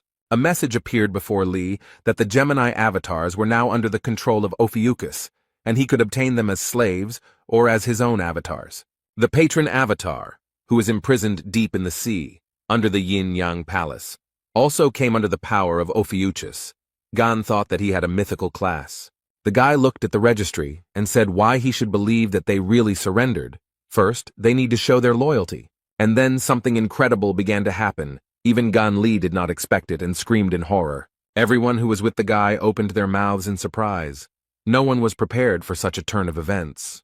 Heiji was flying from a great height, and everyone looked at her carefully, unable to understand what was happening.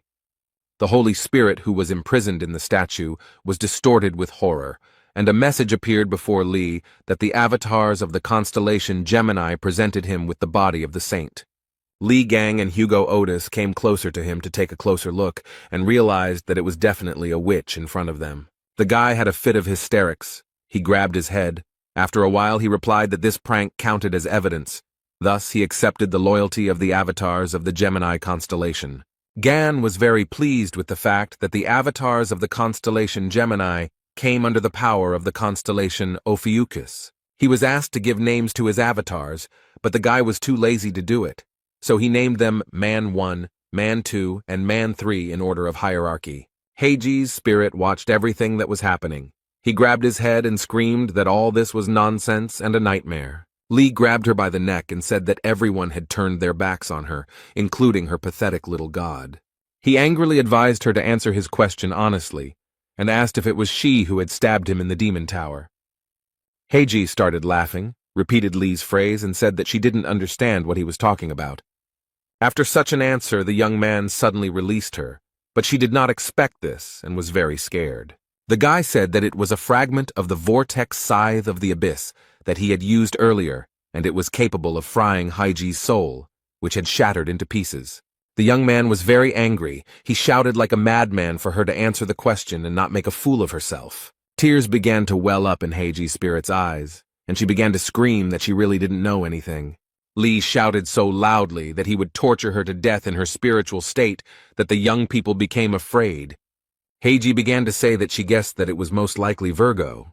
She explained why she thought so. Since she had not seen anything with her own eyes, she noted that it was the Virgin who was assigned the condemnation of heaven. Li Gang released Heiji's spirit from his hands again. She flew down and screamed loudly. The guy smiled. His eyes glowed with green fire, and he said that there was nothing complicated. She could have avoided the torment by telling everything at the very beginning. The young man noted that since she shared useful information, he would return her body to her.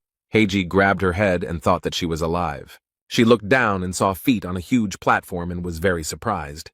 Lily Quinn raised her hands and said that she was grateful that Gan had given her freedom, even in this form. The young man looked around, then laughed and noted that he had been slightly mistaken. The guy told Heiji that he accidentally gave her body to Lily Quion and thanked her, and she threw herself into Lee's arms and began to thank him. The bunny that Yang Wei was enchanted into told the girl that there was no point in trying to restore them, and she became angry that he was interfering with her. Lily approached Gan to borrow the soul registry. She was confident that she could improve all contacts. The guy agreed with her. The young man heard some sound and began to look around. He could not understand where it came from. His attention was drawn to a huge plastic box, which was where the sounds were coming from. Heiji, whose soul was enchanted into the statue, began to beg the boy to let her go. A system message appeared in front of Gon, telling him that he had a new skill available, Snake Contract.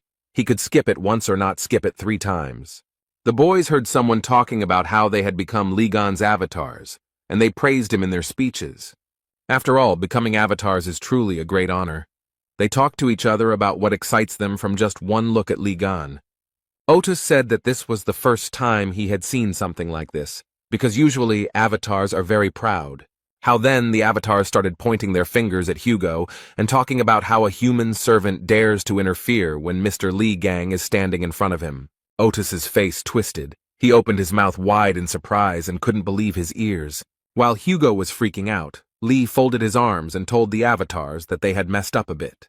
The guy smiled, raised his finger up and said that this was not a servant, but his slave. Otis fell off his feet from such words. The avatars said how dare a pathetic slave open his mouth in front of their master, and they, along with Gon, laughed. Lee said that enough was enough about Otis. He would tell a little about himself. And he asked the avatars why they had turned away from the constellation Gemini in his favor. They reported that they could no longer stand the fiery nature of the holy branch of Gemini. Gan was surprised, and the avatars said that they were very surprised when he finished off the holy essence, and the guy noted that he encourages honesty. One of the avatars said that not only they, but also other avatars, including their commander, want to serve Li Gan. He added that the captain was trapped deep under the sea and therefore could not be present. Avatar reported that at the moment the attractors have already taken half the planet from humanity. He noted that at first glance it may seem that the power of the two sides is approximately equal, but in fact they are no longer able to regain their lost territories. Gan listened to the story, and thought that if the Avatar was trapped under the sea near the Yin-Yang Palace, then it must be the Pacific Ocean. The guy thought about the fact that it was located close to the territory of the attractors, and he would have to visit there. At this time, the avatars were saying something to the young man, but he did not hear, as he was thinking about how to save their captain. And they began to bow to him and say that since from now on he was their patron, they would swear allegiance to him. The young man smiled broadly at them and said that he relied on them and called them brothers. Song-jae and young Yuha watched what was happening. The boy said that he expected nothing less from his uncle. And then he added that avatars of such a high class are afraid of Gan, and that's cool. The sister agreed with him. Yuha told Zae that she was very glad that she had finally decided to propose to her uncle. This conversation was heard by Lee Gang, who opened his mouth in surprise, and Hugo Otis, who did not immediately understand everything and thought about it. He came closer to his friend and asked what had happened and what his daughter was talking about. Otis's eyes narrowed very much. They became like a dot, and the man began asking again and again what proposal he was talking about. The bunny that contained Yang Wei's soul shouted that Hugo was Gan's father-in-law, and then remarked that it was an interesting family tree.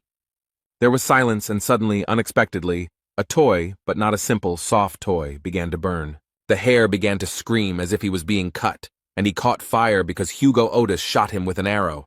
Beads of sweat appeared on Gan's face, and he began to tell his comrade that it would be better to lower the bow, but he refused to do so. The blond man started shouting that his daughter never said she loved him even on Father's Day. The holy sign of Sagittarius was furious. Hugo held the bow tightly in his hands. He was so angry that if he touched it he would explode, and Lee was confused. He understood that in such a state his comrade could cause trouble, so he shouted for him to calm down. The man exhaled, his eyes were burning with fire, and he told Gon in a calm tone to forgive him, but he could not leave him alive. Without waiting for any answer, the holy sign of Sagittarius began to use such a skill as stealth. Lee said through gritted teeth that it looked like Hugo was seriously angry. He used the skill God's gaze to detect his comrade's magical energy. And a fight began between the old comrades. Otis attacked with all his might, driven by anger. Gan parried the blows and said discontentedly to Hugo that he was very annoying, just like a fly. And many system messages began to appear in front of the guy. They informed him that Lee had shaken the honor of Sagittarius, his disposition had increased, and he had received the experience of the divine throne. But Otis had no intention of retreating. He was going to use such a sovereign skill as the Ring of the Sun God. The guy, when he realized this, cursed and noted that this was, at the very least, too much. Hugo drew his bow, and system messages appeared in front of him, telling him that a sacred entity was speaking to him and reminding him that he was at home and had to pay off a loan. Lee realized who Otis reminded him of. Because that idiot didn't care about the destruction of his apartment, he remembered Song-ju, who was also furious. But the men forgot that they were now broke. Gan knew that Hugo needed to be stopped immediately, and the children also told their dad that he needed to calm down. Jong Yuha said that he shouldn't attack because he won't be able to defeat Uncle Lee. Ghana. Otis held onto the bowstring and took off, while his daughter screamed that he had no chance against Gan. Lee jumped out from above onto the bow. Thus, he wanted to stop his comrade. Hugo opened his eyes and there was a huge bump on his head, which had already been covered with a bandage. The man began to rise and saw Gan next to him, who folded his hands on his chest and asked him whether he had come to or not. The guy asked why he was so angry about a stupid, childish phrase. Did he look like a person who could seduce the children of a close friend? And added that he almost burned down the house. And then he added that Otis's children are embarrassed to express their thoughts in front of him, but they have very deep feelings for him, and even now they brought snacks to cheer him up. The brother and sister smiled. Yuha noted that Dad was awake, and Son noticed that they brought strawberry cake and his favorite coffee. The children handed the food to their father, and he looked at it, and tears appeared in his eyes. He became emotional, and a few seconds later, he rushed to the children to hug them, the fair-haired man sobbing loudly. Song approached Lee and said that he had sent the video of the battle to reporters, as he had requested, and his uncle praised him for the work he had done. The boy said that his uncle stroked his head and now he will not wash his hair. Hugo heard these words, turned and looked intently at the guys. Z also brought the cake to his uncle and told him to try it. The man asked why there were so many strawberries on it, and Otis looked at the piece of cake that was intended for him, and one detail surprised him greatly. He pointed at the cake and asked Yuha where the strawberries on his piece of cake had gone. The girl smiled cheerfully, winked, apologized to her father, and said that she gave it to her uncle. Otis seemed to break loose and started running towards Lee, who had a cake with lots of berries. Gan began to eat and did not suspect anything, when the man grabbed him and began to shake him. The roar was heard throughout the entire yard. Smoke was coming from the roof of Otis's house. He almost burned down his house again. Lily Quinn was sewing up a stuffed bunny, and it was talking about how Hugo didn't know anything about raising children. Yuha watched as her father demanded that Lee give him back the strawberry, but he replied that he ate it. Z asked her father not to take food from his uncle. The girl watched all this disgrace with a smile on her face. When her mobile phone made a sound, she received a message, which she was very surprised to see. Her pupils narrowed very much. Chan was scared because the message said that the Red Class Thousand Paw, which was bringing disaster, had appeared, and all Templars were to immediately respond to mobilization. Templars began to slowly gather along the coastline of Manila, Philippines. They armed themselves and began to talk about how they would have to fight the Red Class's attraction if they had a chance to defeat it. One of the men started shouting for people not to give in to fear because hard times are another opportunity to prove themselves. He added that their boss had not yet shown up, so they had to defeat the Red Class Thousand Pawed one themselves.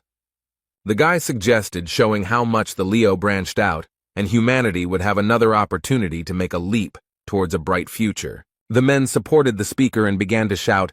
Yuka covered one ear and thought that she wants to go home because she misses her uncle. Everyone who gathered near the tent donned gas masks and helmets and were in a determined mood.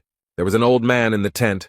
He said that these uncouth barbarians made a noise for no reason, so they were most likely trying to suppress fear. He said that he didn't care about any of this. What was much more important was that the package had to be received. Near Otis's destroyed house stood a girl with a large suitcase. She rang the bell. The door opened and Hugo came out with a construction helmet on his head. He was glad to see the guest. It was his assistant, Yoon Yerin, who said that they hadn't seen the chief for a long time. The girl asked what happened to his house, because even the roof was gone.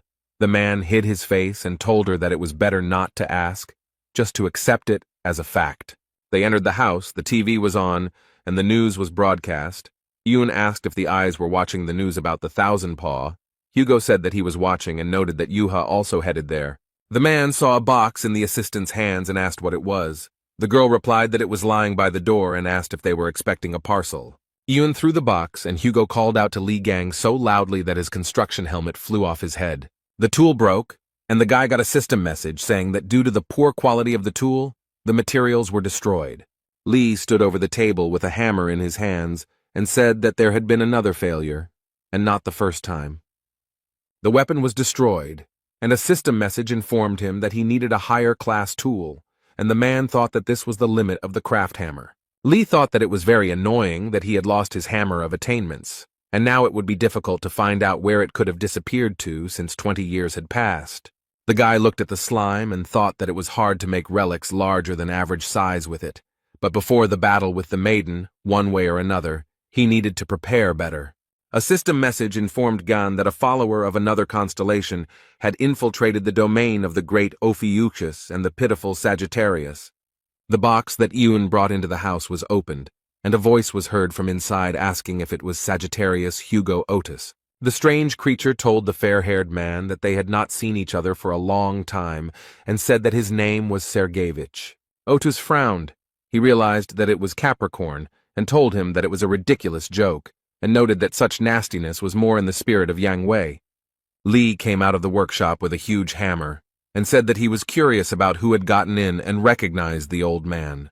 Sergeyevich said that he was glad to see Gan in good health, but Otis and his assistant were very scared. The monster that was in the box introduced itself, said that its name was Vladimirov Ivan Sergeyevich, and asked if the guy remembered it. Lee asked again if his name was Sebastian, and he replied that Ivan Sergeyevich, Hugo, and Aaron were standing behind, covered in sweat. Vladimirov Ivan Sergeyevich is a holy sign of Capricorn and specializes in crafting relics. After the disappearance of the strongest awakened, he had a hand in all combat relics. Capricorn was about to tell Lee Gan the reasons why he was actually looking for him. The guy started to take it out of the box, and he said that he would like to apologize for what happened earlier. Gan pulled Capricorn out of the box, threw him aside, and he continued to talk about how he wanted to build a new, mutually beneficial relationship. Hugo approached Gon and asked him if perhaps he should have listened to Sergeyevich first, and he replied that his friend should stop talking nonsense. Capricorn lay beaten in the middle of the room. Lee said that he would not want to share even a tiny detail with him, and he would never believe that he was looking for cooperation and suggested watching the news. Vladimirov Ivan Sergeyevich said that Gon still has the same bad temper, so there will definitely be a headache. A warrior entered his tent and said that it was time for them to move out, and he was surprised. The holy sign of Capricorn looked out from the tent and told those present that it was worth taking a look at what this thousand-pawed one looked like. The reporter said that they were in Manila, the capital of the Philippines, and they would be broadcasting a raid on the red-class monster, Thousand Paw. Thousand-fingered is a huge monster that was subjected to Ligang 20 years ago. It seems that it is a descendant of that terrifying attraction that appeared here, near Manila. Since this monster belongs to the red class, the forces of several branches have gathered here at once. The troops of the Lion branch, led by Vice Chief Chong Yuha and Bishop Oliver. The Pisces branch is the master of naval combat, specializing in transformation magic. The Taurus branch is the frontline troops with invincible defense. The Aquarius branch are the priests of the battlefield, who are capable of neutralizing even the nuclear threat with their magic. Capricorn branching are great experts in creating and improving all kinds of weapons. Many branches gathered in this location to eliminate the emerging threat, and the holy sign of Capricorn appeared here in person. Lee and Hugo exchanged glances, wondering what the old man was doing there. Most likely, the saint did not come there empty-handed.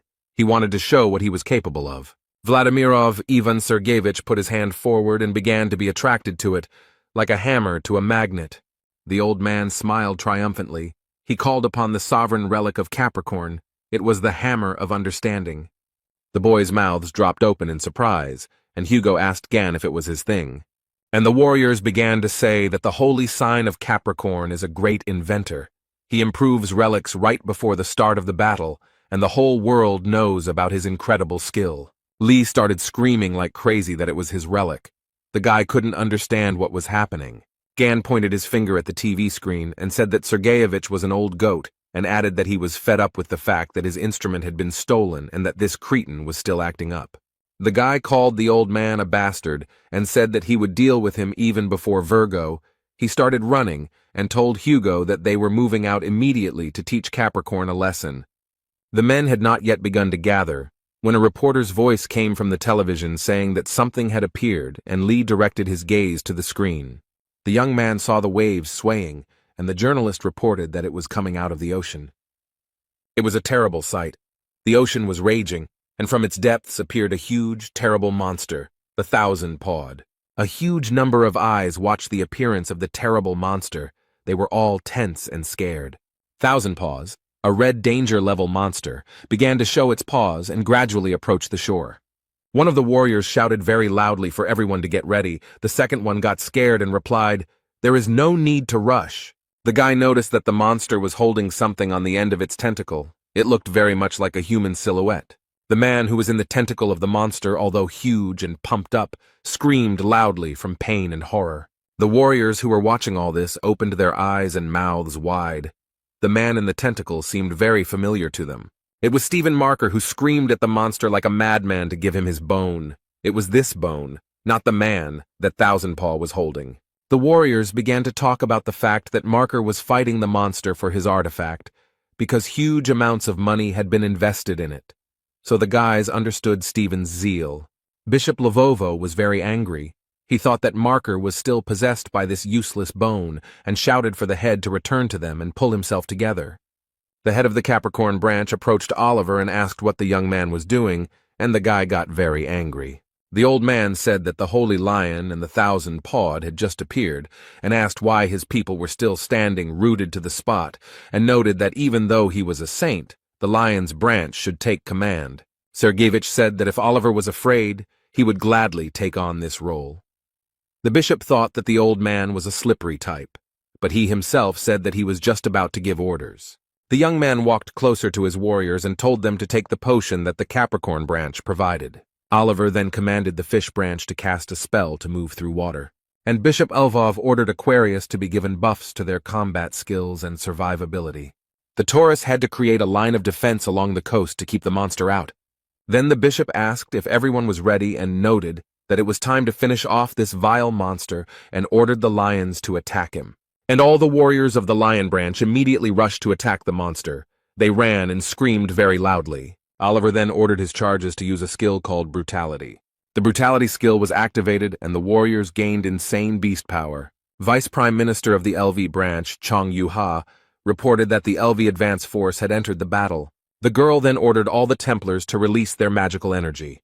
They began to carry out the command, and Yu-ha began to use the single branching skill Midnight Beast Charge. Chon shouted that the Midnight Beast had worked and ordered all the warriors to move forward. And the Templars, all as one, began to advance on the terrible monster Thousand-Pawed.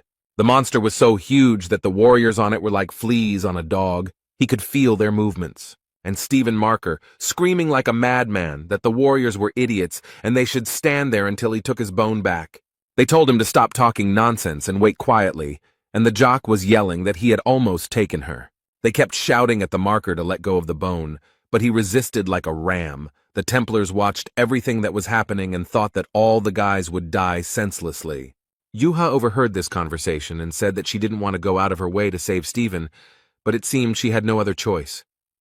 The warriors began to stop her. They said that they needed to put buffs on her first, but the girl replied that there was no need for that. And without thinking twice, Chon Yu-ha went to help her warriors. The beauty was in a great hurry. Vice Prime Minister of the branch, Lvov flew to help the head, who watched everything with clenched teeth. Something out of the ordinary happened. Stephen Marker and the bone began to fly in different directions. Yu-ha landed on the ground and announced that the rescue of the lion branch leader had been successful. A few minutes later, he landed right in the water, and his relic, which he couldn't tear himself away from, fell next to him. Stephen Marker emerged from the water and began spitting out the water that had gotten into his mouth. The young man was feeling great when suddenly someone jumped right on his face. The people who stood nearby and watched everything that was happening were shocked. Chan quickly closed the distance and cut off the monster's tentacles with one swing, while Marker screamed at her to get off him. The warriors joyfully shouted that the leader of the lions was finally saved, and it was time for them to rush into battle. They ran so fast that dust flew, because they didn't want the lions to take all the glory for themselves. Someone shouted to cut off the tentacles, because they were in the way. Others commanded to aim for weak spots. Some warriors shouted that the one who was pulling had already moderated his ardor, while others insisted that they had to continue pressing. Then, something out of the ordinary and unplanned happened. The warriors began to run away. It was a tsunami that disrupted all the warriors' plans. Screams were heard from different sides. For everyone present, this was all very unexpected, but they quickly gathered and began to block the wave. The Taurus Branch Templars quickly used the impenetrable wall skill. The warriors of the Taurus Branch asked each other if this was really a volcanic eruption. But the answer to the question never came. Someone shouted for everyone to look forward. A monster appeared in front of them. The warriors couldn't understand what the hell was going on, because they had only dealt with one monster. In front of them appeared the titanic, misfortune-bringing 10,000 paws. It also belonged to the Red Hazard class. The Templars began to discuss where this monster came from. The head of the Capricorn branch stood near the tent. He looked at the monster and could not say anything clear. He recovered from the shock a little and said that since such a creature had appeared, there was no other choice. Someone asked Sergeyevich what he was holding, and he noted that it was a detonator. He had prepared Mormont missiles in advance to strike the coastline. The old man turned around to see who he was talking to, but there was no one nearby. He was very surprised. The head of the Capricorn branch began to look around. He was very scared. Just then, the detonator that was in his hand suddenly exploded and shattered into pieces. The old man looked at his hand and could not understand what was happening, as a slime began to approach him very imperceptibly. Literally a few seconds later, it swallowed up Ivan Sergeyevich Vasiliev and stopped on the shore. Someone nearby said that Sebastian, aka Sergeyevich, is a real headache. He knows about it. The guy said he understood that those kids were just splashing around in the water, unable to kill the octopus, but he didn't think that destroying them along with the monsters was too much. Li Gang advised Sergeyevich to sit still on his ass and added that this was the first lesson in the last 20 years, and he would show him how to properly cut meat into sashimi. Chon Yu-ha ran to fight the monsters. She thought that the main forces were already exhausted after the first skirmish with the 1000 paw. The girl looked at the monsters and understood that the smaller monsters could be dealt with later, but first, the strongest one should be eliminated. And she used the Lotus Walk skill, Swift. Yuha thought that she had watched the recording of Uncle Gan's battle with Thousand Paw enough times to remember everything. Chan thought that Lee had defeated a huge number of monsters in the past, and among the many recordings, one stood out, which everyone admired, including envious people and haters, and it was the raid on the Thousand Pawed. The girl remembered a scene from the video where Gan was breaking through the smaller tentacles as quickly as possible. Yuha did everything the same way as Lee did. The girl was calm and focused. Gan's next step in that fight was to cut through those tentacles that could not be dodged with one blow. And the beauty got down to business. She was so diligent that the tentacles flew in different directions. Literally a few minutes later, Deputy Prime Minister Lovov found herself on the body of the monster. The girl thought that immediately after successfully reducing the distance, she should plunge the weapon straight between the monster's eyes. Chan Yuha saw the monster's eyes. They were very close and began to swing her spear. But the monster saw the girl and pushed her so hard that the girl flew several meters up. Yuha got scared, screamed, then pulled herself together and used her Lotus Flash skill. This skill was effective, and the monster seemed to have been struck by several lightning bolts. What the girl saw shocked her. She certainly didn't expect such a turn of events. The monster's tentacle held her spear, and Yuha thought about how he had blocked it so easily. Chan tried to free her weapon from the tentacle of the monster, but she couldn't do anything. The girl only became exhausted. Yuka began to gradually sink under the water. Her strength left her. She was not ready to fight such a strong monster. But on the shore, they were watching the girl, and so one of the guys rushed to her aid. It was the head of the Lvov branch. He pulled the girl out of the water, and she began to gasp for air. The monster was very angry and began to beat on the surface of the water to destroy its enemies. The young men held on with all their might, gritting their teeth as the monster dealt powerful blows. The warriors who were also fighting the monsters saw everything that was happening to the chief and vice-chief. They were very scared. Some were cursing, while others were shouting for the Templars to continue fighting and not to retreat under any circumstances. The fight was very difficult, so people called for help here and there, and at that time, Yuka thought about what her uncle would do in her place. Chan realized that Li Gang would have flown upward with a two-handed sword, and this guess made the girl very happy. The girl raised her head, and what she saw shocked the beauty. She opened her eyes and mouth wide in surprise. There in the distance, she saw Uncle Li Gan, who was not going to leave her in trouble. The guy was rushing towards adventure. He was armed and dangerous, but at the same time there was a sly smile on his face. The young man didn't think for long. He immediately used a skill called Mountain Crusher. Li Gang understood very well that he couldn't hesitate under any circumstances because the monster was very angry. The guy immediately attacked the monster, and it flew away several meters. After a couple of minutes, there was no trace of it. They watched what was happening, and were shocked by what they saw. They could not understand how Gan was able to destroy the thousand-pawed one in an instant. What was left of the monster was washed away from the shore by the waves, and the monster no longer posed any danger. The warriors looked at its carcass and thought that this was truly incredible.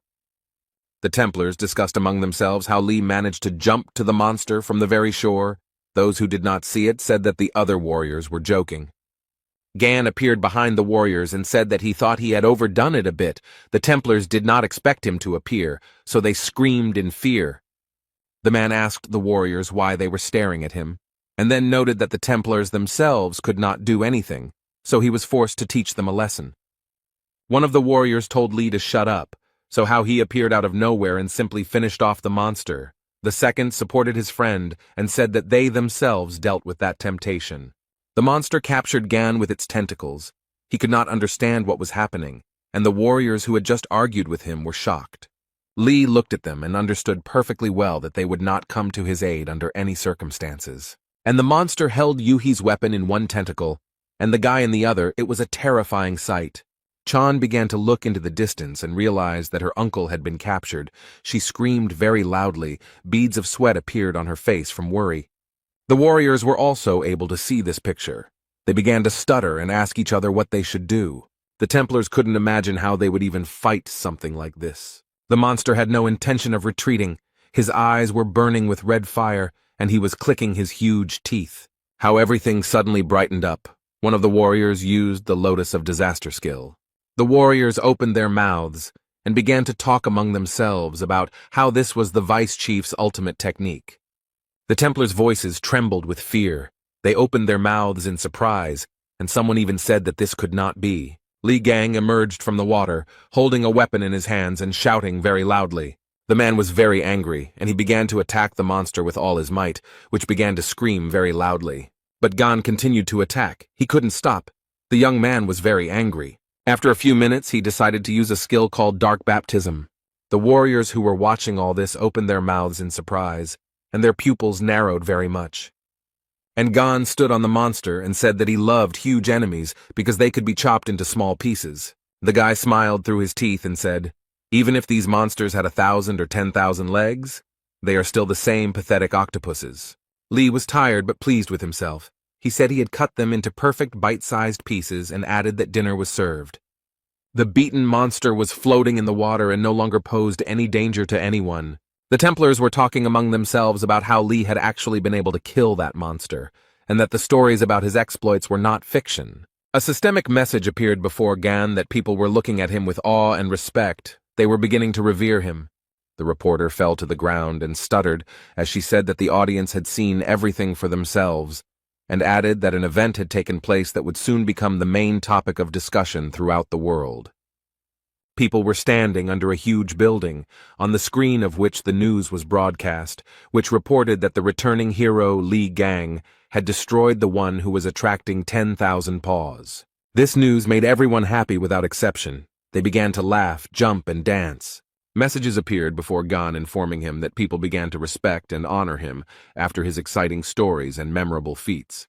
The Ophiuchus Bible was created, and the exploits will be recorded in it. The man said that the book wants him to increase his influence by making his Templars read it. The guy was distracted from his thoughts by some shout. He looked ahead, and on the other bank they were waving their hands and calling to him. It was Yuka. She was very happy to see her uncle and smiled at him. The man also greeted the girl. Literally a few minutes later, Li was next to Chan and immediately asked her if the beauty was hurt. She replied that everything was fine. The man looked at his niece in surprise and asked in surprise what she was hiding behind her back.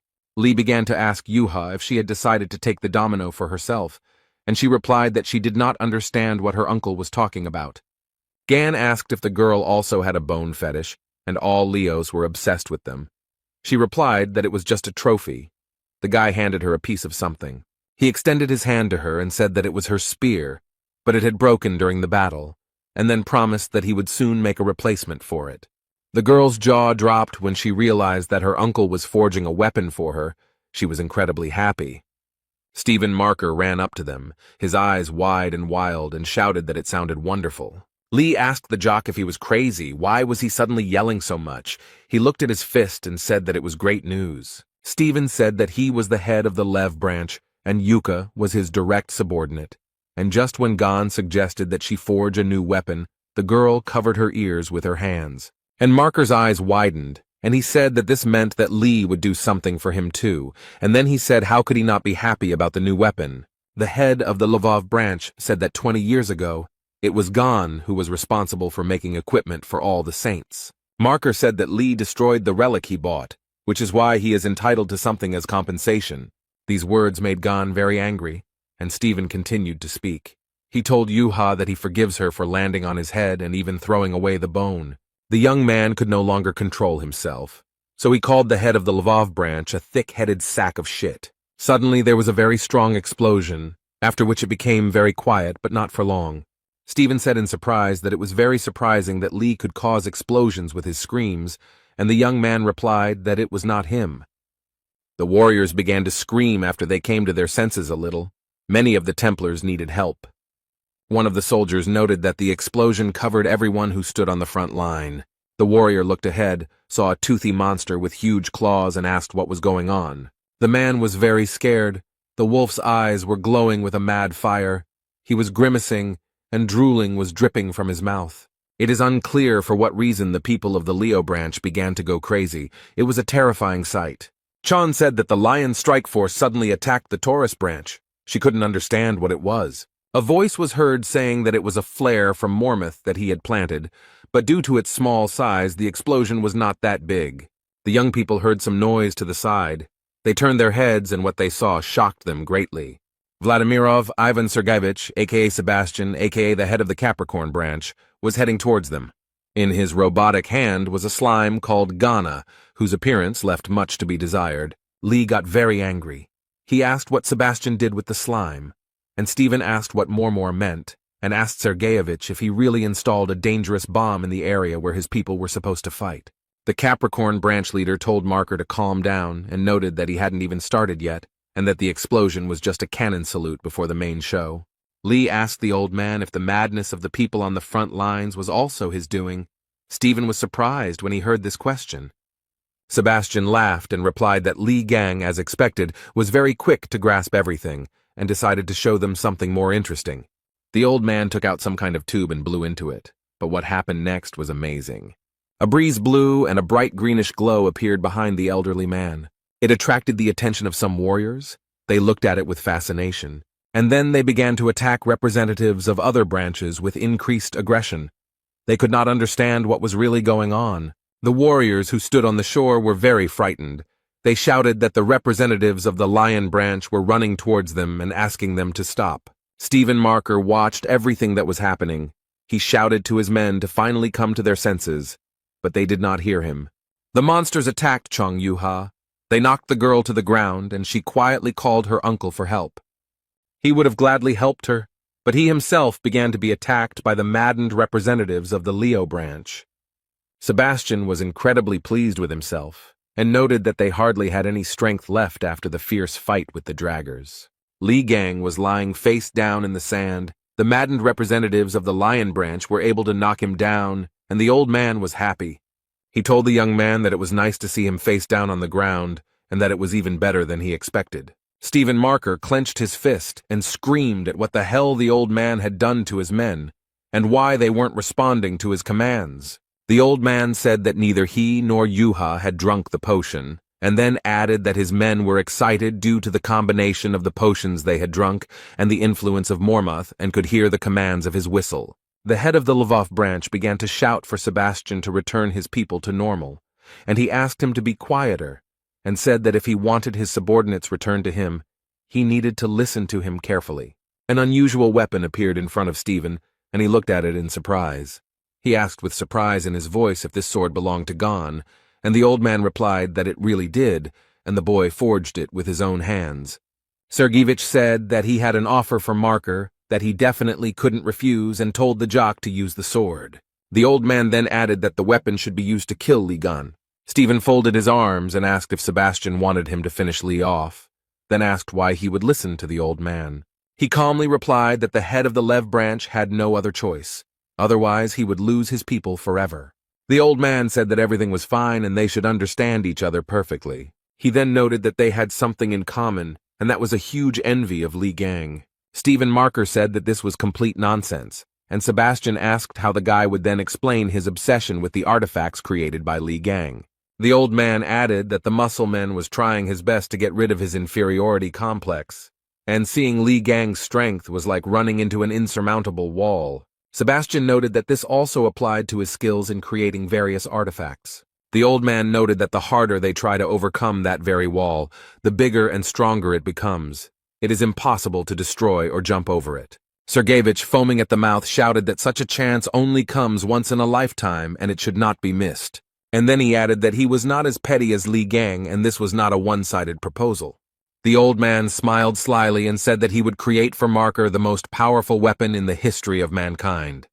He also noted that if they joined forces, they would be able to get rid of Gon, and then they would very quickly become the most influential saints. He handed the sword to Marker and told him to take it and kill Li Gon as quickly as possible. Stephen didn't think for very long. He took the weapon from the hands of the head of the Capricorn branch. Yuka screamed with all her might that the chief shouldn't, because it was an obvious trap, and this old man was too slippery to be trusted. Stevenson looked towards Li Gang, and Chung continued to scream, the girl asking if Marker could hear her or not. Yuka screamed at the top of her lungs that she would never forgive him if he harmed Uncle Gon. Marker came very close to Li, who was being held by his enraged charges. holding a sword a few centimeters from his face. The jock frowned, raised his sword, and said that he had the most powerful weapon in his hands. The head of the Capricorn branch frowned, and in an unctuous voice began to tell Stephen to finish off Gan. And the young man pointed the weapon, but not at Lee, but straight at Sebastian. Yuka, who was lying on the ground, crushed by the members of her branch, opened her mouth in surprise. The old man began to call Marker a cretin because he decided to give up his only opportunity. But Stephen shouted at Sergeyevich to shut up and tell him why he should be trusted, considering what he had done to his people. The guy added that he put all his efforts into surpassing Ligan, so he has no time for any complexes. Marker screamed that he would not kill Gan in such a cowardly way. He was very angry. The guy continued to lie on the sand. He was held very tightly so that he could not break free. He listened as Stephen talked about how he had already surpassed him, and all he needed was a worthy weapon. The head of the Lvov branch began to beat his chest with his fist. He told the old man not to compare him to him. He shouted at Sebastian at the top of his lungs that he was promising to create the strongest weapon, but at the same time, he admitted that he was not capable of surpassing Ligan. The marker noted that with such an attitude he would never create anything worthwhile. The elderly man only responded to his opponent that he was behaving very impudently. The head of the Capricorn branch came to his senses a little and told Stephen that he would regret it very much. It would seem that the guy did not hear him or did not want to hear him. He began to attack the old man, but he defended himself in advance. The marker hit the metal armor the old man was wearing with all his might, and he screamed furiously for the guy not to overestimate himself. Literally a few minutes later, Sebastian used the rocket launch skill, firing from all guns. Explosions were heard. Columns of dust rose up, and nothing could be seen because of it. The old man began to laugh. He said that even the great Leo could not withstand the onslaught of his little ones. He looked ahead and saw a huge, terrifying beast gnawing on ammunition, its eyes burning with fire. It was Marker. He was gnawing and thinking about how 20 years ago, as the old man had said, he had been drowning in his own inferiority complex, but had gotten up from his horse again and again, and he was able to overcome his own limits to simply surpass Li Gang, who was his role model. The head of the Lvov branch used his unique skill, Thousand Claws, against the old man. He tirelessly scratched even the metal armor of his opponent. The marker called the old man names and noted that, admittedly, he really did have a nice suit. And the head of the Lvov branch put his foot on Sebastian, who clenched his teeth and could barely breathe. The jock continued to hit the old man one after another. He was very angry. The marker screamed like a madman that even the cowardly Aquarius fights without armor. The head of the Capricorn branch wrinkled his forehead, clenched his teeth, and began to beg Stephen to stop, but he was as if he had gone deaf. Lee furrowed his brow, took a deep breath, then exhaled through his teeth and asked if the boys were going to stop fighting. The men stopped arguing with each other and looked in the direction from which the voice came. They opened their eyes wide and their mouths were so surprised, and the guy looked at them calmly. Sergeyevich asked how he ended up here. The young man said that he allowed himself to be captured to find out what Sebastian had in mind, but they were dragging it out too long. He got tired of falling over, and then he noticed that the beastmen were very weak, and Yuha was smiling contentedly. The men replied that it was impossible, and Lee kicked Stephen and told him to get out of there. The boy smiled at the old man and told him that he wanted to ask a few questions. The Capricorn branch leader furrowed his brow, beads of sweat appearing on his face from fear, and Gan invited him to chat. Lee was being held back by the beastmen, and he heard about Marker talking to the old man, about how he would give him the strongest weapon. The subordinates of the head of the branch, Leo, were drooling. The guy was yawning to such an extent that he was bored. After a while, the guy said that he was going to die of boredom, and the beastmen bared their huge teeth. The young man very quickly freed himself from the Templars of the Lion branch, and noted that it was very difficult to call it a fight. The beastmen lay aside, and the guy said that it was too early to wait for Marker and Sebastian to finish talking. They both needed to be knocked out and finished with it. The young man walked forward, and behind him the beastmen bared their teeth and shone with evil eyes. The guy dealt with them without any problems and went to Sebastian and Stephen. Lee wasn't hurt at all, and he asked the men how much longer they intended to continue this meaningless conversation. Then Marker and Sergeyevich looked at the young man in surprise. No one thought that he would defeat so many beastmen. 20 years ago, just before the Demon Tower raid, a man propped his head in his hands and said that the tower would become Ligan's grave. Stevenson asked in surprise if this prophecy was conveyed to Hugo Otis by the sacred entity. The man noted that those words were nothing more than a prediction. He smiled wickedly, clasped his hands in front of him, and said that he was talking about a plan that they would put into action. The head of the Capricorn branch seemed to be struck by electricity, and the reason why the man approached him did not bother him.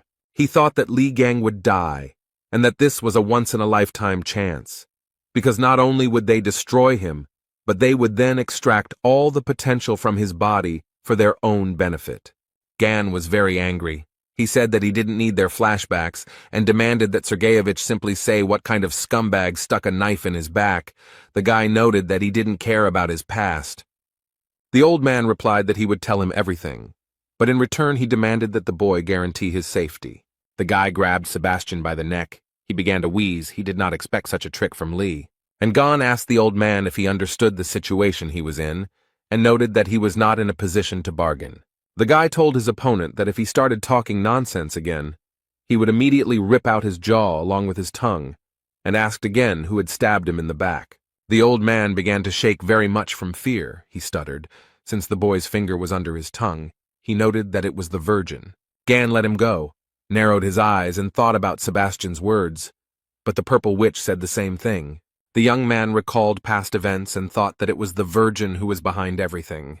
The guy thought about going to see Jin Man again so that he could examine the dagger that had stabbed him. Lee never let the old man go.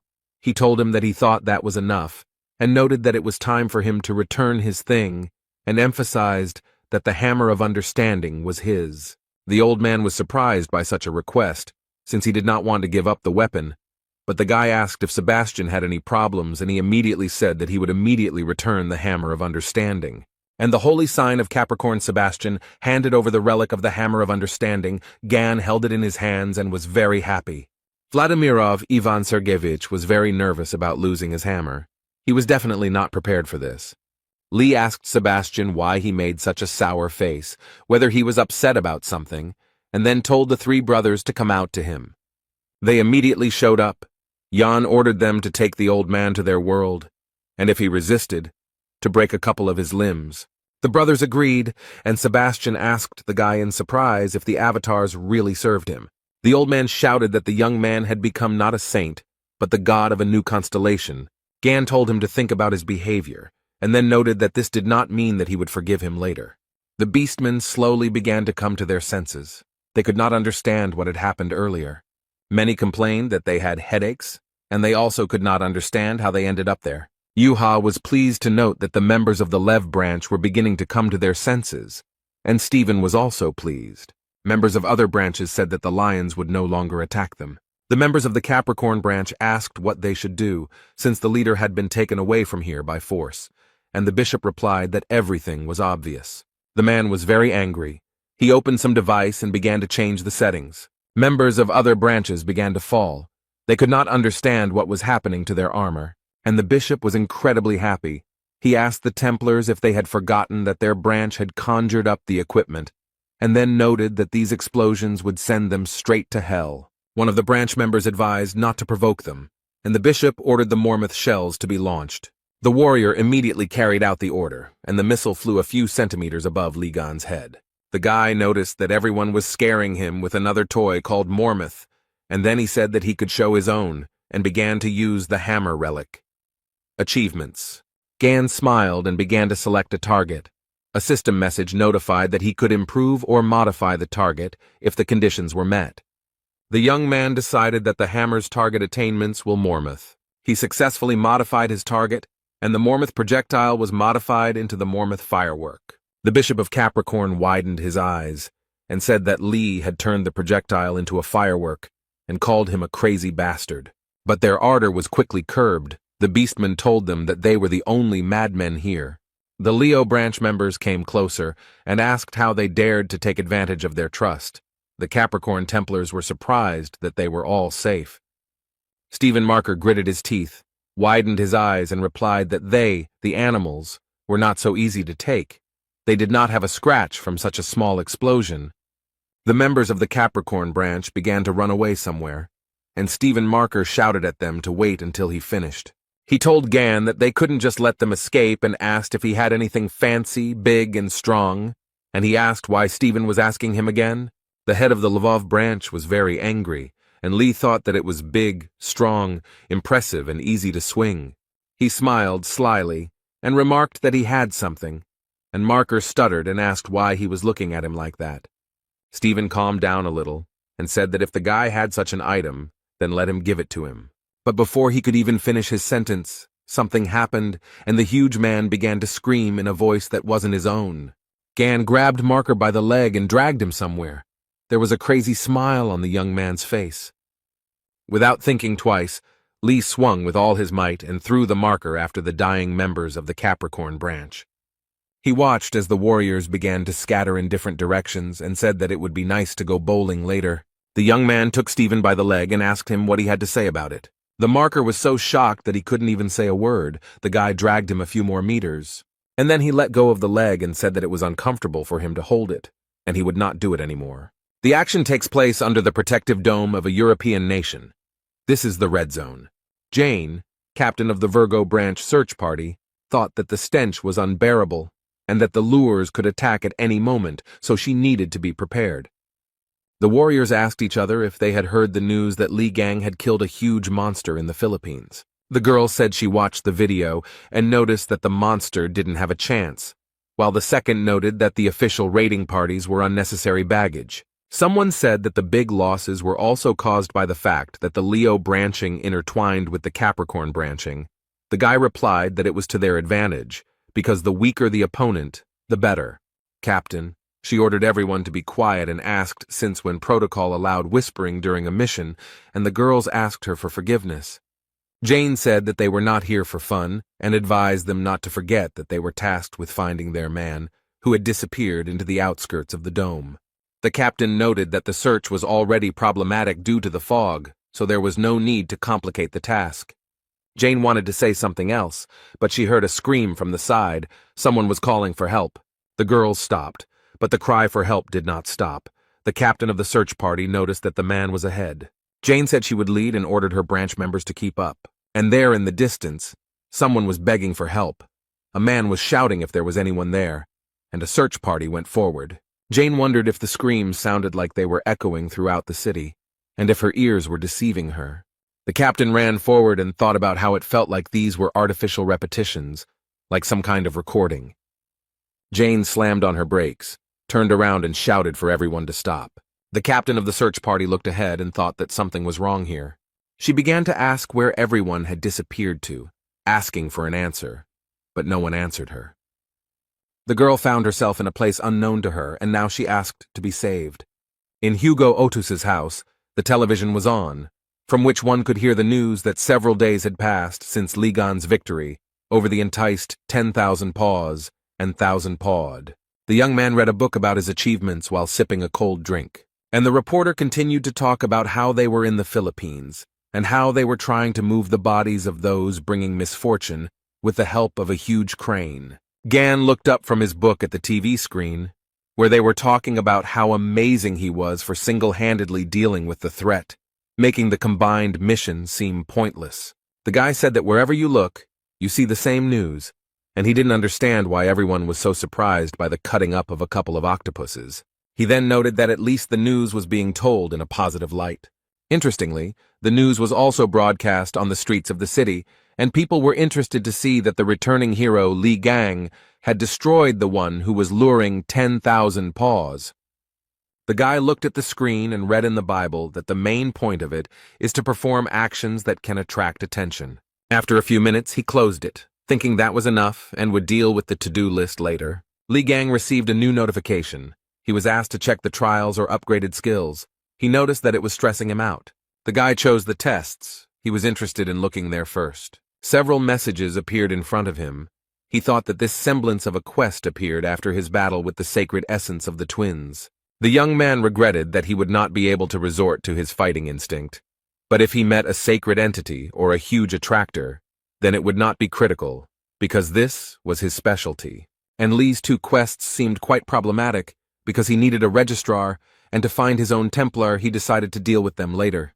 He decided to check out the improved skills, and a message informed him that God's gaze had been improved and new additional functionality was available to him. Hugo's assistant was holding a stuffed bunny, which was screaming furiously for her to let it go because it was clean. Gan stood up from his seat and shouted very loudly for them all to freeze in place. He used a skill to test the person's loyalty level. Yoon Yerin, holding the toy in her hands, froze in place with the yellow bunny in her hands, and Lee could see their level of devotion. From the system message, he was able to understand that the Templar's loyalty should be the 100th. If it is less, then the branching power will weaken. The guy understood that he needs to be careful. He thought about Otis, Jung Yuha, and Song Jae, and was confident that they would become his followers without any problem. The guy asked Yoon Yerin where Hugo and his children were, because he wanted to take on this case while he was here, but the assistant replied that they left early in the morning. Lee sighed heavily and said that he would have to try it later. Erin was very surprised. She could not understand what he was talking about. The young man's mobile phone rang. It was Jin Man. The guy was very happy about this call. Something unimaginable was happening. Someone was screaming that they didn't want to die. Others were asking for help because they were trapped under the rubble. The woman asked Song Jae to listen to her carefully. She said that the boy should hide and wait for her in the car until his father arrived. The child was very scared. Tears were rolling down his face. And the woman said that they were just playing hide and seek. Son had to hide well so that he wouldn't be found, and Dad would show up and deal with the monster. She smiled and asked her son to promise that he would be brave and obedient. The red-haired guy opened his mouth and eyes wide. Their pupils narrowed very much, and beads of sweat appeared on his face. The now grown-up young man sat in the car and could not understand where he was and what was happening. Yuha took her brother by the hand and told him that everything was fine. He just had a bad dream. The guy rubbed his forehead with his hand and said that he was probably overexcited, since this was the first time he had met his mother in a long time. Jong said that these could be side effects of the holy punishment, so he should be careful about himself. Song replied that everything was fine. He was just a little tired. The girl started looking for something in the bag. She said that she forgot something, but since her brother woke up, she wanted to give him something. Yuka handed her brother a small thing. He looked at it with surprise and said that it was a birthday present. The girl said that she was able to get the thing that her brother asked for, and he was very surprised. Chan said that she remembered how her brother needed a relic to store the magical power of the twins, and noted that she received it from her father, and then asked if such a gift was enough. Sun noted that with this he could fill the deposit points, and his sister was glad that he was pleased and once again congratulated her brother on his birthday. The guy was very happy. He thanked his sister, including for looking after him. Otis told Z that his mother would be upset if he walked around with a sour expression on his birthday, and recommended that he greet her with a smile. After some time, the family drove up to a huge white building. It was a hospital. They entered the building and very soon found themselves near the 808th ward, which was where Cheon-ji-woo was located. The children told their mother that Uncle Gon was able to leave a wound of the sacred essence right on his forehead, and added that he became even cooler than he was before. Yuha said that it would be great if Mom had the opportunity to meet him, and added that when she woke up, they would have a lot to discuss. The woman did not answer, because she was not just sleeping, but was in a coma. The children were standing next to her bed. Jung Yuha was holding her mother's hand, and Song Jae was looking at her intently. Hugo Otis did not enter the room. He stood in the corridor. The man bowed his head and thought about something. Suddenly, a phone call distracted him from his thoughts. Otis opened his eyes and began to take out his phone. The man looked at the screen of his mobile phone. The number was unknown to him. He wondered who could be calling him. Hugo went down to the hospital courtyard to talk on the phone in peace and quiet without disturbing anyone. He told his friend that he planned to put off work, because this day was very important for him. He was surprised that the heads of the European Union needed him. He asked if the problem was only in the attraction, and noted that the headquarters of the Virgo branch was located near the dome. The man told Otis that this was not a simple case of attraction. The Virgo branch announced that they were not able to deal with the monster. Hugo asked again, "Did Kevin Azar really say that?" On the other end, they noted that he had previously encountered that monster, the one that had appeared in Korea 10 years ago and swept through the airport. The man heard the boy tell him that the pink mist and memories had washed over him. The action takes place on the territory European Union. Belgium, in the controlled territory of the Virgo branch. It was damp, cloudy, and rainy outside. People were trying to get into a warm place as quickly as possible. Li Gang was wearing a hood, holding a cup in his hands, smiling and saying how untimely this was. He looked at his mobile phone and thought about how he had made the appointment himself for the first time in a long time, when suddenly it started to rain. Gan read a message from Songjae asking if he wanted to become his Templar, but his nephew refused because he thought it would be problematic. Although he had hoped that he would agree and realized that he didn't know much about him, Lee remembered how Hugo's assistant had said that it was Ji's birthday. The guy got really angry because he thought she should have told him about it. Yun replied that Song doesn't like to celebrate this day. Gan thought that Jae had deliberately not told him. He thought that Yeren was definitely not telling him everything, since something happened to the guy on his birthday. A man approached the guy with a question. He asked what he was thinking about and what was troubling him, and Lee was glad that he had come. It was Jin Man, the Virgo branching appraiser, who took off his hat and said he was glad to meet him. The man told Gan that he should have notified him, apologized for having to come all this way, and Lee noted that it was no big deal since he had business there. The guy told the man that he realized that this area was under the influence of the Virgo branch, and asked why their emblems were literally everywhere here. The appraiser began to talk about how, throughout history, religion has been an integral part of life in many European countries. The man said that after the appearance of the sacred entities, when the branches filled the world, Europe turned from just a part of the continent into one huge believing nation. Jin noted that it is impossible not to believe when you see the dome protecting you every day. Lee smiled and replied that considering how much pride was in man's voice, his faith had weakened greatly. Gan scanned the man and realized that his faith was weakening due to him feeling betrayed by his branch. The guy realized that something very serious had happened. The young man told Manu that he thought he wanted to talk about his branching. The appraiser lowered his head and replied that he knew perfectly well that he should not be surprised that it was impossible to hide anything from Lee. Gan began to use the soundproof barrier skill he rented from the Aquarius branch, which prevented any sounds from leaving the selected area using water magic. Jin started taking something out of his briefcase and told the guy that it was time to get to the main thing, to talk about the blade. He took it out and said that it was this weapon that was stabbed into Gan's back 20 years ago. Information about it was erased by sinister forces. The guy listened carefully, and the appraiser said that he managed to partially see the blade's memories. He analyzed them and realized that the one who attacked Gan in the Demon Tower was the holy sign of Virgo, the branch of which he is a member of, and that is Kevin Azar. The events take place in the house of the holy sign of Sagittarius Hugo Otis, where Li Gang has already returned. The guy was talking about how Lily Quinn and Song Jae had turned down his offer to become Templars and decided to remain part of the Gemini branch. Lee thought about how this was all despite what the red-haired boy had to go through. The man began to understand that all this was not just like that and that there was some reason behind it. Yi Gang gave Lily a task to find out why Song Jae joined the Gemini branch and also find out everything about his past. He noted that he needs any information. The girl decided to ask Yang Wei or Heiji about the registrar position later and started writing a message to Jie.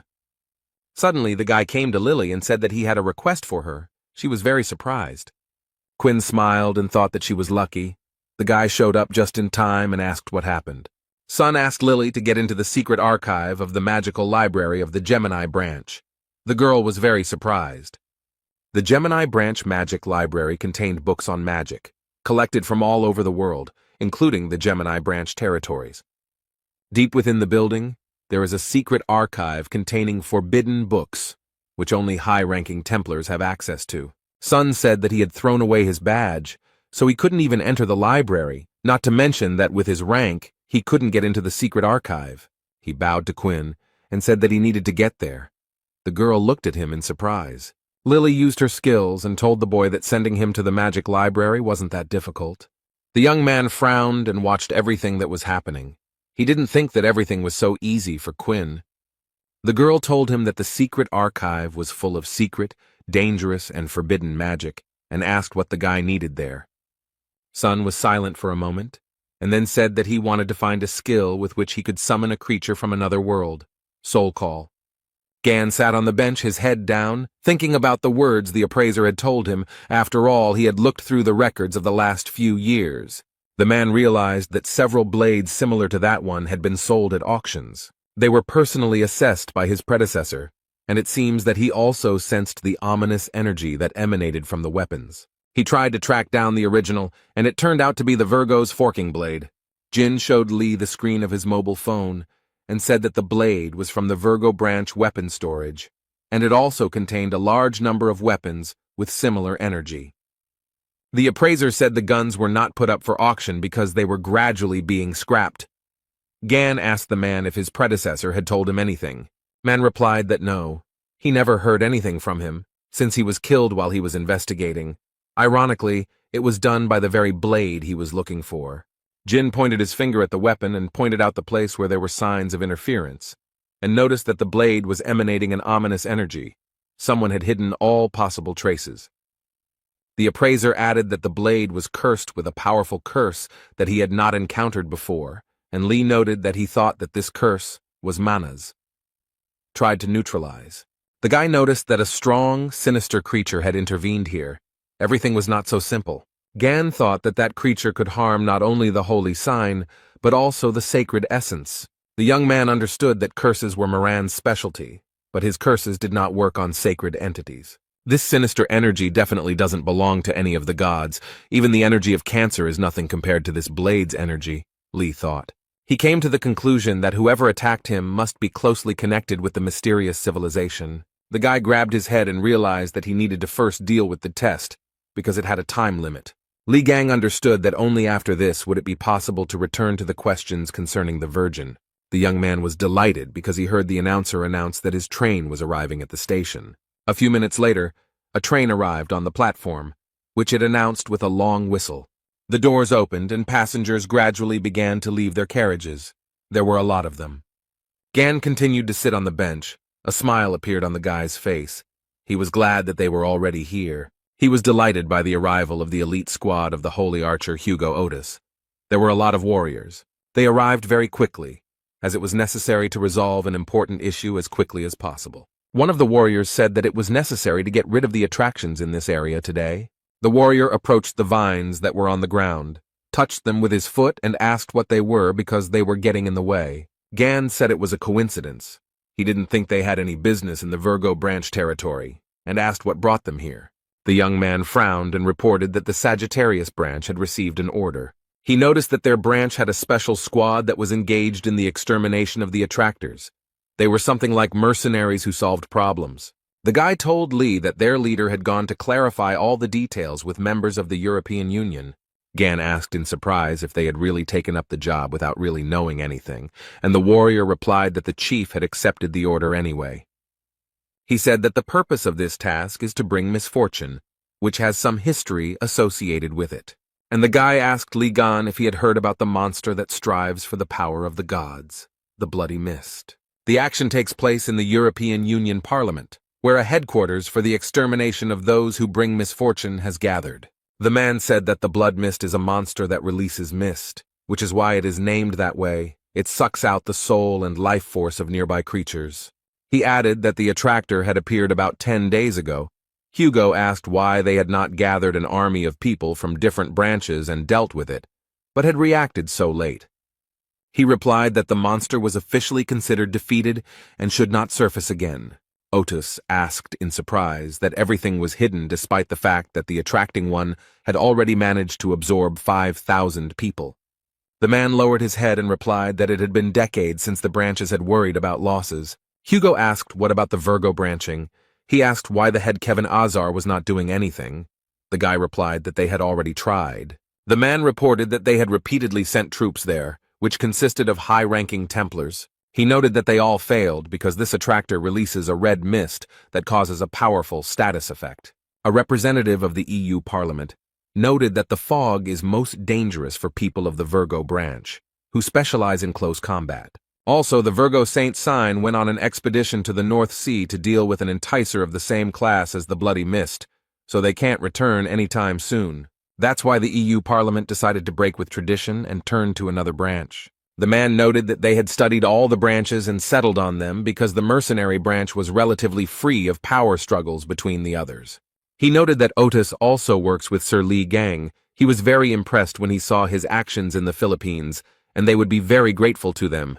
Hugo listened to the man very carefully. He frowned and came to the conclusion that it was all a lie. And the representative of the European Union Parliament stood in front of him and smiled. His smile was sarcastic. Otis thought that Kevin was too proud to let someone deal with something that was tempting on his territory for reasons like that. The man thought that the bastards from the Virgo branch wanted to get rid of the weapon, and them with the help of the bloody fog. Hugo saw through their plan, but the man still had some doubts. Otis sat in a chair and thought about something. A representative of the European Union Parliament sat opposite him, and there was silence. The man with glasses recalled how he and Kevin discussed whether it would be okay if they used Ligan and Sagittarius. The head of the Virgo branch said that everything was fine. The man should say that Bloody Mist had returned, and Hugo would not be able to refuse if he heard that name. The warrior of the Sagittarius branch told that Otis lost his mistress to the Bloody Mist several years ago. Li Gang asked again and noted that the guy could only call one person that. The guy said that Mrs. Cheon-ji Woo, the wife of the head of the Sagittarius branch, and the mother of Yu Hee and Sung Jae, they met after Gan was imprisoned in the Demon Tower. The warrior said that Lee had never crossed paths with her, then told her that the lady had tried to protect her son from the Bloody Mist, and that the monster had defeated the First Templar and the Bishop of Branching. Gan clarified that it was not Lee Jae-won by chance, and the warrior clarified whether the man knew him. The guy replied that he had carried his and Otis's things 20 years ago. Lee lowered his head, recalled the conversations with his comrade, and thought that his poor friend had been right to avoid talking about family and the past. He had been through so much. The man asked the warriors what Bloody Mist was, and noticed that his comrade was not at all the same as he had been before. He had become unreliable and weak. Lee said he knew his friend's level of preparation better than anyone else because he taught him. And he added that when Hugo was in his prime, he trusted only him with his rear. So he cannot believe that he could not overcome the one who attracts, whom he has not even heard of. Gan thought that in the past, his friend was one of the strongest among all the saints. That's why Lee turned to the warriors and asked them to explain to him what the hell had happened to him. One of the warriors replied that it was a rather difficult story, but since Li Gang was asking about it, he would tell it. The guy said that this horrific event happened 10 years ago on Song Jae's 7th birthday. The boy sat sleepily, and his mother spoke on the phone about how she had already landed, since 2 years had passed since her last visit. She said that she needed to work on the prototypes of the anti-giant attractor weapon, all thanks to Ligan's data and the weapon that Hugo got for her. Cheon-ji Woo stroked her son's hair, and said that their son met her at the airport so early. She was so touched that she almost cried. And Otis asked how he got to the airport. Ji said that Jae-won worked hard. The guy laughed and noted that Song Jae himself really wanted to see his mother. The boy began to yawn, and then said that he was hungry, and Bishop Sagittarius looked at him with fear. Ji asked if Song was hungry, asked him about hamburgers, and Jae-won asked the woman to stay with the young master. He would buy everything himself. Cheon thanked him for his help. The guy sat in the chair and heard the men in front arguing. One told the other why he let him out, since he told him to keep him with him, and the second made excuses that he didn't know that something like this could happen. One of the men noted that they needed to think about how to get out of here, otherwise they would die. Song looked at the men running away in confusion. His mother came up and said that Uncle Jae-won would buy them burgers and suggested that they wait. Suddenly the lights went out at the airport, and it became very dark in the waiting room. The boy was very scared. People who were at the airport could not understand what was happening, and how they could turn off the lights if it was so dark outside. Son asked his mother why the lights went out, but the woman herself did not have an answer to this question. Jae-won bought burgers and was walking back. He thought about why the lights went out so suddenly. The guy saw something. He frowned. His mouth opened in fear and beads of sweat appeared on his face. Cheon-ji Woo covered her son's eyes with her hand, and Wan-woo told him that they had problems. Woo-ji's bag of food fell from his hands and fell to the floor, scattering all over the airport floor. The monster attacked the woman and child, and the bishop of the Scorpion branch immediately rushed to their aid. Cheon-ji Woo was very scared, her son too, because he broke free and saw the monster, and Jae-won began to push them away from the epicenter of the incident. The monster opened its mouth wide, and the young man was drawn to it as if by a magnet. The woman and child were very frightened. They were crying in horror, and the boy was calling for Uncle Vaughn. The guy stood in the monster's mouth. He smiled cheerfully and raised the fingers of both hands up. Chan covered her son's eyes with her hand. He was crying in horror and told him not to look. The monster closed its mouth, from which several streams of saliva began to flow. People who were at the airport started shouting that it was a bad luck charm and that it had just eaten a person. One of the airport security guards ordered another to contact the branch immediately. The woman hugged her son and told him not to let go of her hand, no matter what happened. And she began to run forward as fast as she could, and here and there cries for help could be heard. People were screaming that they didn't want to die. Someone was begging for help because he was crushed under debris. Chan went outside. She told her son to listen to her carefully. He needed to hide in the car and sit there until his dad came. The child was very scared, but she told him to imagine that it was hide and seek, and he needed to hide better than anyone else so that the monster would not find him, and his dad would easily deal with him. She smiled and asked her son to promise her that he would be brave and strong. The boy was left alone in the car. He was very scared and he called his mother very loudly. But he so wanted to see his mother early, so that they could gather for the first time in a long time. He so wanted to tell them so many things. Songjay was sobbing, smearing tears, snot and drool across his face with his fists, and whispering that it was all because of him. The baby was asking for forgiveness. Meanwhile, the monster's tentacles were slowly approaching the car in which the boy was located. Suddenly something flashed and illuminated everything around with an orange-yellow glow. She hit the tentacles that were getting closer and closer to the car. Everything was on fire. Hugo Otis stood next to the car and asked his son if he was okay. The boy looked out the window and saw his father. He called him very loudly. He was very scared. The man turned his head towards his tearful son and asked if he was hurt. Songjay could only say the name of the Episcopal branch of Sagittarius J1 and shout Mama. The man began to guess what might have happened, so his whole body began to shake. Otis put his hand on the car and said he understood what had happened here. The man stood in a circle of fire, and the monster stretched out its long, vile tentacles towards him. The head of the Sagittarius branch was very angry. He gritted his teeth and began to scream, "How dare the monster do such a thing?"